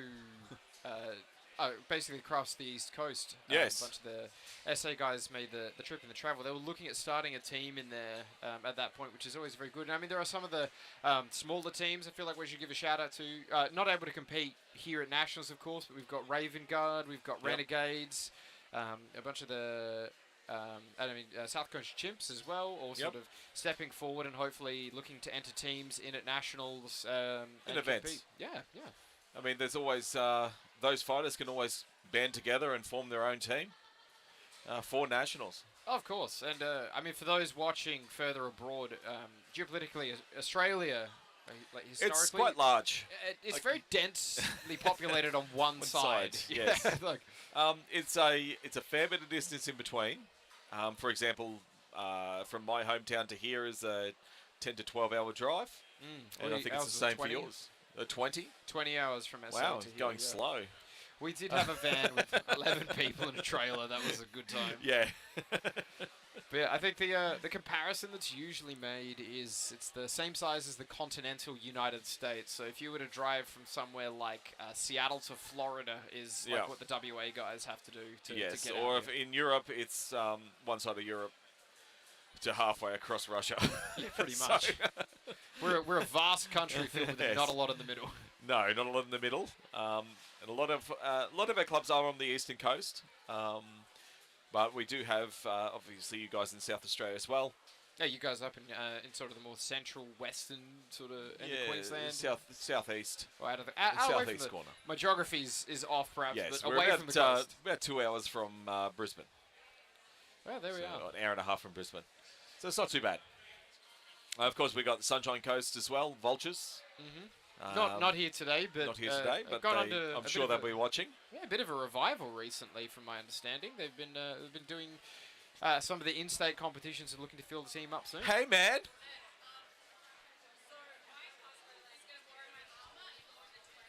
Oh yeah, your cousin Ryan. Your cousin Ryan. Yeah. Yes, he's a registered AMCF member, I believe. Yeah, I believe he is. Yes. Yep. What? It's fun. What are you talking about, bro? I'm pretty as Ryan Sanchez. He's your cousin, isn't it? I mean, the mustache. Yes. It's a bit derivative, but I mean, I would take it. Like. That was, of course, Ryan Sanchez. Cousin to Reed. A totally real existing fighter. Yes, who's going to appear in Reed's armour in the 12s potentially. Yeah, so, of course. It's worth noting, may have already been stated before I came and stepped in with Dave on the commentating section, but this is not Australia's group selections for the IMCF. This is a bit of a fun bash to have to sort of get some more group experience going. Of course, the captains, the 3 captains, the national captain. The 12v12s, you mean? They will be assessing the to see how 12v12 goes. is to see how people work in a large-scale fight. Not necessarily to pick the team that will be doing the 12v12s at IMCF. Of course, there's still be stiff competition because everyone knows the 100%. captains are watching. You know, they'll go over these videos and presumably invitations and messages will be sent out from here. Yes. Because there is a bench that can be formed. It's not just the 12 fighters. And they've got to fill the larger group fight brackets as well. So Yes. that'll be I'm not sure what scale IMCF does as far as the size of the fights go, whether they go up to the 30s. I guess someone can probably help me with that. I think there was some discussion. I remember when I was in Victoria a while back, I was talking with Jake about it, and he was saying that there was, for the last IMCF anyway, there was likely to be 30s. Yes. And I imagine that would happen again, but yeah, we might get a bit of a fact check coming through before you commit Well, the to 30s would give you a 20-man bench, so that's up to 50 fighters that could potentially go. realistically. And I suppose that's one of the things is that as the sport continues to grow and get more competitive, that 50 will become more selective as time goes on. So, there's no harm getting in early in establishing your name, so to speak, as a good, reliable fighter to bring in regardless of team. Yep.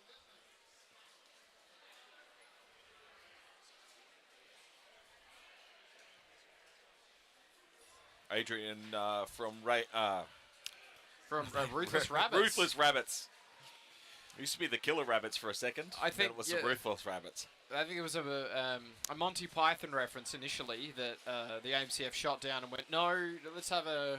I don't want anything with kill in the name. Yes. Yeah.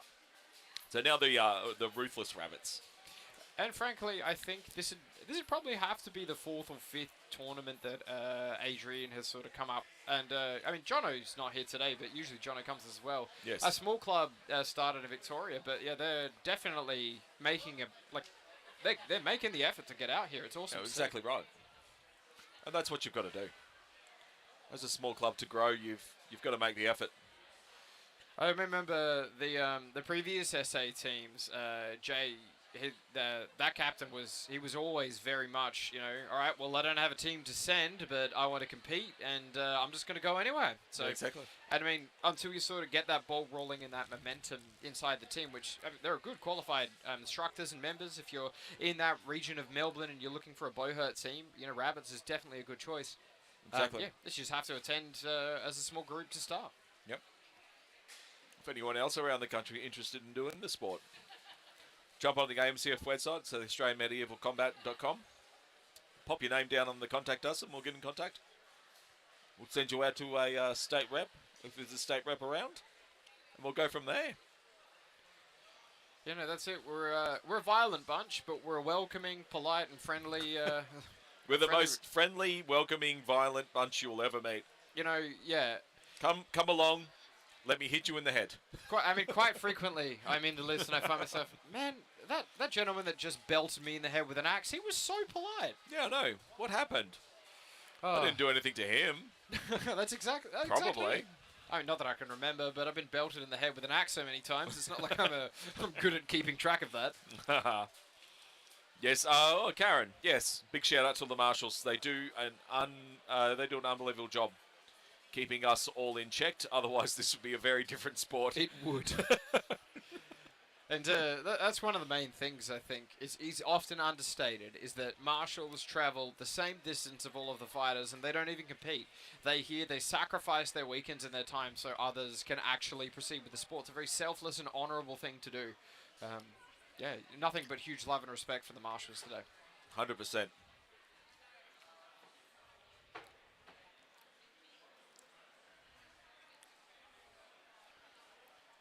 And I think it's probably worth noting if you're watching from home, this does seem a bit of an isolated event just in terms of the teams and the Buhurts itself. Currently, the Nationals tournament is not really a broadcasted spectator affair, but I think in future, definitely there is a Potential. desire for that. Yeah. Hey, man. What's going on? Nothing yet. Nothing yet? How That's many good. people we got watching? 23. Everyone's getting excited for the 12v12. Yeah, it's starting to get excited. I don't know. It's over that many different outlets that I'm not sure on the actual numbers. So there's 23 here, but Yeah. then it's going on the tiers one. Yeah. Then it's also going on the Facebook, and then it's going on the YouTube, and then it's going on the Twitch. So I have no idea. Not Reddit. No, I did do Reddit. That's too much effort. I mean, the Reddit Buhurt subreddit I find is I think we could probably make it a bit bigger. We It's went viral on Reddit one night. oh really? Yeah, we did a one fight night, and I think we got it close to 250,000 We were viewers. trending on Reddit. We're That trending is- on Reddit. That is impressive. I mean, that's excellent outreach for the sport. That's how we get people involved and. Yep. Unfortunately, and they're all noticing. Americans watching it, so they got a lot of interest. Well, we and had I mean, people from the New York Times trying to contact us to want to do a story on it, and then we're like, "Oh, we're in Australia," and like, "Oh, there are so- teams oh well. over there. On there the are East teams in Coast. the US." I mean, if some of the guys trying to organise the Arnold Classic, like Boris and a few others, hello from down under, get in Yes. contact with the New York Times, Yeah. make the Um, trick. We've But done a lot of fun things to get the sport out. Yeah, we've done a fair bit. Now it's time for everyone else to do a bit more. that's well, I believe when I announced the presidency, my presidency gambit. I think what was your response? Hashtag Dinky's problem. Was Hashtag it? Dinky's problem. Pretty much. Yeah, feel free to get that one trending in the chat. Is that Dinky? No. Sorry, yeah. You're Dinky? I am Yes. Dinky. Hello. Hello. Yep. I'm Gemma. That's Nice to meet Gemma. you, Gemma.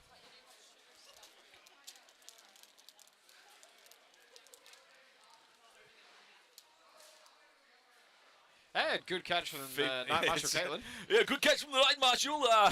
And in the Buhurt the outfield. Buhurt Lollycatch Championship. That's right. I think it's often been said a lot on the SA team. The only way to make this sport more chaotic would be to add a ball. I don't know how we'd achieve that, but you know, if this seems too structured for you, if we get a ball going somehow, 2 balls. 2 balls, one of each color. We should do capture the flag with flags. I know that's happened a lot as far as No, the, eating too. individual teams have gone for it. I know with a lot of the when we've gone for like off hours training with some of the clubs, they've come through and like, right, we're going to practice field awareness through capture the flag. It's a lot of good fun. Daniel Cooper with the Western Wolves, he hosted a fight camp recently, and that was it became very competitive very quickly. We did try one night, which was capture the flag. It was the 3v3 capture the flag, but you had 2 flags. It was like you had to grab your flag, grab their flag, take it back to your side. And capture, that's old school Quake rules, I think. Yes. Yeah, and 2 Show flags maze running there. at once. Yeah, well, there you go. Yep. It got very chaotic. And also, like, strategically dropping the flag. To make So it you just work, hold yeah. it. And, oh, Of course. But it's let's go back to the old school 2000s. Oh, yeah. FPS shooters, I think. and it's makes it inspiring. way more interesting because you've got to have awareness of what's happening, not just with one flag, but with 2.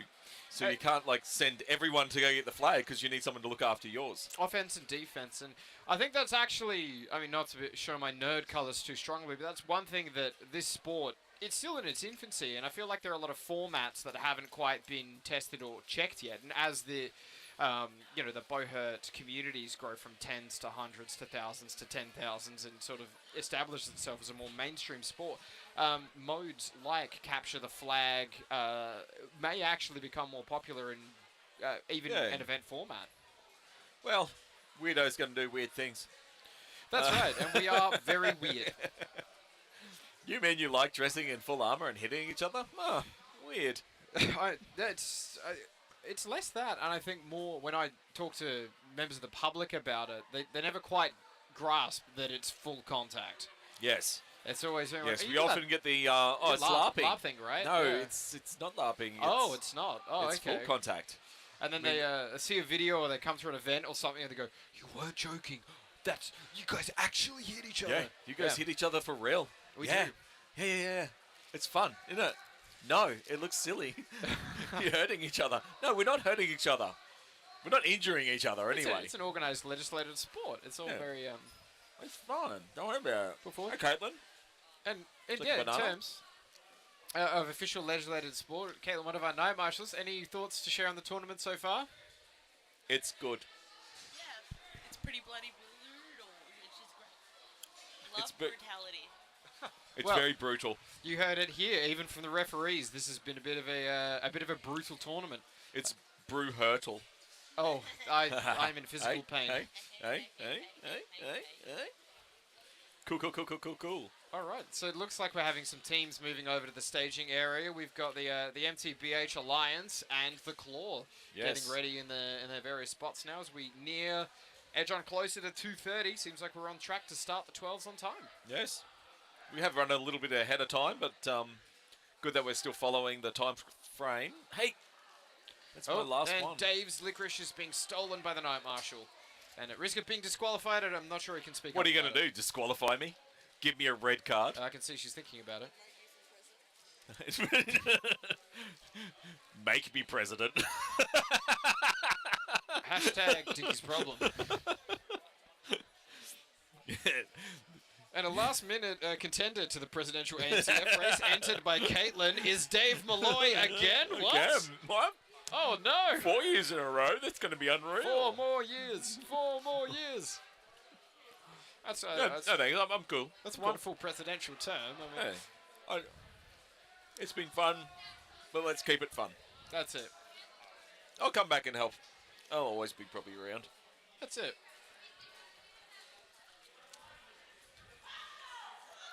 Alrighty, Well, the call marshals for have been marshals called to to the list. There'll Look at likely them go.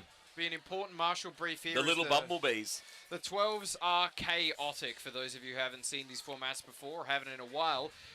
Quite often, as the larger the spectacle becomes, the more dangerous it is to be in the list with the armor. This is a standard size regulation list, so 12s, it will be tight. It will won't be very tight. I wouldn't say to be too uncomfortable, but it will be tight, and there's not a lot of room for marshals to stand. So Steve's just making sure I'm pretty that sure everybody... only the night marshals are in the centre.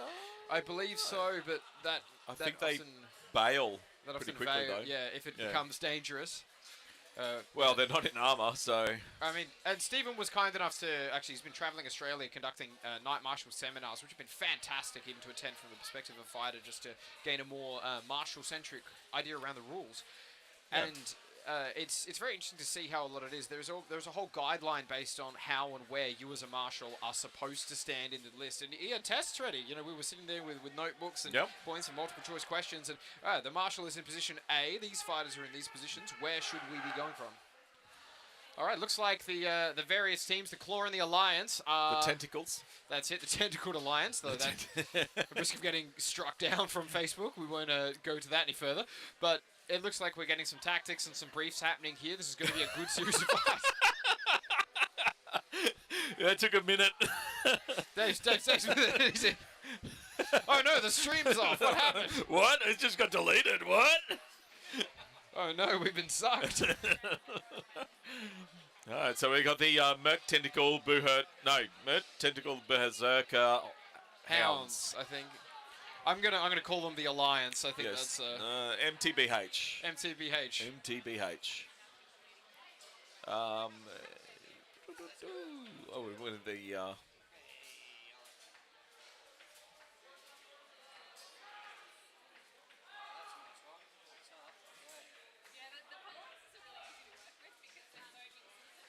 There we go. All right, here we are. A few final preparations. Final bits and being made. pieces for the 12s. Everyone looks keen and ready. I'll do Is my that best to shout out. Ginormous pole arm ready. Yes, it is. I see it in the hands of Noah, taller than I think any of the other fighters standing over there. Derek grab his pole arm. No, he hasn't got his pole arm. I guess he's not quite comfortable using it just yet. It's a lot of things going on. If you're not one of Yes. the backline fighters in this triad formation, you don't really want to be using a long pole arm. No. It's very easy to get grabbed and grappled. But I think he is going to be in the back though, so let's see what happens. A lot of us we're quite familiar on the helmets and the general structure. There's a lot of wolf ribs in there, but more or less familiar with the various fighters. So we'll do our best to Why aren't you in keep there? up. Oh, and Is Ryan Ryan in there? yeah, where's? Ryan couldn't go in Ryan there. couldn't get in. No. We'll do our Didn't best to fit your try and armour. keep up to date on which fighters are into the list. Coming up first, we have captain of the Brisbane Beasts is Colin Campbell, followed by Sam Wright, Wright. followed by Mario Brandley, followed by I think Harry Breadbauer. Yep. Coming in next, then we've got who's coming. We've in got Guy. here? We've got Guy. Ash. Beautiful. And then here comes Havoc. And we here's have Luke Luke. Very, Mark O'Connor, I think that is. I think so. We've got Luke Woolner, we've got Bryce, we've got Chris Missionon. And we got people that's going to go back a bit because we can pick them up on the microphone. They're yelling. Fantastic. Right. Possibly Shirley there in the... No, Shells isn't fighting. Oh, dear. Oh, is it someone else's gear? No, Shell took a fairly large hit to the head. Oh, unfortunate. Unfortunate indeed. How it always rolls through. But yes, there's your lineup for those who are following in and watching along. We've got a left side Havoc and a right sided Beast, so I'll be doing my best to keep up with the various names for... and then here comes the MTBH. Here it is. I have no idea what they just cried out, but it seemed it was resounding. Dave for president. Oh, think it wow, was. that's whoa. That's a surprise. Topical. I know, right? No, guys, I'm fine. I'm fine. Please. Please. I mean, hey, listen, Dave, look, if you happen to beat me, there are no hard feelings whatsoever. I mean, it's a hashtag Dave's problem again, I hear is trending on Twitter. It's trending on Twitter. Maybe, Alrighty. maybe let's just keep that one to yourselves. Here we go. We've got Banjo, Noah, and Shinobi taking up the left flank here, followed by... We've got Brett Joy with the broken arm. Then we've got Luke Luke. Derber, we've got Peter Breezy, we've got Breezy in there, and I think it's Elliot Sewell. Yes, is, Jake Taylor in the green. We've got... Daniel Cooper and Marcus Huber. Yep, and who's in the blue and yellow? Blue and yellow, I believe, is one of the Kraken fighters. I think that might... No, it's not Kraken. That's one of the Havoc fighters. One of the Havoc Might be fighters. Simon, possibly. Okay. Honestly, not sure. Derek is in reserve for Kraken for the 12th. Okay, we've got some reserve fighters coming up, and I think we've got possibly Marco in. I'm not sure who the other Kraken Reserve will be. Or the reserves, I'll call that as they come through. We've got quite a few of the Kraken too, and a few of the Mercenaries up there. Yep. It's looking like it's going to be a solid start. Here we go. Don't change that dial, ladies and gentlemen. They got rid of dials a while, Dinky. I must take it more close to the head than I thought. My 60s Batman-esque comments are totally missing their mark. Wow. Pow, zap. Pow, zap. Some days you just can't get rid of a bomb. Put the shark repellent on the marshals. That's right. Rightio. Alrighty, Warhounds on the right. Caitlin Berserkers joining on the left. into the MTBH as their marshal. Victoria's in the centre. We have Beasts on the right and Havoc on the left for the Claw. Here are the 12s. Here we go, ladies and gentlemen. All fighters moving up, both taking a line formation. Beasts aggressive on the right, being countered by Western Berserkers. On the left, a bit of a stalemate between Hounds and Havoc as they move forward. Victoria taking the centre. Large polearm strikes getting ready to come in now. Hail the polearms way over the top. Berserkers have been pulled, taken down. They're being pushed forward. Beasts are starting to move in. Nice big hits. Big hits. Throw up the point. Oh, big shots coming in there against the Berserker. But he's still managing to hold up. Ash is pulling one of his own fighters down. Mario desperately trying to tell him that he's On the friendly same team. fire. They've just Same managed to fighter, take it you off. idiot. Mario gives him a good competitive hit. And across, Marcus taking control of the point. Pushes Sam right back, who almost gets a head rip down on him. Big shots coming across the left here. He's broken through. And here comes Marcus trying to take out Colin. It is chaos. We've got two of... Oh, but here comes Daniel Cooper to back up his teammate. Looks like the break command has been called on both sides here. Guy is coming up to the support. Chaos. Guy coming up to support. Daniel Cooper's getting that polearm ripped from his arm. We've got isolated Beasts and Kraken on this function. Guy is down. Down a Beast, and here we go. Oh, Mario. There's absolute chaos in here. Sam Wright and Cooper taking a fight on. And he's blindsided by Bryce. What a play. As we come across here back over to the side, we've got a few Hounds and some of the Mercs up over in the far corner. In the other corner, we've got Kraken desperately holding on as Colin is going hard. Shinobi absolutely being wailed on, just desperately trying to stand up, and the flags are in. The flags are in.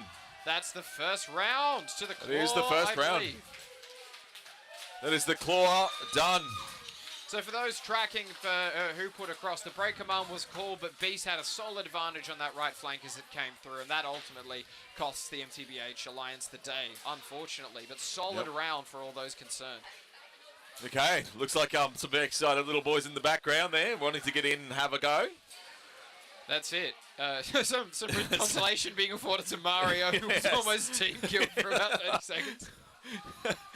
Well, that's what happens when you pick the colours the same, and you wear red and black. That's the hard point. And I mean, maybe that's a tactical decision. Put the same tabards on the same flank. Mario's getting popped out there.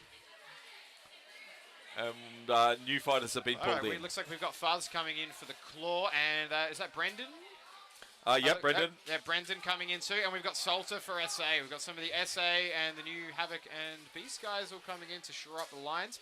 Looks like WA's popping out. We might get more of a Kraken side. I can see Alex, and I don't know if that's Marcariotti or not, but I can see several of the Kraken 2 fighters coming in now.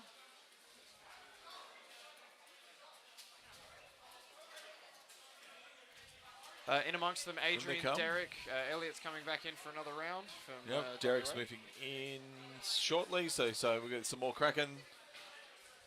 We've got Adrian and then Derek entering the list.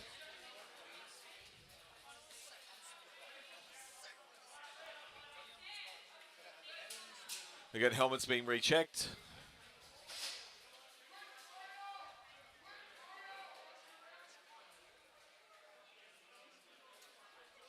All right, Jake providing some guidance to his team, while the Claw look like they're feeling pretty confident, holding position, waiting for the MTBH Alliance to be ready. Dan receiving some instructions, like some tactics are going to be placed into play here. Yes.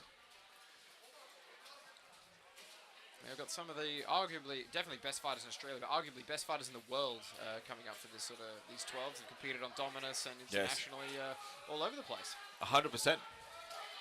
Be very good to see. You want to keep an eye on Colin Campbell, Jake Taylor, Daniel Cooper, Sam Ride, as you at least for your top 4 across both teams. But then you can't count out Fuzz, Bryce Lightbody, any of the Beasts or Berserkers, or really anyone here. It's all anyone here is. You're looking at our best fighters. Really? In the country, you're looking at our best fighters. They can make it. And that's always the hard point. That is the hard point. But well, if we had so and so. I mean, well, it could have been different, but it's, you didn't. So life goes. Life moves on. That's it. Another year. And hey, maybe next time. Maybe next time. Or maybe this time. Who knows? Train hard, fight hard, and you'll be right. That's it. So here we go. Seems to be another similar tactic. We've got a lot of Mercs. I think we've got a Warhound, a Tears Warrior, and a Rabbit holding up that right side. It looks like Dan's heading over on that way. We've got a lot of Kraken in the center, hopefully feeling pretty tight. We've got a WA. I think another who's Kraken. In the pointy wolf rib? With the frilly neck. I can't make it out from here. I know it's one of Kraken 2. I think it's D. No, D's. No. D's not in. He's saving himself for polearm tomorrow. No, polearm's today. Oh, saving himself for polearm today. Sorry. I did hear that he was. Okay, I'm not sure who that is. It's going to be hilarious. Oh, is it Jackson? I think it's Jackson. Jackson? It may be Jackson. Jackson from Kraken. Oh, okay. Excellent. The pointy around him there is one of the New South Wales boys. I saw the Havoc colours go on before the tabard. They're breaking into 3 groups of 4. Alrighty, bit of a different mix-up for the strategy. Jake making his way out of the list. Jake is out of the list today. Interesting format. Cooper is in charge. Alright. Western Wolves, awoo. And we are off. Here we go. All right, round 2 of the 12v12s. Aggressive flanks on from that side, but it looks like they're holding a steady formation. One of the flanks is risking it being pulled through it. Oh, he's already been pulled down. The right flank for Beast is looking fantastic. It was left side for MTBH. Not so much. There's 3 being removed. They managed to pull him across. The break command not yet been called, but it looks like MTBH is a bit of an alliance. Yes, MTBH is in trouble a little bit. Cooper hanging in the back there. One of the MTBH fighters has pulled 2 of the Beast fighters. Oh, another one down. Oh, looks like big hit at the time. Going in across. Oh, Daniel Cooper with a beautiful hip throw on that point. But now it's him and Jackson up against. Looks like Brendan and Colin. This is going to be a bit of a repeat of the Alex fight on down the ground. Here we come. A big lot of Havoc contingent coming in to fight the guys on the left. We've got the Mercs. Oh, big here we one. Go. Bang. Oh, Sam Wright throwing one of the Mercs. A lot of the Chlorofree to hit on Daniel Cooper. He's got to protect himself. It's a 5-on-1 in that corner. He's down.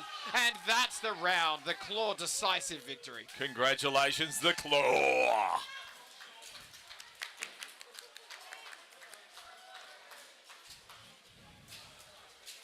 Let the bodies hit the floor. Yeah, Drowning Pool. There goes the Claw. Would be proud. Oh, no, we got a broken falchion. Impressive. We had a couple of hits that happened after the flags, but anyway. Such is always the life with this sort of Buhurt, That's unfortunately. exactly right. Hearing stop fight through 2 or 3 layers of head protection, a few millimeters of steel. Yes, when there's a fight those goes flags challenge. need to fall inside your front of your face. That's one of the interesting things that I think they're, SAs at least started Oh, incorporating. we're going to do our third round. There's a whistle. So that Who the wants to fighters do a can throw third these. round? I think the boys are keen for a third round. Like I Even said, though they don't stuff have like to, but they're keen to do one. that. That's looking good. It's all XP. Round 3. Oh, is that all in all? On all v all. No, okay. What? There's one 12 more v 12. The third round. For fun. Okay, funsy. Okay, so it looks like Claw came down with a decisive victory there. This one's For funsy. just for bits and giggles. Yep. Just for the lols, if you will. That's it.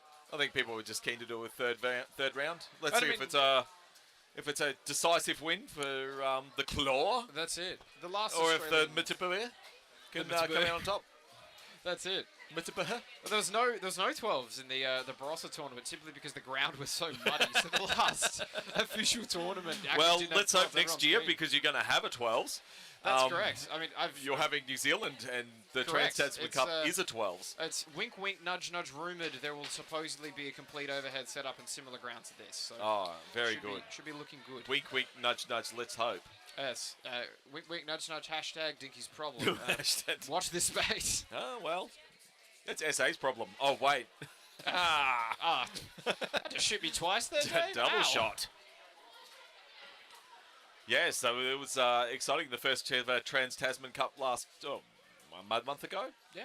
So the Australian took it for the 12s. New Zealand put up a very impressive, massive fight. very impressive fight though. It was very good. I think watching Jake being kicked out of the list by a couple of New Zealanders. At Yes, one well, point he's was- it just got caught on the AstroTurf.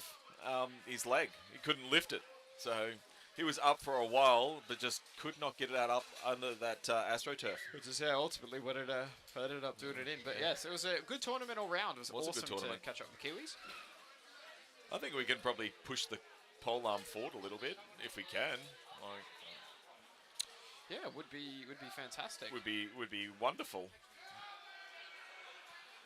All right, looks like we got a couple of hounds. We got I think that's Tyson, Mr. T Money, who's come in on the Yep. Kraken side. Jake as Taylor. well. Yep, we've still got Jake. Dan we've still got Cooper Dan. is still there. We've got Salter and Shinobu. We've got Derek McCauley. I can see Derbs and Breezy, Alex, few of the WA boys there as well, and the Kraken guys. This is on NTBH, not to make this a whitewash. I think Jake and Dan were having to work hard to make up the difference here. Yep. But a lot of explosive fighters on the Claw. That's very explosive. So, Similar sort of strategy this time. 4 groups, 3 groups of 4. I think the Beasts are sort of are trying to work that right flank hard, and that's Yes. where they're finding success. And sort of the MTBH sending some of their better fighters forward, but what's happening is they're getting pulled back, getting into outnumbered 2v1s, and then being Yes. taken down. Which is what's happening there. But here we go. Marshals are calling. Steve has waved the flag, and here we go. Round 3. Run off. Let's go. Big hits there, pushing Oh, him in. Pulled off of the list. This is a large sort of inverted V formation, but blindside almost to one of the WA boys. Jake Taylor's holding him up against Colin Campbell, but there's a lot going on. Oh, massive smash to the back of his head. Colin won't be happy about that. The left flank is absolutely explosive. Pole arms are flying. This is looking like a much more even round, much tighter. The formation is holding. Sam Wright Yes. hanging at the back, looking for easy, even kills. Derber and Campbell trading shots there. This might be that's Peng fighting on the left side there, keeping him up and solid. All right, looks like the Clawers managed to push MTBH back to the lift. Not a good position. They need to... Oh, but Derek managed to get a push on the takedown. This is looking much more even, but Derek needs to clear that one out behind him. Shinobi's taken up Fuzz, being beaten on by Salsa. Solid shots there. Daniel Cooper providing a solid polearm threat. He's a lethal boy, we all know it. Here comes Sand right onto Derek. Derek is not having it. Sabs off of Derek. He needs to sit down. Oh, and there he goes. Good solid fight. Bryce is trying to take him out. So flying knee from Sam and massive shot from Luke Derber straight to his head in retaliation. Big shots fighting across here. Daniel Cooper stuck up in the left there with, I think, Lachlan. Massive shot from Colin, but miss. Missed it, hit the list. Dan missed needs to again. get back over to his teammates if he can to make this big difference. Derber, big pole coming. Chris Mission on massive smash the side of Alex's head. That is the danger with the polearms. That's what it is. 2 versus 1 fighting over there. Daniel Cooper. A massive throw for one of the Havoc fighters. Daniel Cooper is down. Campbell's coming in to put some work. Samuel Ride coming up with him there. There's only a handful of the down left. And we're waiting for it. Who comes up next? Who we got left? Explosive shot off from Brendan Toft and Tomorrow to try and get his guys out of the corner, but it's not happening. Steve has called the stop fight. It is stopped. We are done. That is it. Looking like another round to the claw there. I think that was the 3rd round to the claw. We'll go 4th. That's it. Or possibly an injury there as well. I see a few supports coming in. Yep. There's possibly a large hit to the back. Seems like Derek's beating himself up there with a Lost Sabaton and a few fighters seeming very... It looks like there's been a significant injury that's put across. Medical staff have been brought in. So, of course, anything that's sort of a back injury, they're just looking to make sure that the spine is clear and okay and keeping him up. But it looks like they've got a good amount of hands helping him up there at the moment. No cause for concern thus far. We've got plenty of qualified medical staff, ironically. A lot of the people who are in this sport, myself included, are actually emergency medical staff and personnel. So no shortage of experienced people on the ground. So those at home, don't worry. This will be taken care of quickly and professionally.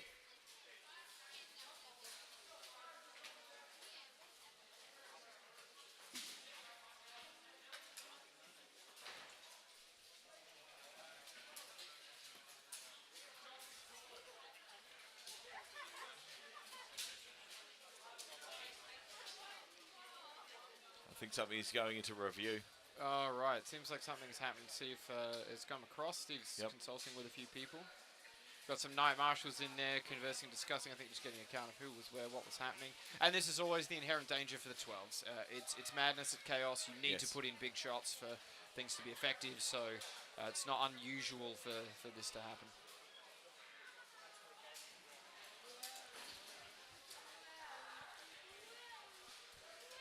So one of the fighters there is laying down. Of course, just maintaining a careful, sort of safe, prone position, just to make sure there's no further risk of injury. If there's any damage or injury. It's a remarkably safe sport. The gear's very protective. We wouldn't do it otherwise, but there is a risk, of course, if something's going to go wrong, it can go wrong. Yes. So it looks like he's being de-kitted and sorted out properly. So this is always good. I think up next we'll be having the polearm. Do you know if it's IMCF or HMB rules? HMB rules. HMB rules. So we'll have the rope across. This will be, we only do HMB rules because the night marshals and the marshals are HMB qualified. Fantastic. So we'll be going for a HMB polearm duel. Yes. So the rope will come out, and which is always good because polearm duels, especially freeform IMCF style, can be very brutal. yes. And it's I think that the rope adds a more preferences are perhaps divided amongst bit fighters. of depth. Yeah, there's more technical depth on the strikes with the rope. There's much more positional advantages and significance as far as the IMCF rules go. So yeah, definitely stay tuned to see some good technical polearm work coming out forward. I know we've got some of the big hitters entering. Looked over for WA and a few other polearm competitors. I think we've got Tristan Ernst, I know off the top of my head, from Havoc as well. So then some big boys. And D Mal, of course, from Kraken. Yes. Hits like an absolute train. He doesn't get to use his big dowel. No, not that often, although we'll see if he's looking at bringing it out. just doing a little bit of a video review of what happened.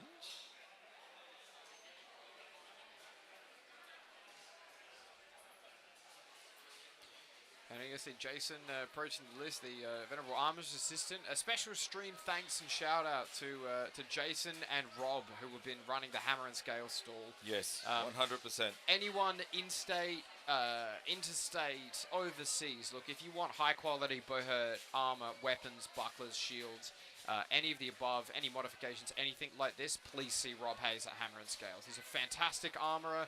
As he was known, Kamikaze Rob, when he was still competing.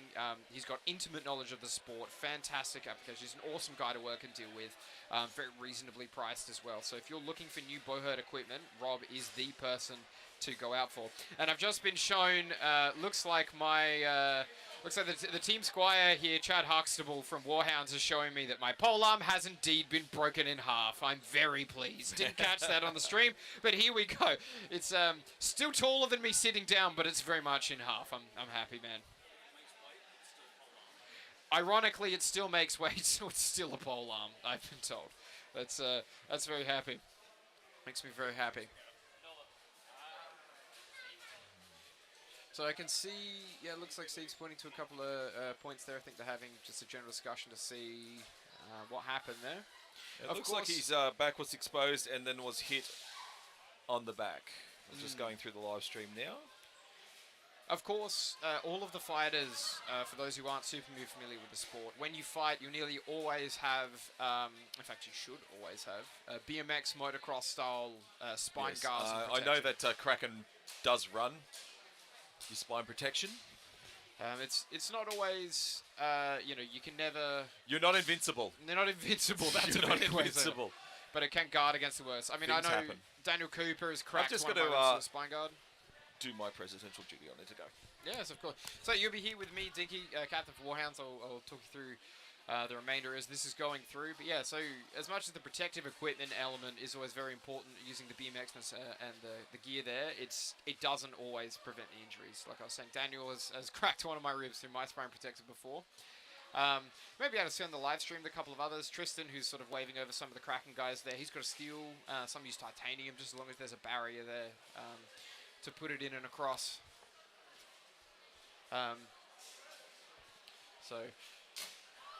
Oh, and we've got loud sparks and things coming across from the scrape now. No one's in danger or otherwise injured, but we'll be looking to guide everyone away from that.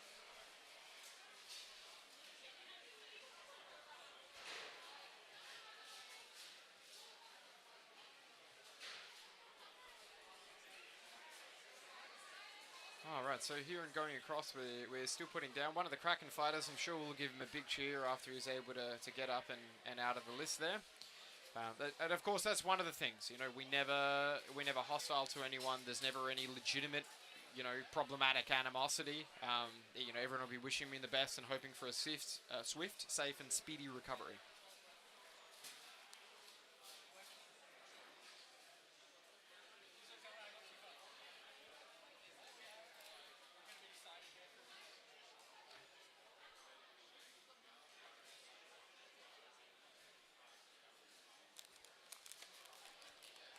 Alrighty, so continuing on here, we might see if we can grab some of the fighters just to generally have a bit of a chat. And I think I can see a few of the fighters hanging around. Might see if I can grab someone's attention. We can have a bit of a chat just to sort of narrate and commentate over as we go.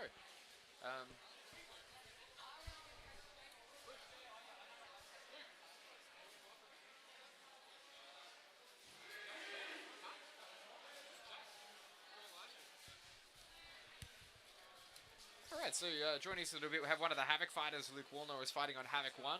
We'll come and ask him a few questions and get his perspective and takes on the tournament. Thus far, for anyone still watching and carrying on, of course, the official standings and postings were sitting as Brisbane Beasts came in top position, followed closely by Victoria's Team Havoc, then Team Kraken in third with New South Wales, our lovely generous hosts Team Havoc, then followed up in fourth by it says Warhounds, and I think I couldn't tell you off the top of my head who remained through 5 through 8, but I'm sure there'll be the official Buhurt League post to acknowledge and qualify that as we go up first.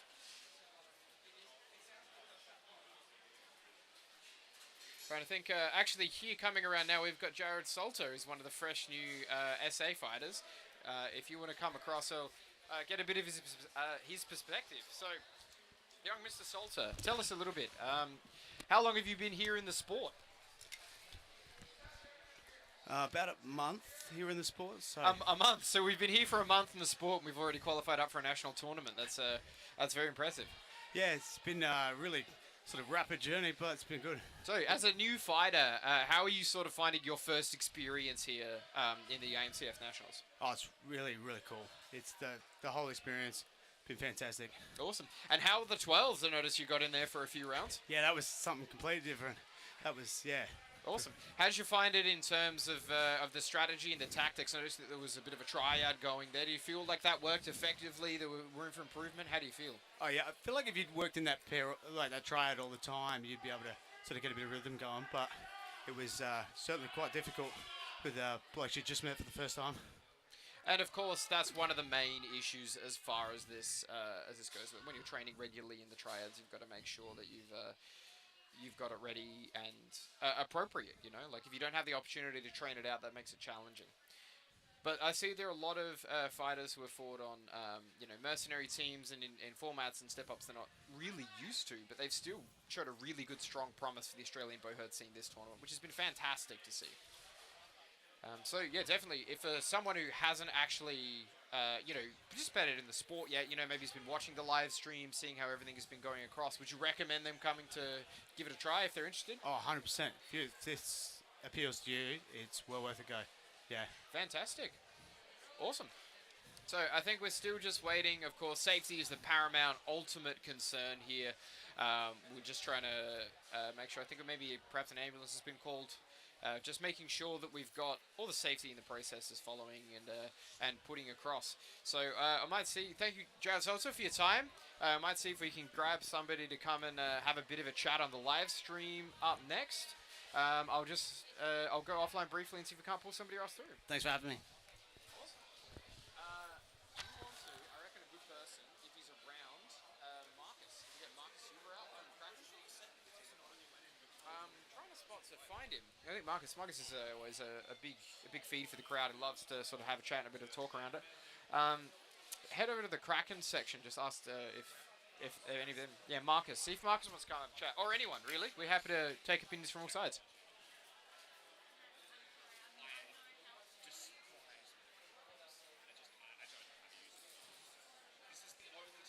So yeah, it was a fantastic tournament for as far as the fights goes for those watching. There was awesome plays coming in, a lot of that sort of next level tactical Buhurt experience.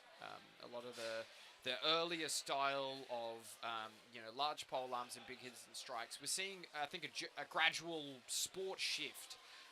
Strikes are still very important and are still really being worked on and workshopped. In the words of Craig Ivey, one of the American Buhurt fights on USA 1, fought on Iron Phoenix, fights currently on Dominus, is that, things like single-handed striking still hasn't been totally figured out. There's still a lot of work and ability there to make really great and effective Buhurt fighters, but currently a lot of the meta is grappling and prioritizing those 2 versus 1 micro interactions, which is, honestly, that's a big strength of Brisbane Beasts across the whole board.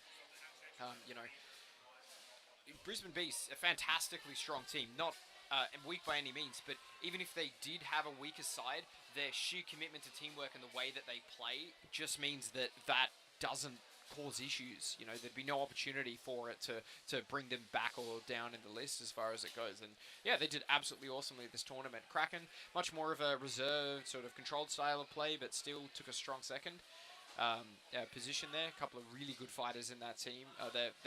Their Kraken 1 side is very strong and has been this tournament. I think they showed that.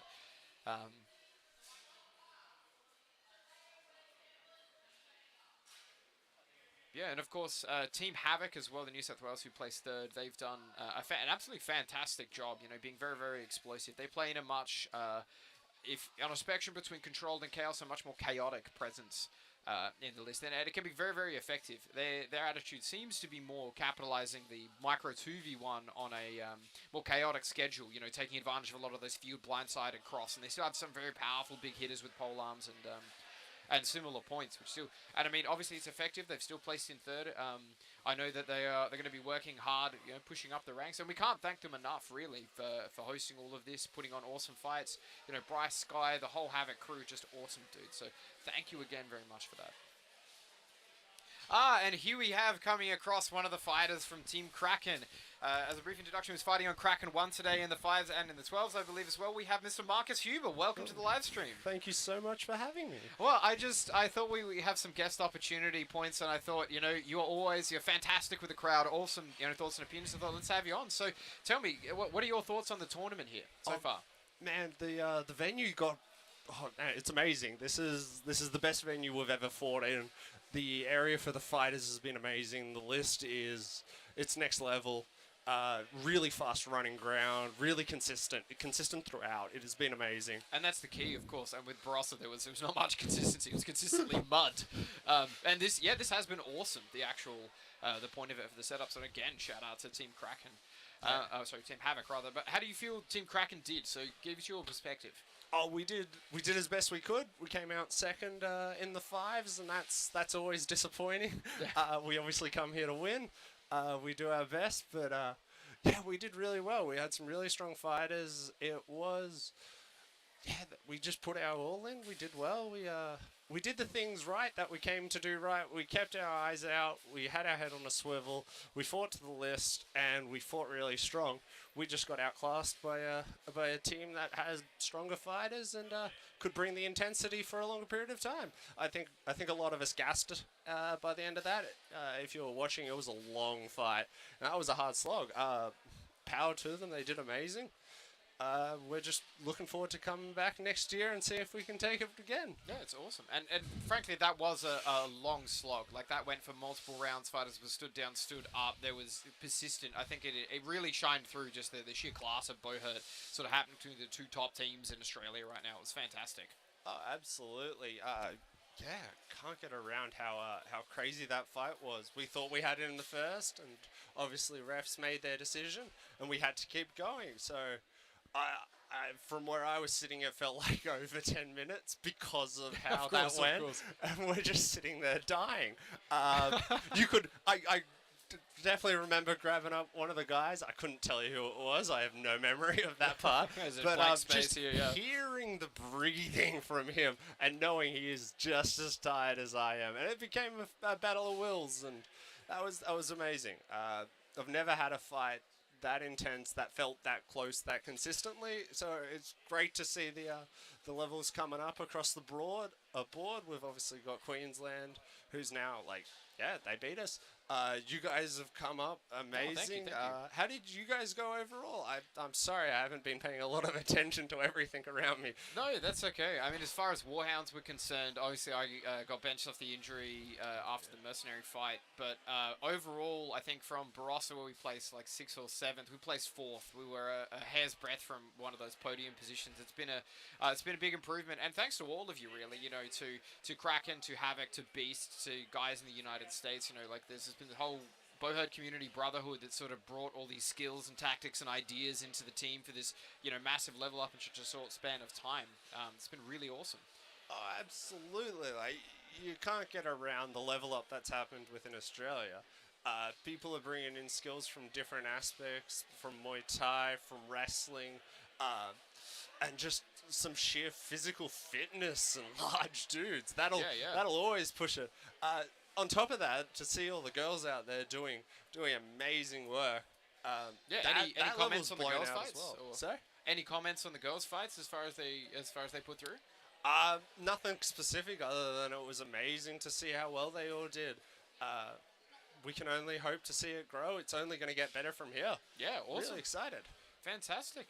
So, yeah, any other particular highlights from today, or any anecdotes or stories, or anything you want to talk about? The floor is across yours, man. I've got to decompress from today before I start telling stories.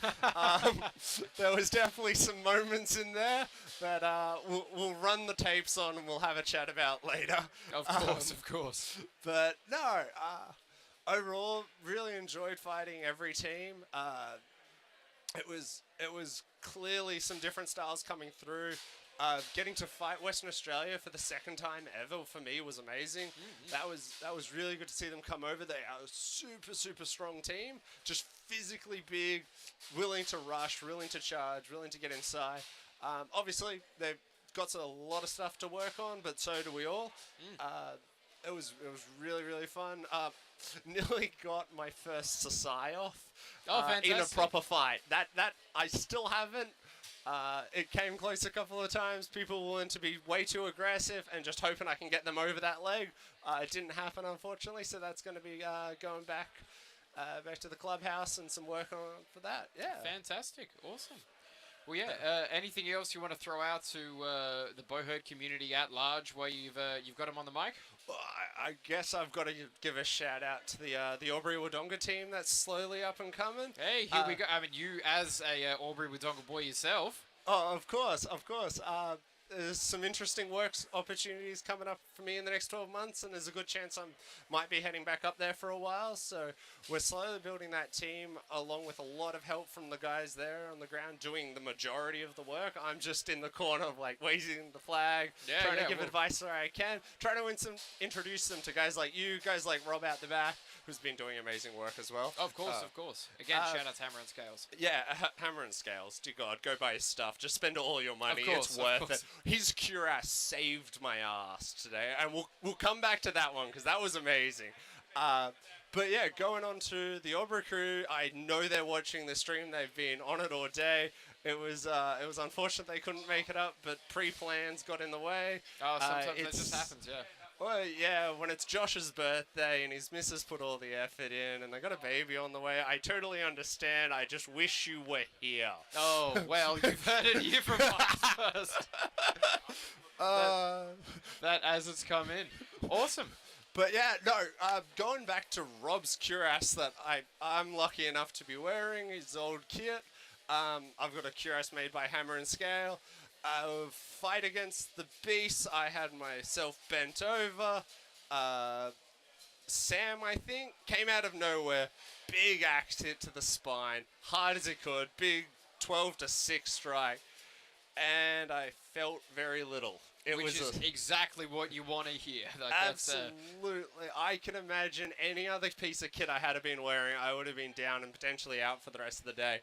I got so lucky that that's the kit I got. So yeah, turns out good steel made by a good armorer is worth its weight in gold if you want to be serious in this sport. And yeah, most definitely. And I think we're seeing more of a meta shift towards the idea away from the sort of European reactment idea of shinies. You know, like these guys who come in full harness and get wiped. Towards serious Buhurt fighters going, no, I actually enjoy the integrity of my back ribs and spine, and we'll be fighting in a cuirass. And I mean, you yourself thoroughly recommended it when we came to see you guys earlier in the year. Oh, 100%. Just the ability to shrug off sternum, hips, back strikes, kidney shots. You just walk through it. It's great. You've got to pay attention still. There's still armpit shots. There's still a hip shot available. And if you get bent over for too long, they'll figure out a way to do something.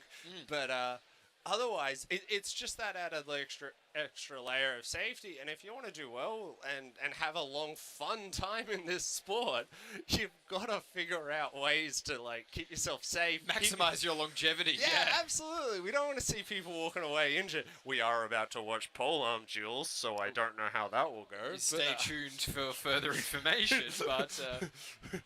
It's important to note everyone here is a willing contestant for the bludgeoning that is about to proceed.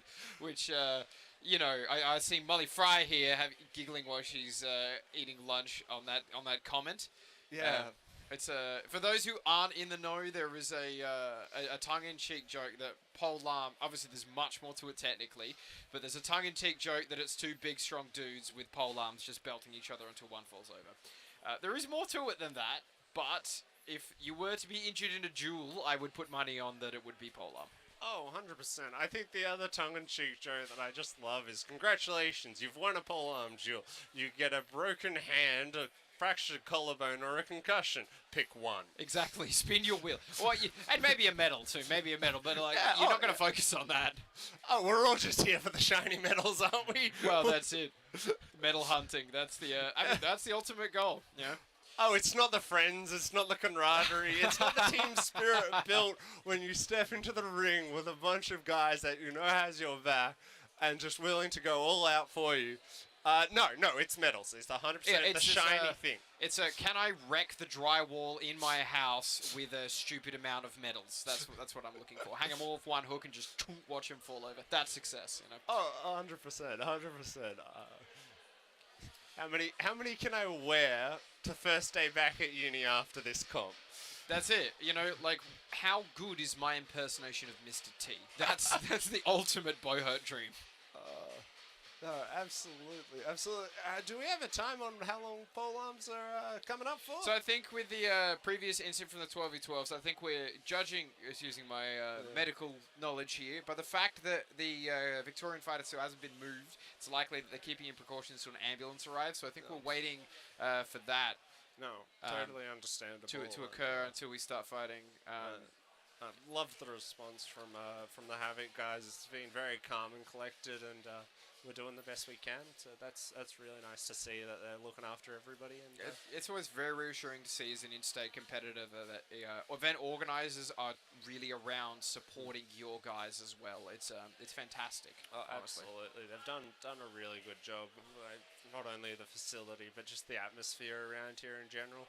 It's been great. It's obviously been from our end that we've had a lot of new fighters in Team 2, and that's been really exciting. I did see. There were a lot of new faces on Kraken that some I recognized, some I didn't. Any comments on Kraken 2's performance? Oh, they did really well. This was always going to be a learning experience for them, and we didn't have expectations of them making it all the way to the top. We just wanted them to get in and have a really fun time and experience the sport for those newer fighters, for those ones that have been around a little bit longer, get that time in, get those reps. Just learn. And I mean, I think that realistically, even approaching the top isn't actually out of the question. I mean, you yourself, I think with you were there the year in Urala where Kraken 2 ended up as Kraken versus Kraken 1 on the finals. In fact, we even have Daniel Cooper standing, I think, about 2 foot away from me, who was there in those fights as well. Yeah, okay. Before we go any further, that wasn't Kraken 2. That was I don't want to take anything away from the Wolves. That was a majority Wolves team that I happened to be a part of. And it did really well. We had some big dudes. That was my first big event, and I just really lucky that I've got the captain and coach in Jake. And Jake is, internationally renowned for his point, and Dan as well, honestly, for the. Like all the work that they put into you guys, it's awesome to see and pays awesome dividends. And there's the thing. There's my ultimate point is that you were on one of those 2 teams, and then here you are, 3 years later, competing in what is arguably one of the best fighters in Australia. Here and commenting on it, No, thank you so much. It's been a long road, and just having that support of the team, having a captain and coach that really provides that safe training environment, but also gives that good, has that solid knowledge base and able to share it in a really consistent, digestible, useful way. It's been amazing. The facilities down in Melbourne we've got are incredible. Once again, really lucky to have that. Really always. Team Kraken setup is fantastic. You guys are growing as well. We've been seeing more and more come out of that. It's been slow going in process, but I think honestly, SA's results as far as this tournament has put is really reflective of the training quality and the effort that we've all sort of banded together. Travelled interstate and internationally to get this experience and bring it across. And look, I think 4th. Honestly, we're very pleased with 4th. Oh, absolutely. You've got. The amount of knowledge base that Colin brings to the beast is insane. Jake's been doing this for too long. You've got Bryce with Havoc. Yeah, with and a that's similar just timeline of experience, yeah. Yeah, the amount of experience some of the other teams have that you're battling against, it's crazy. And the fact that you've been able to get out and dive into that knowledge base, and it's a testament to everybody in Australia who's just willing to give everybody knowledge all the time. No questions asked. We're not going to hide it. We're not going to put it behind paywalls. We're just going to give it to you. Communal experience. Absolutely, and we're going to build on that. And it's great to see that you guys have taken that and taken it properly and built in a beautiful, beautiful way. I mean, really thanks, man. I really appreciate that. That's one of the main sort of tenets that it's ultimately I hope to sort of build for this sport, because it's in Australia, like, the only way that we're all going to get better is by banding together and not becoming divisive. You know, because if we start dividing each other, then we start segmenting and compartmentalizing all that knowledge, and then we all suffer. Whereas if we all come together at events like these, we train hard, fight hard, but afterwards we go, okay, man, here's how I got you on this, and here are the tactics here that you could improve on. You know, there it is. Oh, 100%, 100%. And having a group of people that can look at those videos and analyze them is always going to be a big part of this. And that's how you build a team, and that's how you build that knowledge base as well. Like, well, and frankly, I remember when I was in Victoria last, you guys were saying that over the COVID lockdowns, you guys were, so Kraken sort of came together and really focused. They utilized the time with analyzing all those footage from overseas competitions and previous points, and it was really, really stunning, the level up. Even you guys were already a good team, don't get me wrong, but the level up from Kraken 1 prior to COVID and Kraken 1 post-COVID, considering how much Melbourne was locked down, it was really impressive. It was insane for us. Like, we were expecting to come out of that and get stomped. Like, half of us hadn't been able to go to the gym in ages. I got so lucky I moved in with Jake and Chris. So I moved in with my captain and another fighter on our team who was incredibly good. And yeah, I just got the absolute crap beaten out of me for a while, so that definitely helped the level up. But yeah, it was amazing. We came out with this really strong knowledge base. It was incredibly boring and tedious, but we put the work in, and people were still so excited to still be a part of the sport, even while we were locked down and stuck.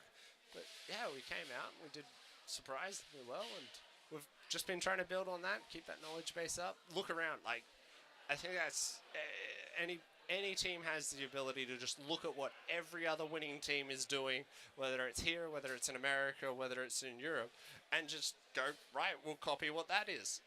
Obviously, it's a skill to be able to pick up on what that is, but the information's out there, and it's amazing. People like, are approachable.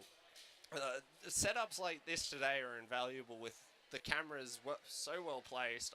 I'm really excited to sit down and watch the footage in the next coming days, coming weeks. I'm sure I'll have watched this half a dozen times before the end of the month. And there you have it there, folks. Some free advice from Marcus off Kraken 1, one of the best teams and fighters in Australia. You know, there it is. Watch the live streams. Do the development and the post-fight process. That's one of the big things that I think Australia is really driving towards is professionalizing the sport, bring it more in line with a lot of currently existing professional sports, just to sort of help people transition into being much more effective international fighters. And on that premise, it's looking like you will probably be traveling over to Spain in fairly short order. Any comments there? Any teams or things you want to touch on as far as the next international tournament goes? Oh man, this would be my first international tournament. I've got almost nothing to say about it. I'm excited. I'm nervous as hell to figure out how I'm going to get uni around it. I'm pretty sure this is meant to be like in the time of final exams for my last semester at uni. Oh, that's a tight. So we are going to have to figure that part out. But no, it's going to be so exciting. I'm definitely keen to try to figure out what I can do and how I can get over there. And it's awesome. going to be crazy.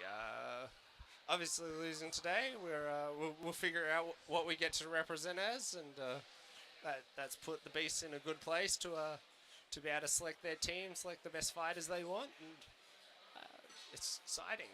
I'm keen to watch it either way. I'm keen to be a part of it in any way I can be. Yeah, it'll be awesome. I think a lot of people are very keen to jump on that Spain train. So to speak, and if you excuse the terrible pun, but no, awesome. Any other thoughts or closing out remarks for the tournament? Oh no, I'm just excited for tomorrow. I'm going to be in the heavyweight pro fights. So well, tell us a bit about that. How's the how the preparation gone? We're feeling confident. Oh no, yeah, absolutely. I think I have no idea who I'm fighting. I've been going around trying to figure out who else is heavyweight, and I think people we can say just Jake keep and Dan for a start, but. Yeah. Sorry? Jake and Dan for a start, I imagine, or are you that Heavyweight, not so super. we're down. Okay, I had to here we go. lose weight. Oh, the weight cut in a Buhurt pro fight. All right. Dude, I got so lucky that I was able to weigh in last night, and then I made it. I was terrified that I was going to have to do a cut for this morning, do weigh in, and then just smash a bunch of water and food so I could step in And then fight in the and then fives. fight. That's I got a- real. Big thanks to Steve. Big thanks for everybody making it so I could do that Friday night. That was hugely helpful for me in my prep and getting in today. But yeah, tomorrow with pro fights, super excited. We're gonna see how that goes. And I imagine you being a pretty strong contender. Obviously, as someone who's wielding a cuirass and from one of the very prestigious gyms in Australia, as far as for Buhurt goes, you probably. I'm definitely dropping the cuirass. Oh, really? For the pro fights? Oh, absolutely. Too much locks up movement too much. I want to be able to be flexible. I'm not worried about getting hit by a big polearm in a pro fight. Worst case, they knee drop me. And I've had Colin do that to me already, so I was in gonna say, previous yeah. years. Oh, well, your fights last year at Nationals, that was a very impressive fight. I do recall seeing that across. There was a lot of fighting spirit on that on your side. Oh, that was crazy. That was all spirit. I had not prepared for that properly. It didn't look like that. It looked good, I was going to say. Yeah. Like, you fight Jake enough times and you learn to deal with a few things, but there's still an overwhelming level of force that you just can't get around. And that is Colin, like an overwhelming force. Is a fantastic way to describe him as a Buhurt fighter. He just generates power from, like, nowhere, He's from a very neutral position, then suddenly you're on the floor. Yeah, 100%. It's a terrifying thing to fight, and but that's the deal. Yeah. He's here. Fight him. Get amongst it. It's great. And that's it. The more you fight him, the better you get. Like, it's very thankful that we have these, our high-tier Buhurt fighters to train and hone our skills against. Oh, absolutely, and as we can see, the sport is just growing and growing. From I think SA was the largest event for the whole year, and that's probably the biggest event Australia's ever seen. Yeah. So that's incredibly exciting. Which, and I mean, it's only going up from there. I know that, I really have to tip my hat. So we call him Goblin, but he's Alexander Hewlett, who's our events manager, chased and organised pretty much that whole tournament with some assistance from me and a few other people. But we think we've realistically got, at the very least, there's likely to be an Apex Sports Fest, a Barossa Medieval Fair, and I think there's whispers of one more in the works too. So possibly at least two of the Buhurt Challenger style events coming out of SA, and obviously we've got Nationals. I've heard whispers about things in Victoria, things in Queensland. It's only getting better and better from here. Oh, absolutely. We're definitely trying to set up some things in Victoria. I've just stepped into part of that role, so I'm obviously still getting my head around how to do that. Fantastic. And yeah, hopefully we can get some really good events going. It's just for the next 6 months, we're just looking at some fun stuff. Nothing as serious as this, nothing as crazy. Honestly, that fun stuff was a really good part of it. Like, so fighting you guys over at the Mondelance Blacksmith Festival, that was a really good experience. Yeah, we got that one coming up in 2 weeks. It's going to be a really good chance to get some new people in Alma that weren't quite confident enough to come down to that, or to this, which totally understandable. This is terrifying. Yeah. Nationals is not for the faint of heart, or the, you got to go in hard and fast. Yeah, you've got to be willing to accept that this is terrifying for everybody involved. That's it. I think who was it? I have a funny feeling it might have been Jake. Or in any case, the adage that I heard is that for friendly tournaments, everyone's your friend, and no one's trying to kill you because you're all friends, you're all working the same club and the same teams. It's just lighthearted fun and a bit of practice. Then when it comes to Nationals, everyone's your friend, but they are trying to put you down. They want that spot, and they'll stop at nothing to put it there. The international guys, they're not usually your friends, and they are definitely trying to put you down. 100%. If you're not walking in here with that mindset of I'm willing to put somebody down, if I hurt them in a reasonable manner, that's on them for stepping in. You're not going to do well. It's simple as that. You've got to be willing to be cold-hearted in a sense. We still want to see really good sportsmanship, and we've seen a lot of that today, and it's really nice. But yeah, you've got to be willing to accept that, and when you go international, that's going to be even more. Absolutely, you don't know these people; they don't know you. It's look, man. We came here to work away with we want a gold trophy packed in our luggage on the way home from this trip. We're not gonna play ninth just for the sake of it. So. 100%. But no, thank you so much for the time in the chat. I'm sure you've got a whole bunch of other people wanting to jump in. No problems. Marcus Huber, everyone. Fighter on Kraken 1. Thank you for stepping in and having a chat. Thank you for having a chat with me. Awesome. Cool. So following up, we're still waiting. Just a bit of a slight delay with the pole arms here coming across as we're going through here. I think next up in the queues, we have the Western Wolves women's captain here, Molly Fry. Fresh back from the US and the UK and a number of other places. She's just coming on here now. Welcome, Molly Fry, to the stream. Hello, everyone. Where am I looking? I think we're just looking generally around. I don't think Dave's got the face mic camera set up. We're doing a bit of a radio show at the moment. But yeah, thank you for coming on. And please give us your thoughts. Most recent, the women's 3v3s. That was an explosive couple of rounds. Strong second place.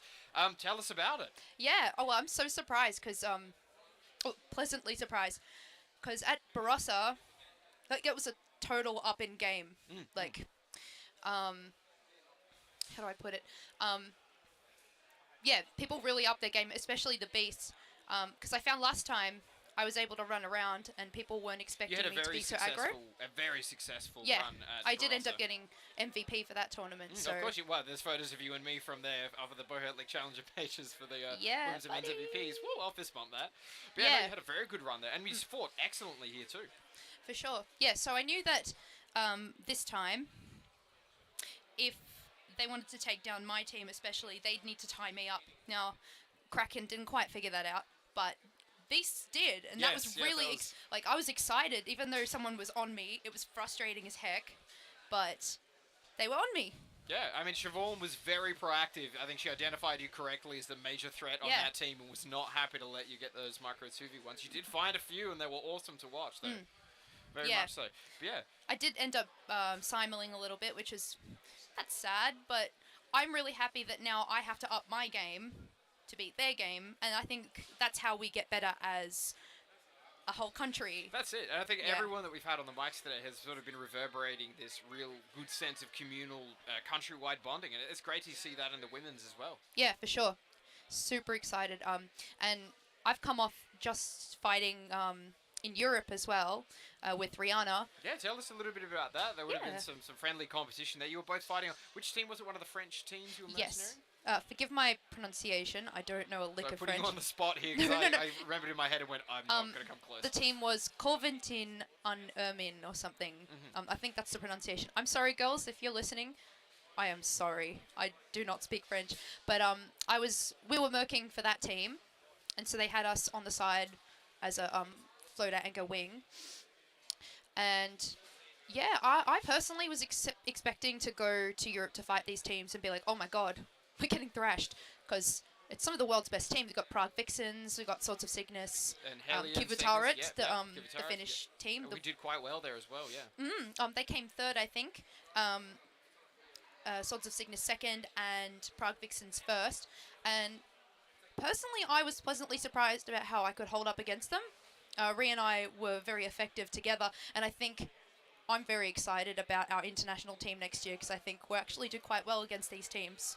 And I mean, there's the thing to remember is that as much as there's very fierce competition today, as I understand it, it's everyone who fought here today is on consideration for selections for the women's teams as we go forward. Yes, correct. Yeah. And so I think the results are based on a number of things, such as personal opinion from certain captains and whatnot. It's also very important when... of course, the captains do need to weigh in on their thoughts on how the fighters have performed and how they perform in training and such, of course. Well, there are other factors as you were continuing. So yeah, and I don't know what those factors are personally, but I know that it's a mixture of those captains' opinions as well as our actual kill-death ratios and performance within the list. Yeah, yeah, and assists and whatnot. So, yeah, I'm not sure. I really don't know how they're considering this team. I would love to be on that team, and I feel like I would be a valuable member of that team. Of course. With the international experience I've had, especially recently in the mingling I've done with these international teams. But honestly, we have extremely strong arsenal of fighters. So no matter who is picked, we're going to have a strong team to take overseas, and that's really cool for this country. Yeah, it's which so is, cool. Which is awesome. It's really cool. It's really nice that Australia is getting on the radar as well of the world stage. Yeah, the high-tier Buhurt. I mean, yeah, of course, yourselves out of the Western Wolves have most recently been sort of on a international trailblazing expedition across America and Europe and a bunch of other places, really putting Australia on the map, yeah. I mean, Daniel, our captain, just came back from Germany, where he won his tournament.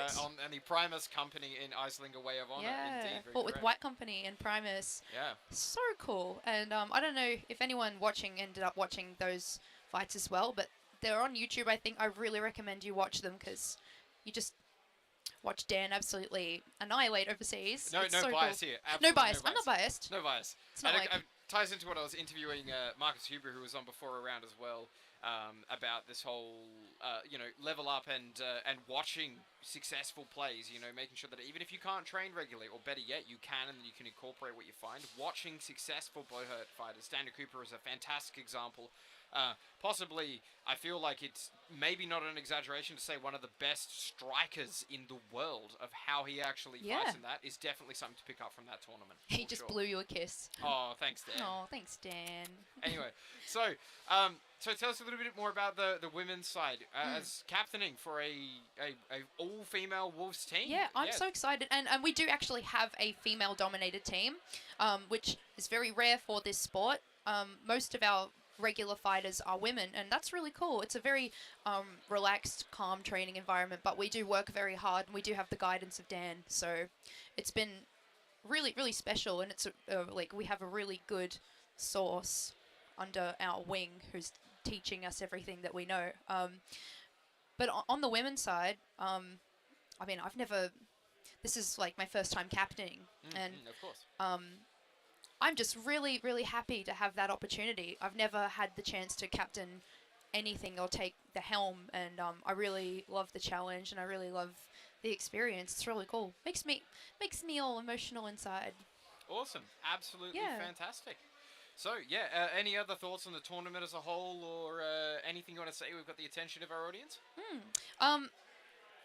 This is my first nationals. I've been doing this sport for, I think, about a year now, and everything that I've been working towards has been towards this, and I feel it's really special to be here, and I've never seen a nationals so big before. It's huge. Yeah, of course. And I'm really looking forward to the next couple of days, and I'm looking forward to watching the poem. Although, are they doing IMCF, or are they doing... So I've been told that due to martial accreditation, this will be a HMB polearm event, so we'll be going with the Lions. I think the interesting spiderweb design visible on the live stream at the moment is got an interesting point. Yeah, it looks very interesting. Yeah, I personally am terrified of that section. That category of duels. That category. I'm interested to see how it will go. It usually results in injuries. To some description, as we were saying before, there was a bit of a meme in the Buhurt fighters community regarding how polearm can sometimes boil down to be two people just wailing on each other with large sticks. Of course, it stays technical, but there is much for a point for it too. Yeah, for sure. Oh, and Dinky, how are you feeling about your team today? Well, I mean, I don't want to brag, but it feels very good. So I think we placed 6th or 7th, quite far down low on the ladder in the tournament we hosted, which was a bit of a defeat. But we've had Alexander Hewlett, who I've mentioned a couple of times in the live stream now, really step in and provide some fantastic coaching opportunities, and that's pushed us right up to 4th. I could not be more proud of my boys. A little bit bummed that I ended up dropped out with a foot injury that I think is why Dave has asked me to hobble over here and run some of the live stream. But we did awesomely. Very, very proud of Absolutely. I'm super proud as well. I mean, we've been traveling around together, and, I've been watching your team develop. I've been watching you develop personally as a fighter. Oh, why, thank you. Yeah, and there was some really good moments in there, and it's really nice to see your team working really hard and it's so awesome. I'm really happy with how you guys did. Thank you. I mean, it's again complete bias, as I think we've done a lot of traveling and fighting and such things together, so it doesn't really It is biased, but by the same token, it's also been awesome to see how Wolves is coming up on this year and the sheer amount of effort and stuff that, again, people like Dan are putting forward into running these training camps and really upgrading the whole sport. You guys are clearly a really dedicated community of individuals who want to make all of Australia and the whole world of Buhurt just better, and that's awesome to be a part of. Yeah, I mean, this sport's been on a little bit of a lifeline for the past couple of years because of the world and the way that it is. The current situation. The current situation. Yep. But so yeah, we need those people who want to stay strong and really, really help the community out as much as possible and just really get in there, learn, mingle, interact, and just share passion and knowledge. Awesome. Well, as I suppose, as a fantastic fighter yourself and a thank you. A bit of a pillar of community around here, but this being your first nationals, for people who may be interested jumping into the sport or maybe sort of watching from at home at clubs and stuff, what would you say to them? Is it worth trying to put in the effort and put in the work to come and attend and compete at a national tournament? Absolutely. I should see the face she's making right now. Oh yeah. I can't believe you'd even ask. 100%. I mean, I don't know, not everyone sees a sport like this and goes, how do I make my entire life about it? Because that's what happened with me. Of course, same here. Yeah. But I mean, YOLO, you only live once. Just, you just gotta do it. If you're thinking about it, get around it. Yeah, no, essence, exactly. If you want to do it, do it. There's 100 people here. If you approached any of them and was like, I want to get into the sport, how do I make it happen? People go out of their way to help you achieve that in this sport. People will go out of their way, they will invest in you, but you just got to be hungry for it. That's it. Yeah. Oh, and I will mention just quickly for those who are keeping track over the live stream, the paramedics have arrived and are attending to the injured party. So this is good and progress and important. Well, unfortunately, something that does happen in this sport. Yeah, it does happen. It can be unavoidable, and of course, it's not as televised, but in all the other sports, often, in football and rugby, all this, it's all common fare. So. It's I don't, when people talk about, isn't this sport dangerous? You see just as many injuries in sports such as ice hockey, especially ice hockey, actually, rugby, basketball, even netball. I've seen more injuries in netball. Well, that's the interesting thing, and I think that a lot of people sort of don't take into account about this when they realise the sheer magnitude of how violent the sport actually is that why there aren't so many more injuries is that it's violent, but it's designed to be so. All the armour is designed to have these things done to it, and you are taught by qualified instructors how to avoid injury, right? Yes. But whereas sports with ice hockey and AFL and things like that, the reason why a lot of knee joint injuries are so common is because the gear is designed to protect you, but there are things that happen where it is not a combat sport. Those levels of security aren't put forward where they are in this sport. Obviously, as we can see, sometimes that doesn't always go ahead, but that is often where I feel like that sort of originates from, at least. But and even though there are injuries, this is a sport where everyone has each other's back and everyone wants to see each other succeed. I've never seen such a welcoming and appreciative community. It's pretty cool. Of course. Pretty special. Well, any final or closing remarks? Any other topics you want to touch on while you're up here? You've got the AMCF live stream on the mic. Yeah, absolutely. Despite everything that the sport has been through and everything that the world is going through right now, I'm really excited for the future of this sport, and I will be there to witness what happens because it's going to be awesome. Awesome. Especially next year. I'm really excited for next year. Keep an eye on this sport, people. Keep an eye on the AMCF. We're doing cool things. A very optimistic sign-off there from Molly. Fantastic work. Awesome. Leaders. Okay. Enjoy the stream, everyone. Fantastic. Okay. So we've had women's captain of Western Wolves, Molly Fry, sitting here in the wings for a little bit. But I think also sitting across just before Jave jumps back on, we've got Daniel Cooper, who is keen to come on and have a bit of a chat. We'd love to have him on. He's really cool. Well, you would say that. You are dating. I'm biased. You're extremely biased. I don't think you can become much more biased. But anyway, welcome to the stream. He's recently come once also. Mr. Worldwide, Dan the Xylophone, Dan number 7. Here howdy, he comes. howdy. Daniel Cooper, captain of Western Wolves. Thanks for having me on. Of course. So, tell us a little bit. We've just had the national tournaments. How was it for you? I'm pretty happy with how it went. I met my goals for it. What were we got those? well. First of all, what I've been doing wrong the last couple tournaments is giving ground so that the other field could come in and then get behind our guys while my team had to then worry in a 360-degree angle instead of The breaking of just that chill. line. Yeah, yeah. Yeah, so it said that they couldn't just chill on what's in front of them and then just do their jobs in a relaxed manner. And then that's what you really need to do in a high level in this sport is you need to be relaxed while you work. You just need to do your job, be chill, know what you're doing. That's it. And I think that's very reflective of how you had done in this tournament. Is you did have a very strong sort of controlling presence. I don't think there were many rounds really watching where there were solid opportunities for sort of distraction level tactics of getting past that center and hooking around for the sides. A lot of the things that we learned in America as well didn't really affect Kraken this time round, and that's definitely to your credit. So, any other goals? Any points? Well, you've already mentioned the powerhouse of Colin Campbell. Yeah, which is something very much to that effect. Yeah. Well, for me, he's really the only fighter currently in the country that makes me worried fighting because it's like, I do everything right, but he can still overpower me. That's it. He's a dangerous opponent to come up against. Whereas, like, everyone else, it's like, oh, yeah, I fucked up. That's all right. Because you make mistakes, and then well, it's okay. We can recover. We can keep it moving, and we can keep it going on. But ultimately, we make it recover. Whereas Colin, just his sheer level of power and ferocity, it comes from nowhere. Again, you're on neutral ground. You're happy. You're stable. Then suddenly he's on the other side of a list, tacking one of your guys, and he drops them, or you're just sideways. That's the. And then if he gets free, it's like boom, 3 good guys around. Good luck. Yeah.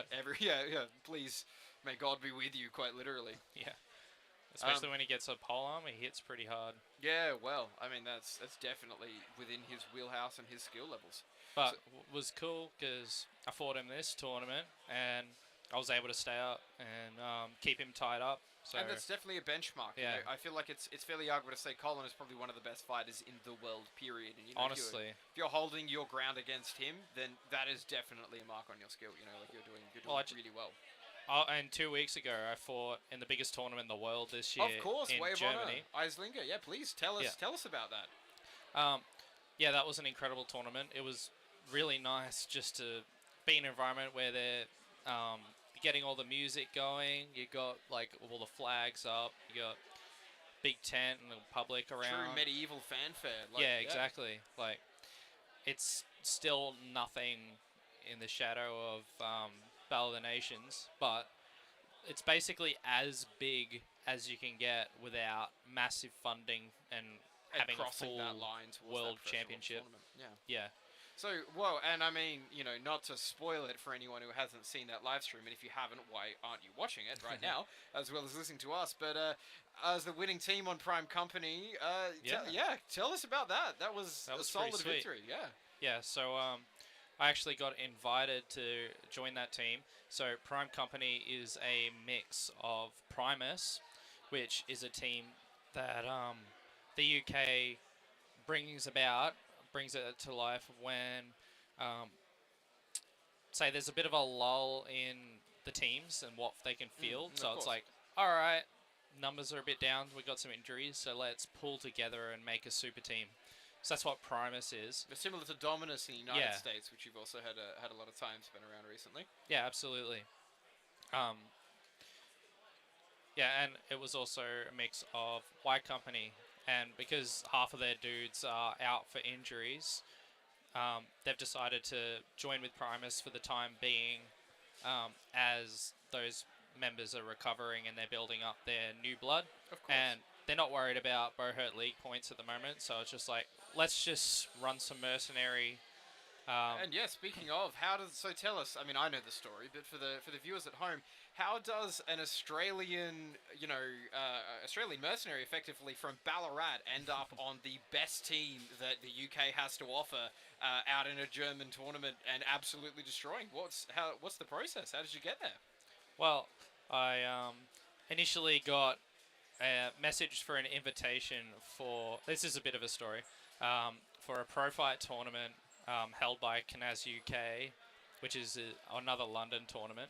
And then I'm like, I wonder if I stay a couple weeks, there's another event around that time. And then I found out about Mercia Challenge Cup, which is actually the first tournament that White Company ever hosted. And that was the same tournament that Molly Fry, your partner, who we just had on before, female captain of the Western Wolves, was talking about fighting on with the Convention team as well, yeah. Yeah, so she was with the French team.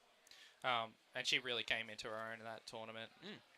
Her and Rihanna, who's also here on Kraken, just destroyed on their flank. It was awesome to watch. Very impressive. So yeah, you heard about the Pro Fight tournament and then joined this other tournament. So both me and Molly got approached to enter that tournament. So it's just like, all right, there's this tournament after it. Let's just extend our trip and go to this one too. And then we basically just harassed the organisers until we got put on mercenary teams. So Molly got the French team, and then I got put on the London team in Victor.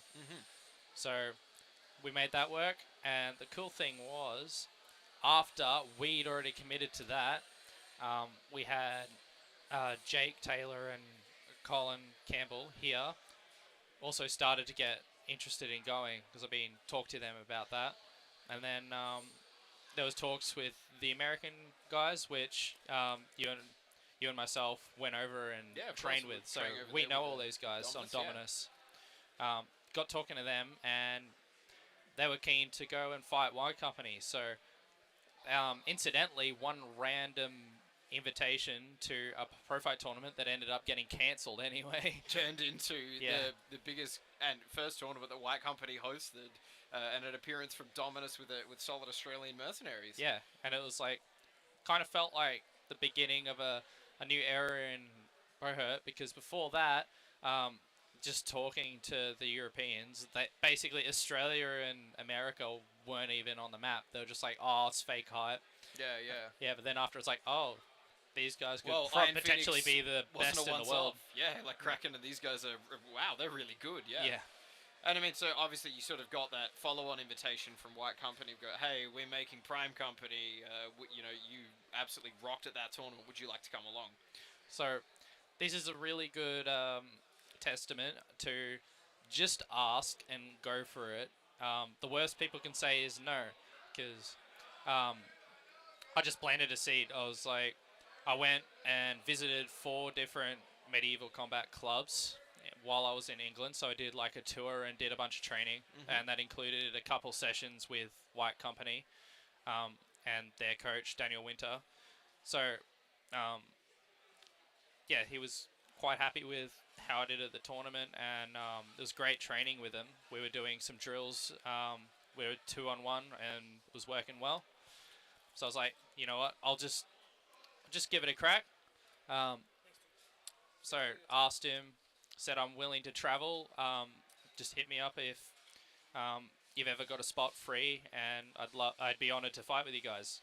Awesome. Lo and behold, he answered straight away, hey, we got this tournament in Germany in like a month's time. It's probably not enough notice for you, but that's open. Yeah, and you came forward, and well, actually, it is enough notice for me, and there you were. Yeah, just had a conversation with my manager, arranged to make it possible, and there we go. Awesome. And that's how you just gotta take a risk and ask someone. Like, don't be scared for people to say no, because if you just don't ask, you won't get those opportunities. Of course, yeah. Yeah. And now after that, I got to meet some incredible fighters, some incredible people, and now I've got an open invitation to go with Primus and White Company whenever I can afford the travel. So fantastic. It's pretty incredible, and you've just got to reach out and make those connections. Like, if you're keen to do that, just go do it. Just contact them. People in this sport are open to new people and willing to help. So if you show enthusiasm and dedication in moving, just like how you've done going around Australia this year and America as well, you just do that, and then put yourself out there, and then opportunities come your way. Fantastic. Well, I mean, you heard it here first. For anyone who's hoping to sort of level up their Buhurt games, join or start a team, the worst that they can say is no. And if it's for joining a Buhurt team, no one's ever going to tell you no. So get involved and get around it. As far as for that sort of experience and skill gain as you learned in those tournaments in Way of Honor and in the White Companies tournament in Mercia, was there anything you sort of brought across from those tournaments to here for your performance in Nationals? Absolutely. So I was playing a floater, which is one person out away from the list in the open field. And we had a lot of tactics that I trained with you in America. Where it's a lot more analogous to, say, like an American football play, which is really what we need to evolve the sport to the next level. So I was doing a bit of that, learning how to do some high quality head rips, stuff like that. Some throws that I learned, general principles of fighting. Yeah, that was one of the big things that sort of were drilled into us in America, is this attack on the idea of micro 2v1s and working into head rips, those easy brutal takedowns. I know I got a lot of those on Berserkers and a few of the other teams before. Yeah, you were smashing them. Yeah, and I mean, and you did the same. Like several. I mean, obviously, it doesn't work as much for the for Beast with Sam's like height and stature and stuff. No offense, but he's a wicked fighter. He just span out of that like a head wizard. rips just don't work on him. But I was like, oh damn, should have kicked the leg. Yeah, but the tactic still is totally there, and I think that's likely. I mean, that's something I want to get your thoughts and opinions on. Sort of like, where do you feel like Buhurt as a meta and a sport is actually going to be evolving to next? I definitely think it's with Dominus's vision, because our brief in Germany was literally Dominus. Of course, and I mean that's where all the high-level Buhurt teams they've seen Daniel Krug, Craig Ivey, Brett Skinner, Johnny Porter, like all these guys come forward, absolutely clean up Mercia. Oh, and here we have the Kraken fighter, the Amethyst, taken away. He's on the point. Hopefully we'll have an update for that soon. But it's Dominus. Hope he's okay. Yeah, we certainly do. But it's Dominus. Dominus is currently where it's all playing. And here's the applause. They're clapping him out. Alrighty, here we go. Alrighty, yeah, that's it. Here we go. But yes, it's Dominus is the main place to play and to proceed through. So and there's a bunch of other teams around the world that are adopting that now. It's getting out there. Like the members of Dominus are going around America. I see it. It's almost every month to do like seminars and training camps, spread that knowledge, creating videos. Yep. So you'd feel it'd be pretty appropriate that in terms of Dominus, it's America as a whole is likely to be very fearsome at this upcoming. Oh, international absolutely! tournament. They're definitely the team to beat at the moment. Awesome. Yeah, because now the team that won in the biggest tournament in the world was doing their tactics in the image of Dominus, and that's the same thing we've adapted for our clubs, and we've just seen a massive skill jump, like in your team, of course. from one tournament to the next in like less than 2 months. Less than 2 months. I think it was a little over a month, but yeah, and I mean that is likely to be the way forward and stuff. I think Dave's hovering because he wants to jump back in on the stream and show his baby, but I think we're finally resuming our regularly scheduled programming. I think the polearm duels will now finally be happening and coming forward. So I hope you've all enjoyed this brief disconnect and dive in an interview with some of Australia's prominent fighters. We've got some opportunities. I might bring some of the beasts and some of the other guys up here afterwards. But thanks for having me. Yeah, thank you very much for your time. All right, welcoming back on, we have Mr. Dave Thanks, Dan. Malloy. I just got to put some names and stuff into the machine. Awesome.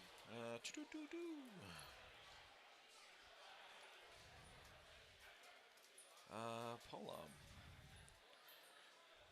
We have Dan Newton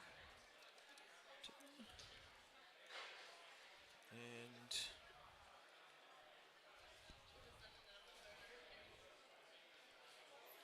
getting excited for the old polearm. It certainly has been there's been a bit of anticipation around it now that we've had a slight delay. Yes. Hopefully should be coming along and moving through swiftly and quickly. Yes. And Tristan. So it looks like we're going to be having Tristan Ernst from Team Havoc taking on first D Mal from Kraken. It should be possibly a good problem if all things go according to plan, which is not guaranteed. Yeah. Well, we've had a couple of people drop out, so we've had a few people drop out. As is always, for those who have some tournament experience, the list of potential duelers and the list of actual duelists come time to step in for a variety of reasons is never matches up. No, it never. Things sometimes go to plan, and sometimes they don't. No, of course. Actually,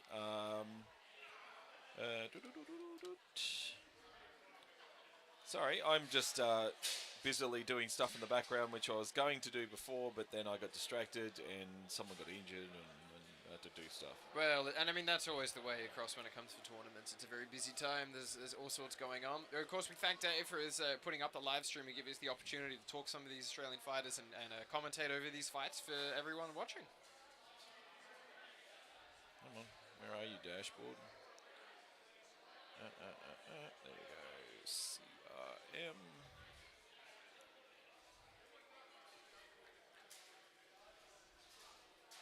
Come on. Is Dave here working his magic, slowly getting the various points up?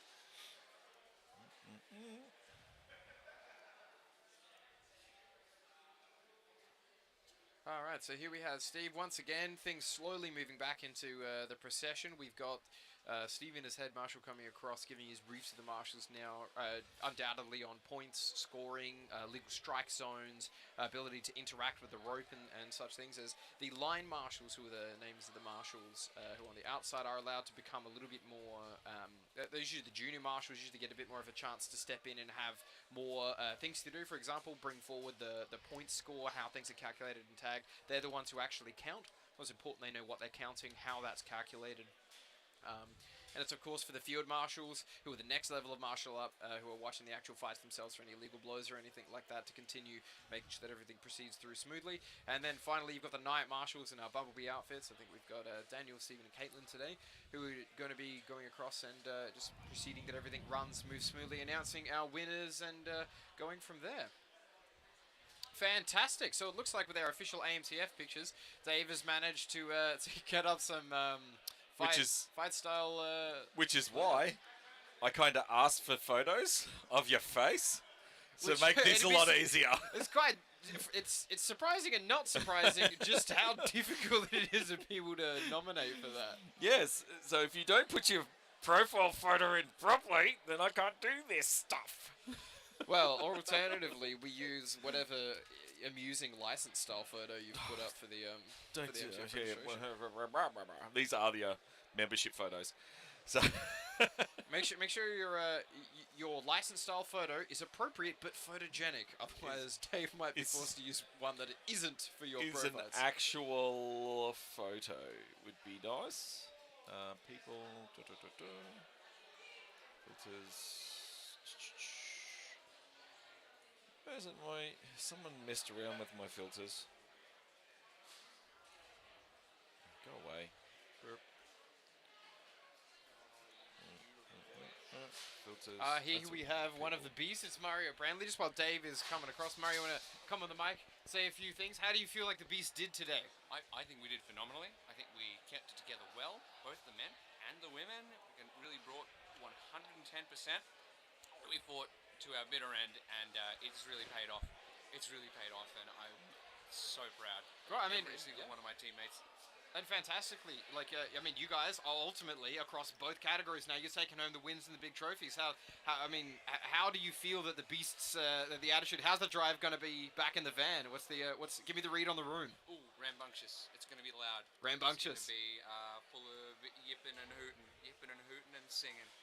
Fantastic.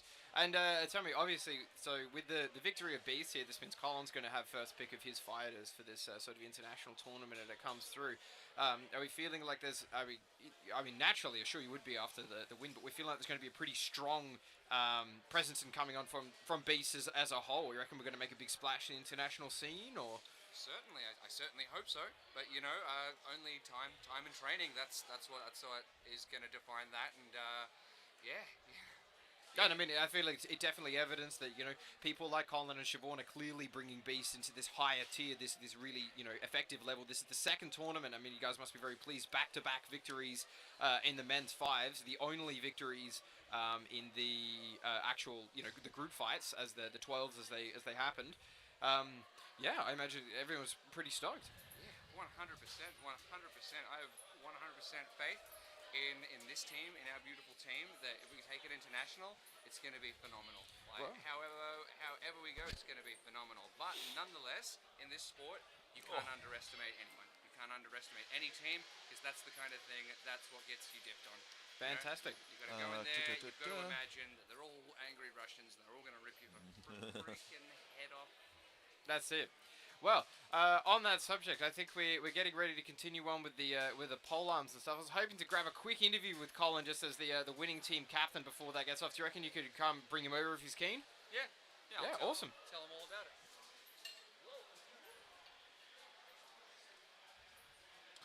We might be getting this ready first, and then maybe you can have a talk to Colin after polearms. That may end up how it has to be running, based on how the yes. are putting across. Yep.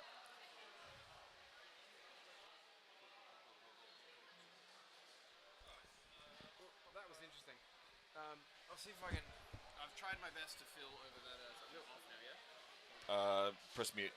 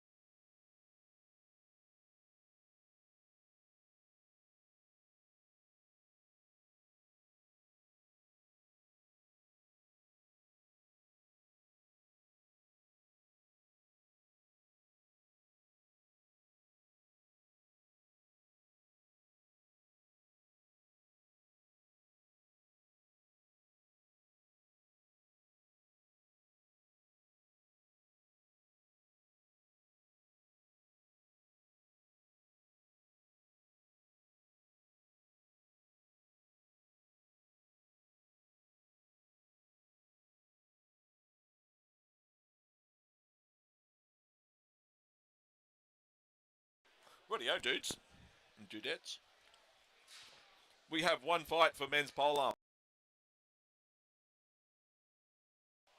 It will be D versus Dan. 2 60-second rounds. Nice and fast, nice and quick. D not rocking his titanium armor because it broke. Funny that.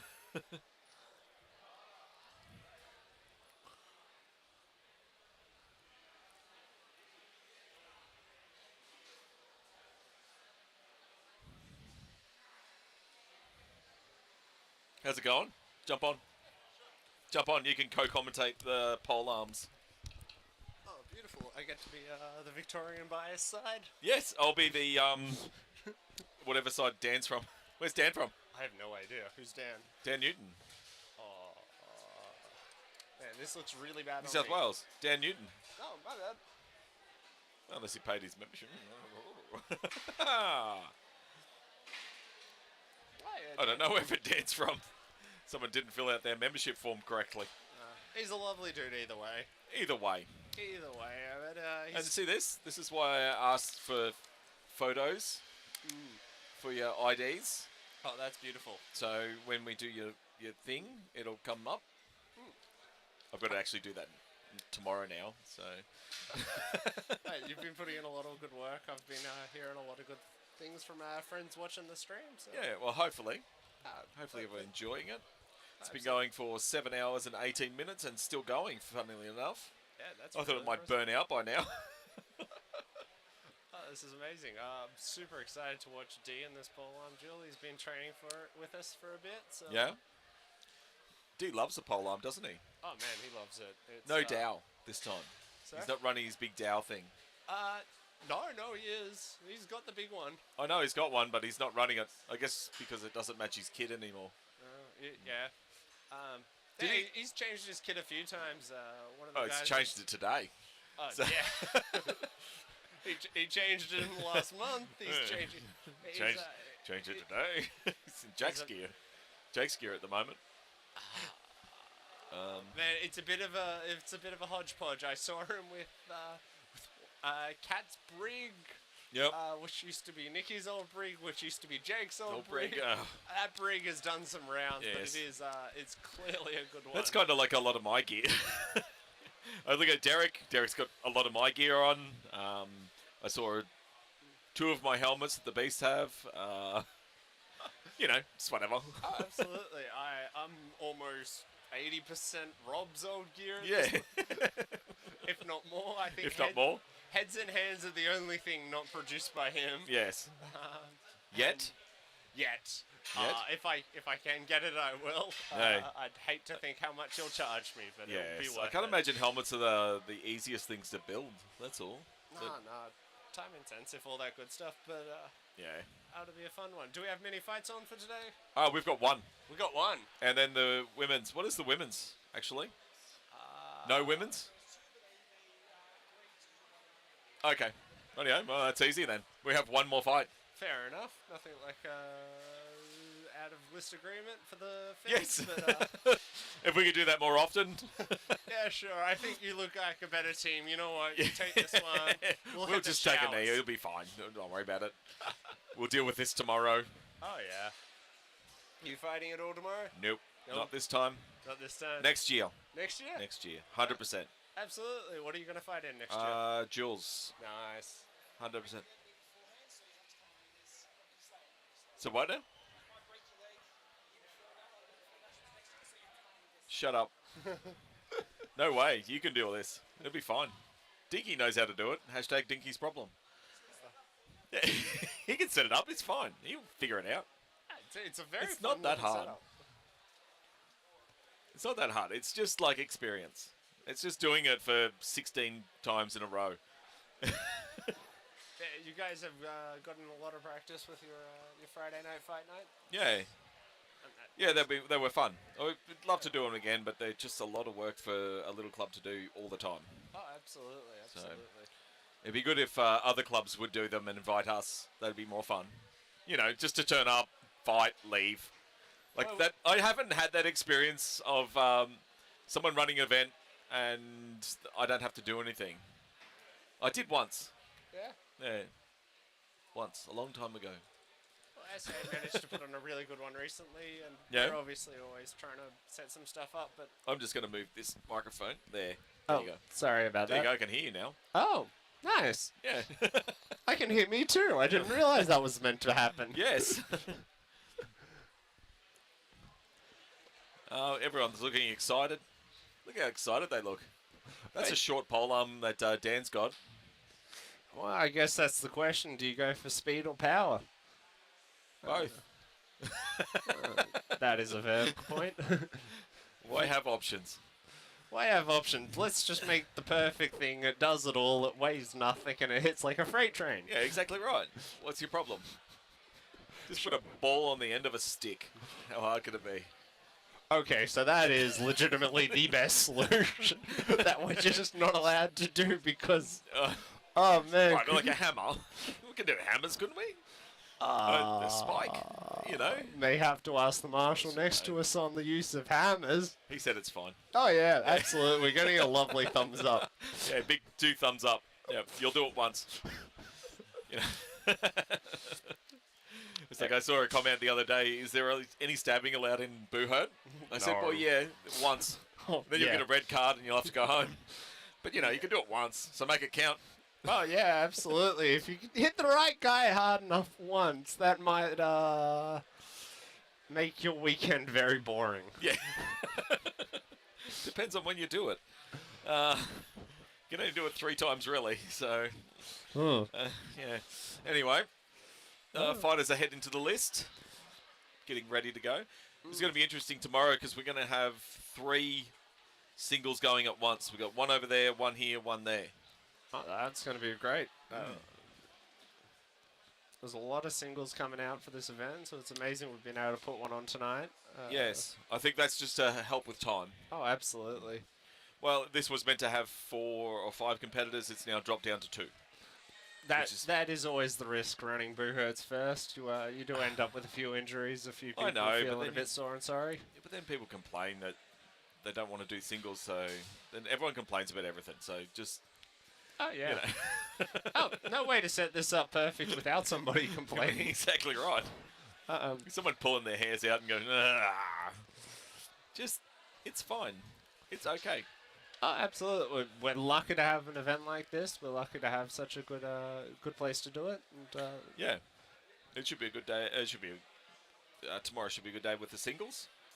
Absolutely. And then I think we're about to get underway. Absolutely. It's getting there. Who are you pegging for this?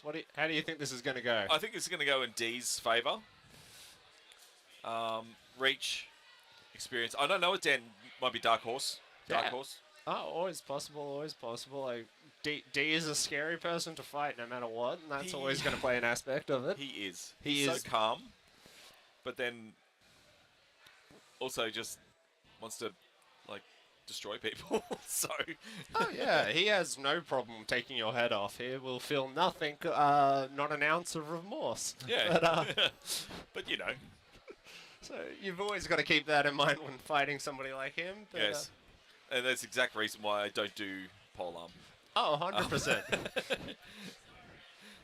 Have you done polearm before? No, I haven't. For that exact reason. I've played around with it a bit at the gym and the light stuff, but man, I don't want to be injured that badly. Yeah. Well, this is going to be interesting on how this works with the central rope. Yeah, it's still fighting HMBIA rules, so... Yep. Still got the rope in the middle, not free range. Yeah, well, let's get underway. Rightio. A nice tippity tap.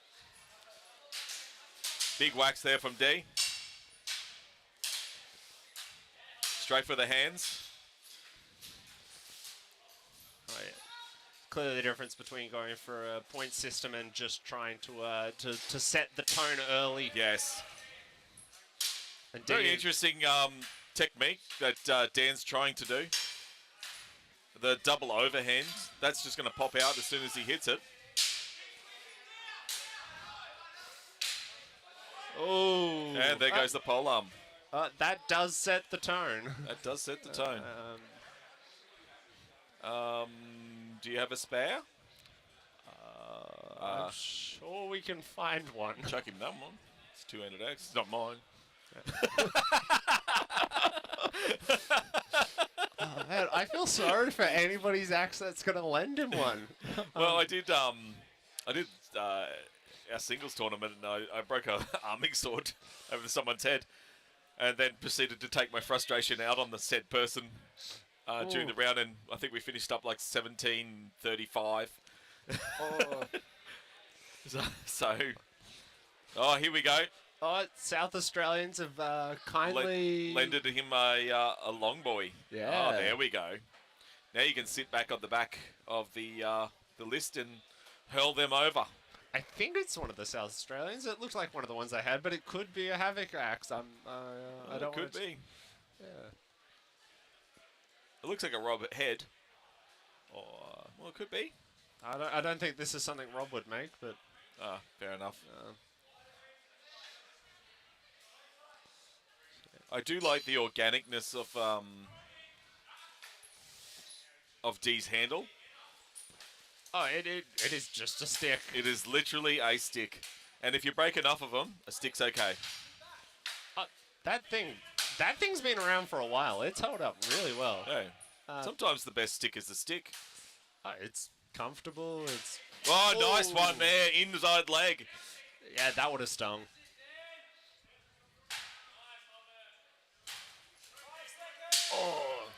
Oh! Stop fight. First round. Yeah, that was. Who won that round? I guess we'll find out.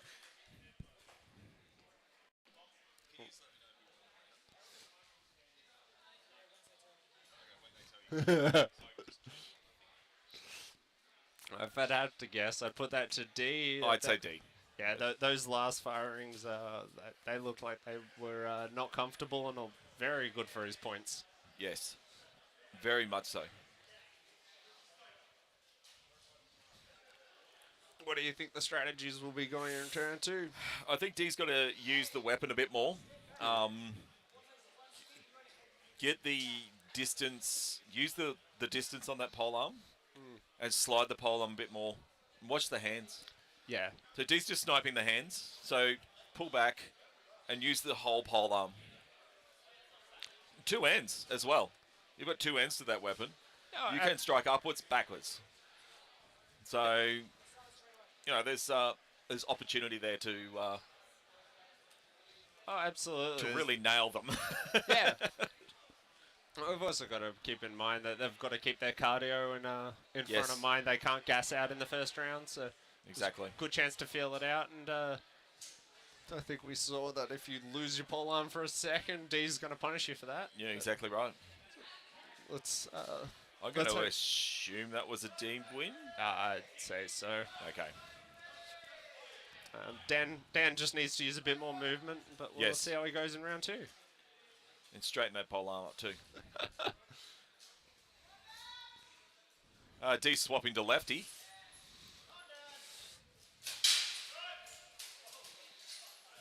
Whoa, another one.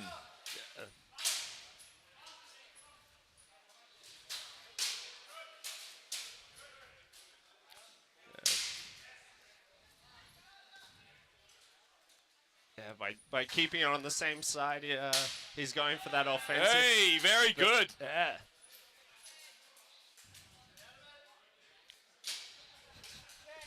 I don't think those will count.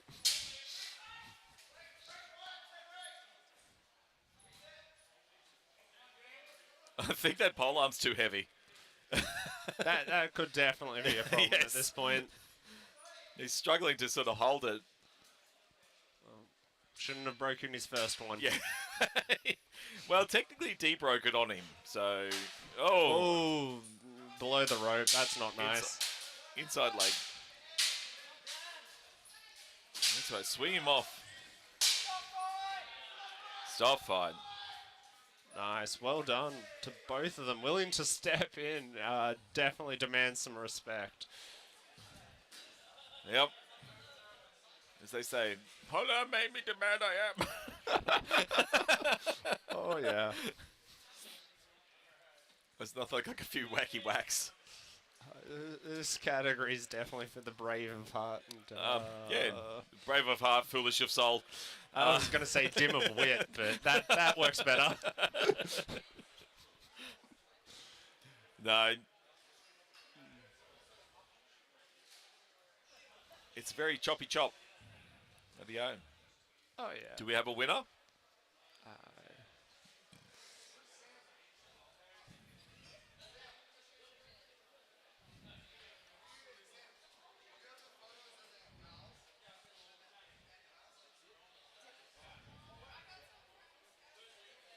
What is it? Hard work, man. D, both rounds? Yeah. That is a win for D. Oh, well done. Well done, D. He definitely should be proud of that. Looks like my live stream's starting to fail after about 7.5 hours. Starting to get a bit of artifacty. Yeah. Well, it's been a good run so far, so can't complain too much. I think at worst, some people might miss the ceremony, but oh, well, you know. Oh yeah, I don't need to be total high res action for that one. That's okay. Oh, there we go. Congratulations, boys. Good sportsmanship. Lovely to see.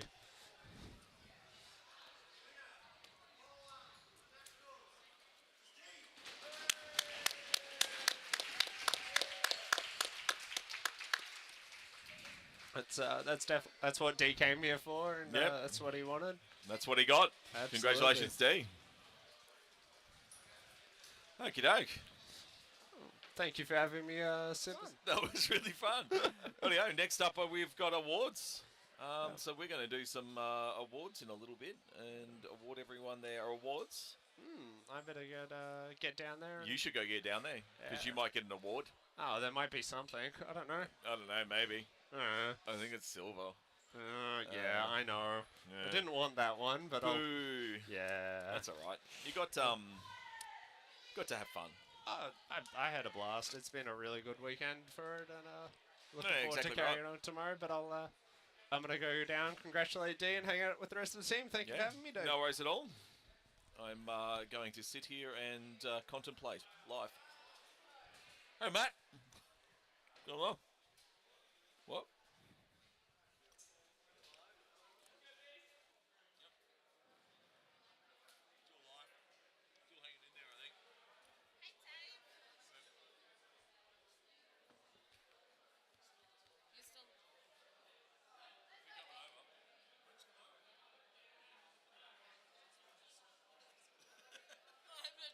Old man who doesn't wear enough protection and then gets hurt. Oh. He's fine.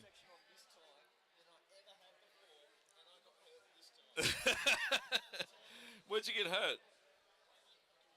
Oh yeah, well that's gonna happen. Rightio. I'm gonna go down and do the official thing in a minute too.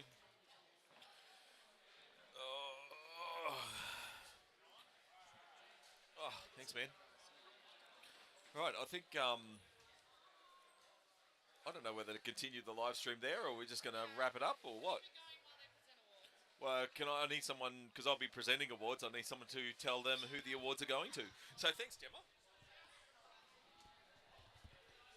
What's Matt doing? Just like... Being secretary. Oh, Here's another microphone. Oh, wait, sausage.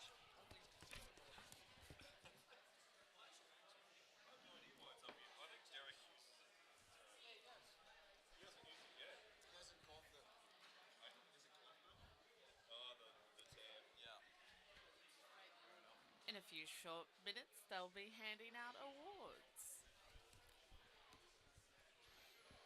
I don't like hearing my voice in these things, Matt. No, I don't blame you. It's not fun. You know, look, we got to take one for the team sometimes. That's exactly what I'm doing. I'm glad they can't see my face.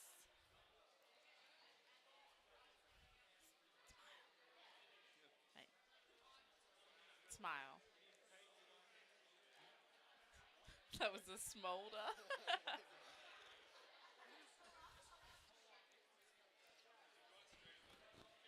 So they will be presenting the Buhurt 5v5 awards, female awards, and the polearm awards, I believe. Oh, I think that's right, Gemma. We should have men's 5v5s and women's 3v3s.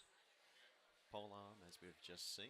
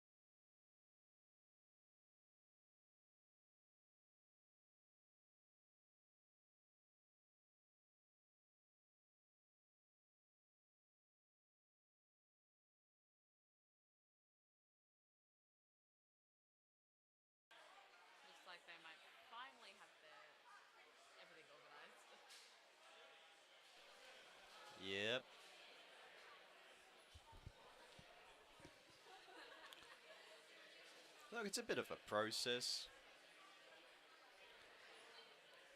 You don't want to make a mistake in who you call out or anything like that, do you? Oh no, that would be so bad.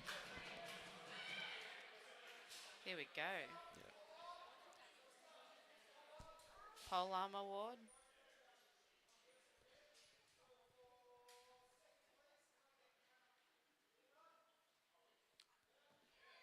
Second place.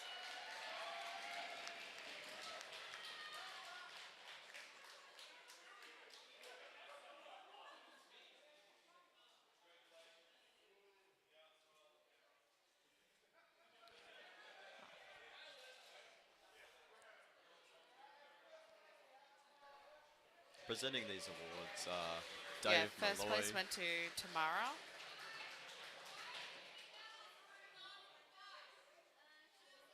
and Stephen Slater, our head marshal.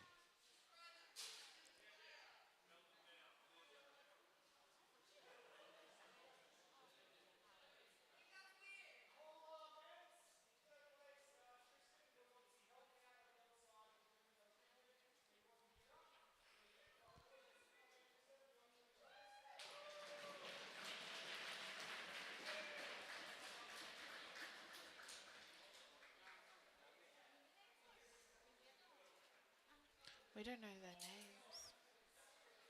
Oh, I think this is Dan, isn't it? From Havoc? Dan Newton. Dan yeah. Newton. So this is Dan Newton. This is Dan. Oh, here he is. I think that's Luke. So Luke third, Dan second. And in first place we have D. Well from fought by Kraken. D.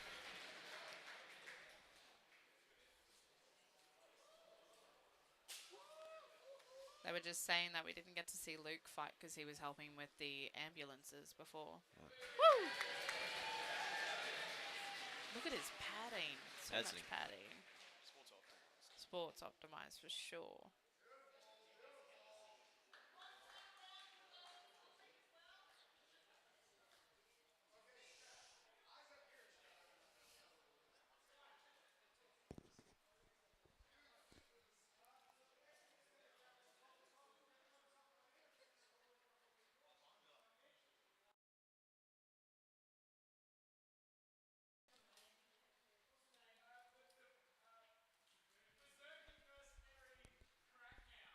These are 12v12s.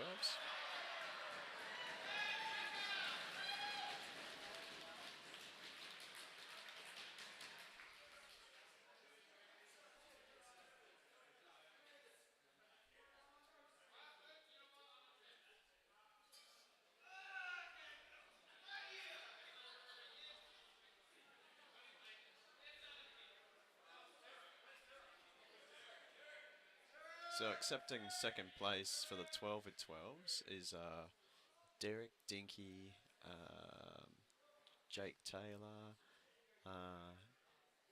and a wonderful guy from Berserkers.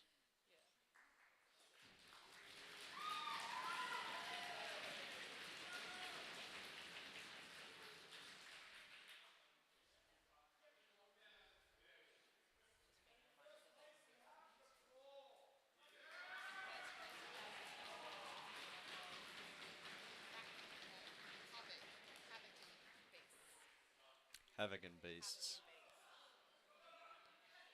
Taking the first place of the 12v12s. Absolutely.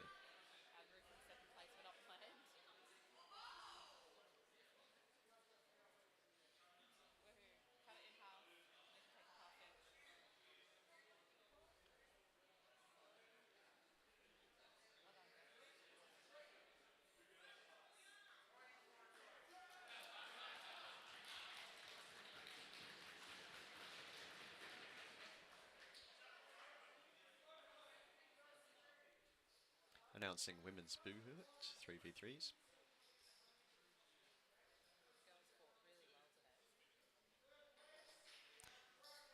The girls fought really well today.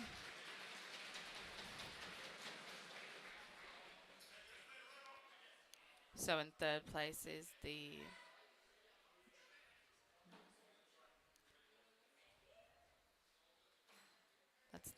the mixed team that they had. It was mixed with Berserkers and Kraken, was it? Kraken Berserkers, yeah. Where's Ree? She's not there. In second place, we've got the Wolves. Well done, ladies.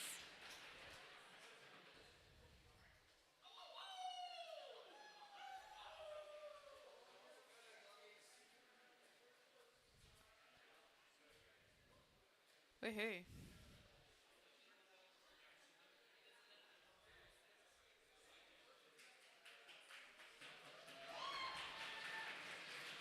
I think those ladies are still pretty new to the sport too. So they've done well. It's a lot of new faces. Yeah. In first place, we've got the Beasts. Plus Sky.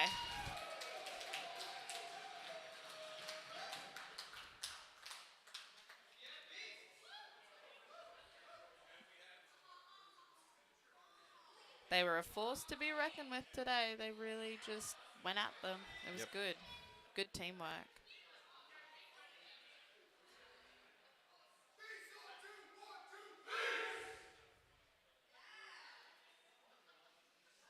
That's the passion of the beast we've come to expect. Yes.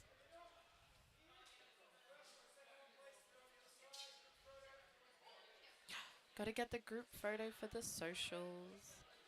It's very important.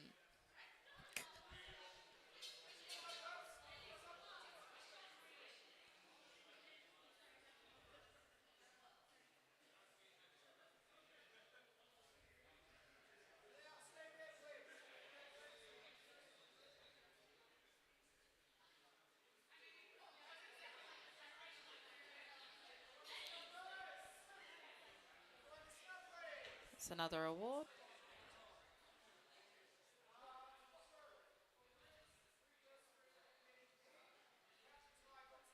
Most valued player. Yeah. Well done, Bree. So Bree from Beast has gotten the most valued player from the women's 3v3 Buhurt. Well done, Bree. She's scary with the two-handed axe, that's for sure.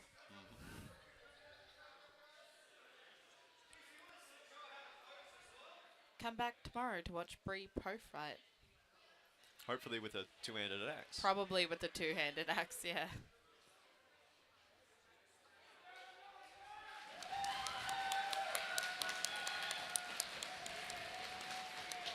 The effort gone into the victory, I think, well rewarded.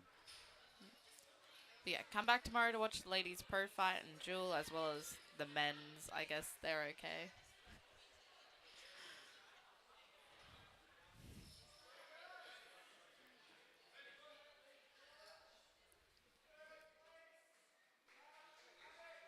So third place for the men's 5v5 Buhurt, we have Havoc.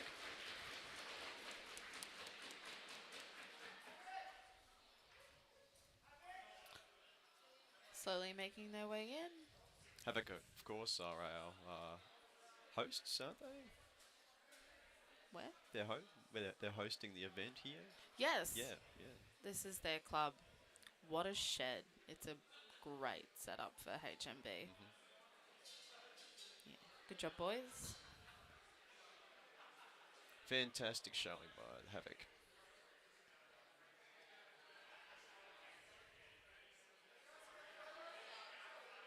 Smile for the photo.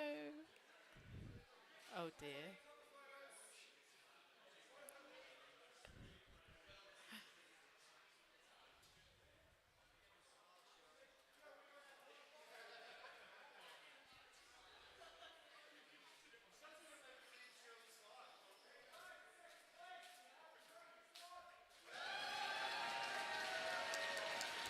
So second place for the men's 5v5 Buhurt. It's been awarded to Kraken. Their first team of two appearing at the Nationals this year.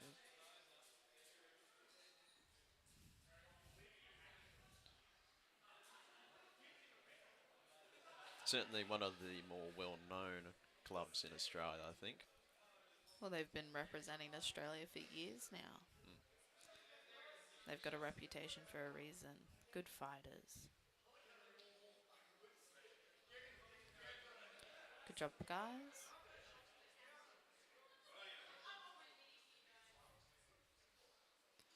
And Dan in blue, just to stand out.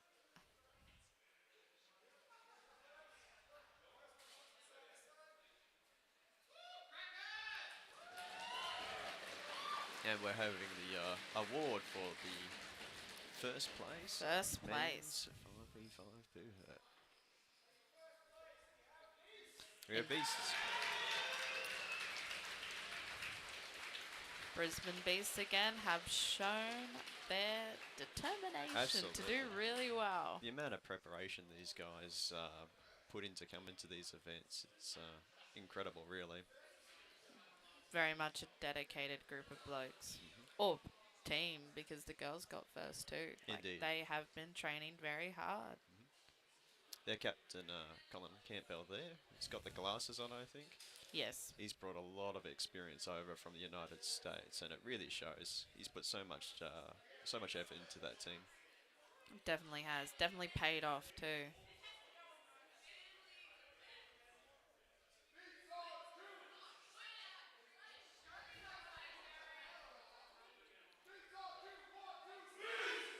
Well done, guys. Well done.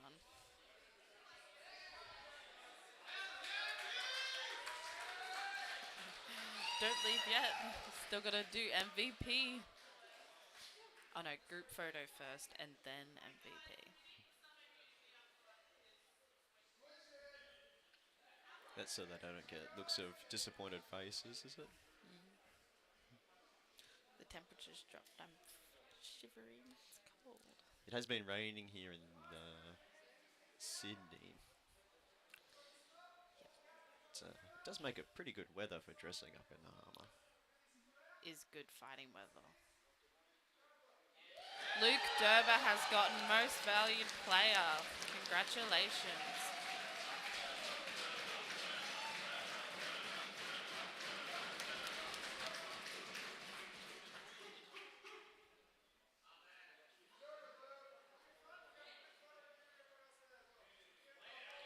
So Luke wasn't on the placing teams, but he was pointed out for his teamwork today. And you've got to be impressive to stand out amongst this group of guys. Yeah, that was a lot of fighters today. So, well done, Luke. A few words from Stephen Slater.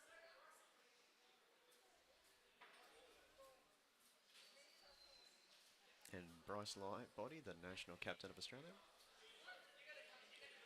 Also captain of Havoc. And captain of Havoc. Oh, our lovely ladies being asked to go into the list. These ladies have been feeding us today. Made lunch and they've been working hard to give us a good dinner too, I think. Put up with us all. Yeah, and they put up with us.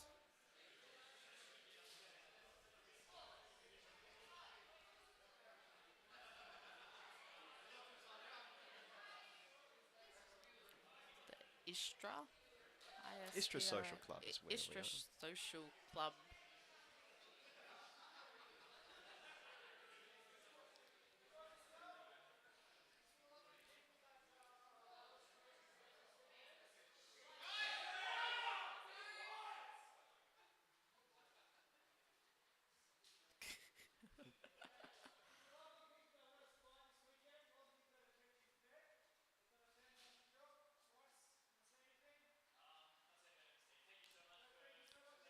Thank you for feeding us and letting us train here. That's great. Thank you.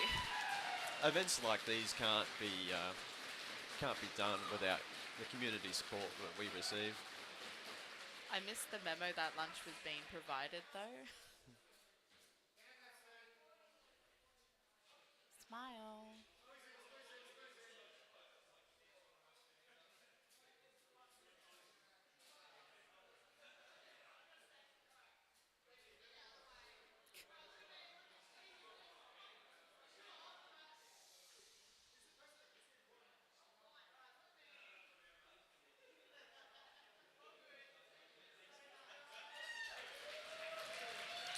right, ladies and gentlemen, those are the awards. I think that is it.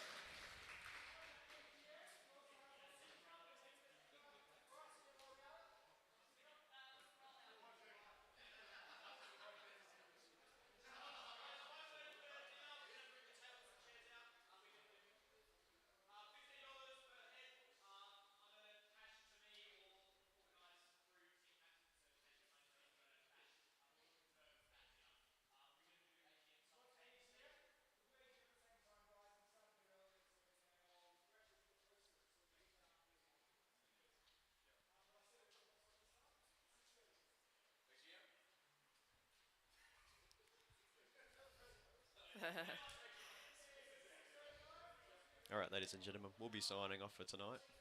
Thank you for watching today. Come back tomorrow. We'll have pro fights and duels, absolutely. And awards again. And some more awards. That's the whole idea of these events. It is, yeah. Get some awards. All right, that's that.